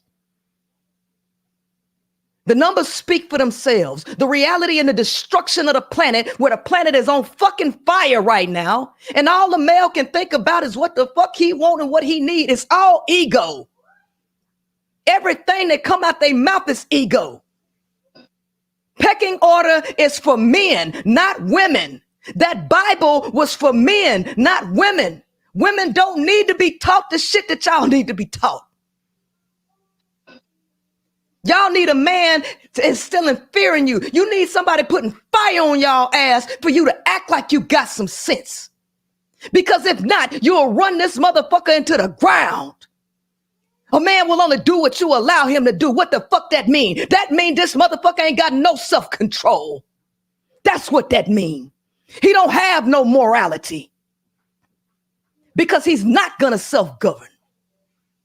So he needs somebody to govern himself. He needs somebody to govern him. He ain't no goddamn leader. And if you want to prove yourself to be the leader, you overthrow the alpha male. But men are too scared to approach that motherfucker that put fear in their heart. So what they want to do is put fear in a woman's heart. Leave these women alone. Leave them alone. And get your shit together. Now you can laugh, talk, hee hee ha ha, after I'm done. Because I ain't going to say nothing to you after that.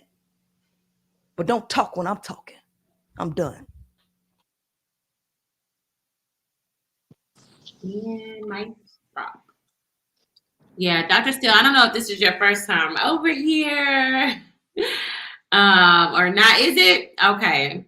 Well, yeah, it's a little different over here. We talk about, we're just empowering women to decenter men. I think there's too many women who are centering men, and it's not working when the men are not considering women at all. They don't hear us. They don't listen to us. They sat up here tonight, disrespected, and told us how they felt. They told us that, oh, I can go. It's not about y'all being happy. It's not about y'all finding happiness. Marriage is not happiness. This is what it's going to take to be married and stay married. This is what you're going to have to put up with, you know, because that's what society tells you to do. and then you have somebody up here describe a woman as property. Let me say this. And from the 4 relationships I've been in, every relationship or marriage are going to have their trials and tribulations. But why? Well, it could be several reasons, but this is what it comes down to. Okay? How does a couple handle it, and how does the couple overcome it? And notice I said couple. It takes both to overcome their trials and tribulations, both of them. Because sometimes, and I'll be honest with you, there'll be an individual who have the wrong ways of dealing with it. For example, if that woman, after a few years, if that woman lost her attractiveness or what have you, what does the man end up doing? But that's a problem within itself right there. A woman will love a man with his dirty draws. And you're saying that if the woman lost, you're even speaking as a man and y'all's mentality, if she lost her attraction, what is a man supposed to like? It's just like you're giving us all the reasons of why it's not going to work. The fact that a woman has to worry about keeping up her beauty and trying to look like she's 20 years younger because she's trying to make sure that her husband doesn't step out on her. She's trying to be the perfect wife. She's trying to take care of the kids. She's trying to keep her weight intact. She doesn't even have time for herself, but y'all want her to look like she's taking care of herself. And that's a problem. And marriage shouldn't be sold as, you guys are saying it, like it's going to come with its trials and tribulations. But why is it going to come with its trials and tribulations? Why? Because you're putting 2 people together and it has not been working. It's been a lot of women coming to their ends with either suffering through it. I grew up around marriage. I was raised with marriage. I got to see what marriage looked like. I know how much suffering a woman takes more than a man.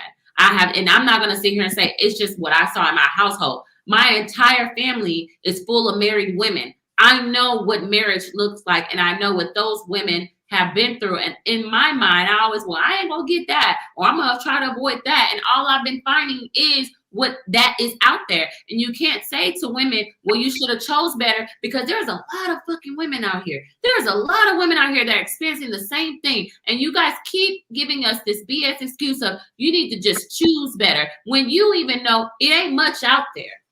It ain't much. It's just choose which one is better for you to suffer with, which one you can tolerate. That's what it's been sold. Which one can you tolerate? How much this man is going to put you through, and how much of it can you tolerate? Can you tolerate cheating? Okay, you can't tolerate abuse, but can you tolerate a man lying? Can you tolerate a man not being able to pay the bills? Can you tolerate, like, which one do you want to, which struggle do you want to put up with? Which struggle can you or you want to get with a man that's not going to be providing to have you in the hood and you suffering a little bit, the lights getting cut off, but as long as you got a man at home and as long as you got the family together, that's all that matters. Women are tired of settling. They're tired of trying to put up with trials and tribulations. That's why women are saying, you know what, our grandparents and our great-grandparents and our great-great-great-grandparents put up with this because they didn't have a choice. They didn't have a choice. They did not have a choice to walk away. Now that women do have rights and we're financially stable and we're more educated, that's why the divorce rate is so high, because women are finding out, I don't have to put up with this. I was happy before I got into this marriage.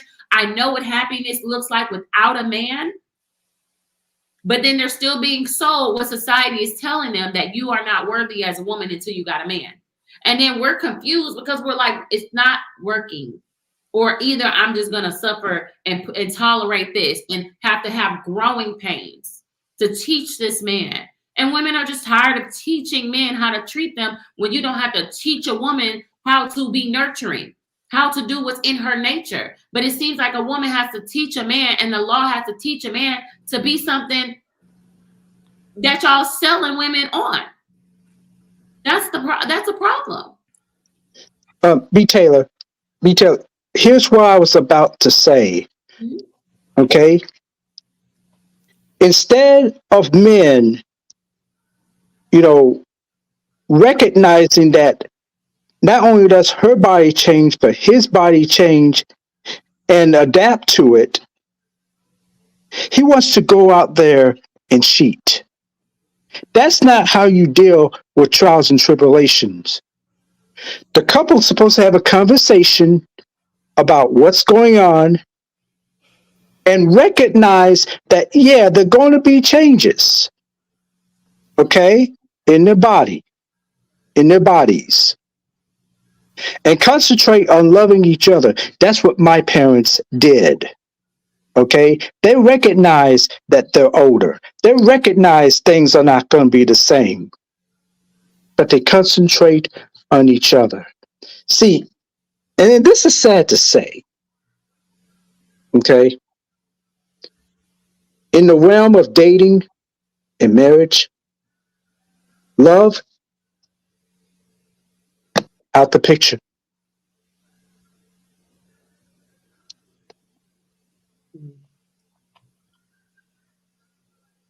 Okay. If I may, well, B Taylor, were you saying something? You weren't okay. If I may, as of the wired thing, men, I was born wired to be a musician. I never had any formal lessons, but I could pick up a musical instrument and twiddle with it for X amount of time, and I can get it, and I could make harmonies, melodies, and all that. I'm naturally wired for that. I was not naturally wired to be walking around with a doggone M4 in Iraq and Afghanistan. I was taught to do that, just to speak on myself. Okay, Valerian, did you have anything you wanted to add? Woo, child. I mean, I can't say much more after what you have said, and as well as Princella. Yeah, it's not too much more I can say, but I just wanted to comment on the statement that Dr. Steele, no relation, yeah, Dr. Steele made about women getting ego when they get to a certain level of pedigree or success. I can't remember exactly what you were saying. I think it was in relationship with sports. I do think that there are some instances where women become competitive and want to insert themselves into that male pecking order that Princella talks about, and that is something that does cause issues. But I also think that a lot of things get convoluted when we talk about feminism and what that means, and equality versus value. Men and women are not the same. Do they each have a different role that can be valuable? Yes. Do women deserve autonomy over themselves? That's more so what I perceive feminism to be. But I think it does kind of get conflated in other areas where, as for example, I don't think that women should compete with men and things like that. So that's it. I mean, but I can't say too much more. I'm actually going to jump down from here. Yeah. Thank you. I'm definitely about to wrap it up. I have an early morning and it's been 4 hours. And P, are you gonna go live or when are you going live? Tell them what they can look forward to because you got a lot of heat coming up. So I just did a guest appearance on Hardly Initiated with Tyshawn and Ryan Cutchins, and that was an almost 4-hour conversation, and I did this with Pastor Tim Ross. I am going to be doing a 3-part review of that entire show. So review part 1 will be this Sunday. that's it for that. Then I have my workshop, Love, Men, and Manipulation Decoded, coming up on tomorrow, and I'll be in Los Angeles doing a speaking engagement in January. What I want to say, as in closing, is that oil and water don't mix. That's a fact. No matter how much you imagine and believe that oil and water will mix, the fact is it ain't gonna mix. You can stir it, you can shake it, that shit ain't never gonna mix. Birds of a feather flock together. Birds of a feather flock together. Like attracts like. Men ain't like women, and men and women are not birds of a feather. And the sooner you understand that, the better your life will be. Stop trying to make oil and water mix, because it ain't never gonna mix. Men are oil, women are water. End of story, right? Now, if men want access to women, they got to see what value women hold for real. And the only way they feel that is through absence. You never miss your water till your well runs dry. We take people for granted till they're out of sight. Listen, leave men alone. Stop trying to help them become a male version of a woman. Let them figure it out on their own. And if they never figure it out, fuck them. See, men don't like a cold-hearted bitch. They need you to give a fuck. I don't give a fuck. I don't. I do care about the world, though. Right? They need to give a fuck about themselves. And one more thing. They said earlier that, I think it was somewhere halfway in the show, and I think the CK1 dude, whoever the fuck that was, 2KC, whatever you do. Oh, 2K. Whatever, dude, whatever. They call him turkey stuff, 2K. Yeah. It's a popular thing coming from men that marriage ain't about being happy. And they want women to suffer in this shit and take it and just tolerate it. Well, let me tell you something. The outer world is a reflection of the inner world. And when you make women suffer, the goddamn world suffer. The world suffers because the outer world is a reflection of the inner world. And asking women to not be happy will create turmoil on the goddamn planet. Yep. So if you ain't happy, you don't want nobody else to be happy. Be miserable by your damn self. Jack off in the corner. Die alone. Because most of you deserve to die alone, because you ain't earned the right to be in the company of a woman. Oh, you think you entitled to it. You think you entitled to it. You think the woman's supposed to reach down into hell and help you bench press the bar that's in hell. No. Get your weight up and bench press that motherfucker up yourself. Right? Bench press it up yourself. You a man, right? Man up and show me you a man, that you got it on your own and that you don't need a bitch to help you. Do it yourself. Because I'm going to tell you something. This is why they can't stand a person like me. I would never, ever be compatible with a man. Because guess what? A man will never reach my mental space, and I will never respect you. If you can't hustle like I hustle, if you can't do what I do, if you can't outwork me, you can't outbe hey man, don't even think about getting in no relationship with me. I'm glad you don't want me, because I don't want you either, right? And I want women to get to that same place. I want the bar to be so high that you niggas struggle up that mountain trying to climb it. And whoever gets to the top of the mountain, Mount Everest, they earn the reward to be around a group of women. You earn the reward to pass your genes along across multiple women. But that shit, you ain't owed that. You ain't owed a variety of pussy to help you do some basic shit. Die in the motherfucking slums if you ain't got no motivation. Because I don't give a fuck. You can't pull on my heartstrings. I don't have none. All right, that's it for me. Thank you so much. I do have Katie B with the $4.99 Queen Maker has arrived. Become my member tonight. And then Sherry Moore, tell your girlfriend, pass the word, cut the cord. All right, y'all. This has been a long live stream. Thank y'all for all who is joining. I'm about to drop everyone down because I'm getting ready to close out. Thank you, everyone who donated tonight. Oh, and there was a person named Gel, I think it was like Gel, Gel. Thank you so much for the Cash App. I really appreciate it. It is Christmas time, you know. I got babies. I got a girl, you know. So I appreciate all who are so generous and giving. This is definitely motivating to post more. I'm glad you guys have enjoyed the show. Those who stuck around, those who came in and out, took a break, those who joined me at the end. So I appreciate everyone. Make sure you give a thumbs up at the end and also give your commentary. Whatever you want to comment throughout the show. This is a very long show, but I enjoyed it tonight. And until next time, bye guys.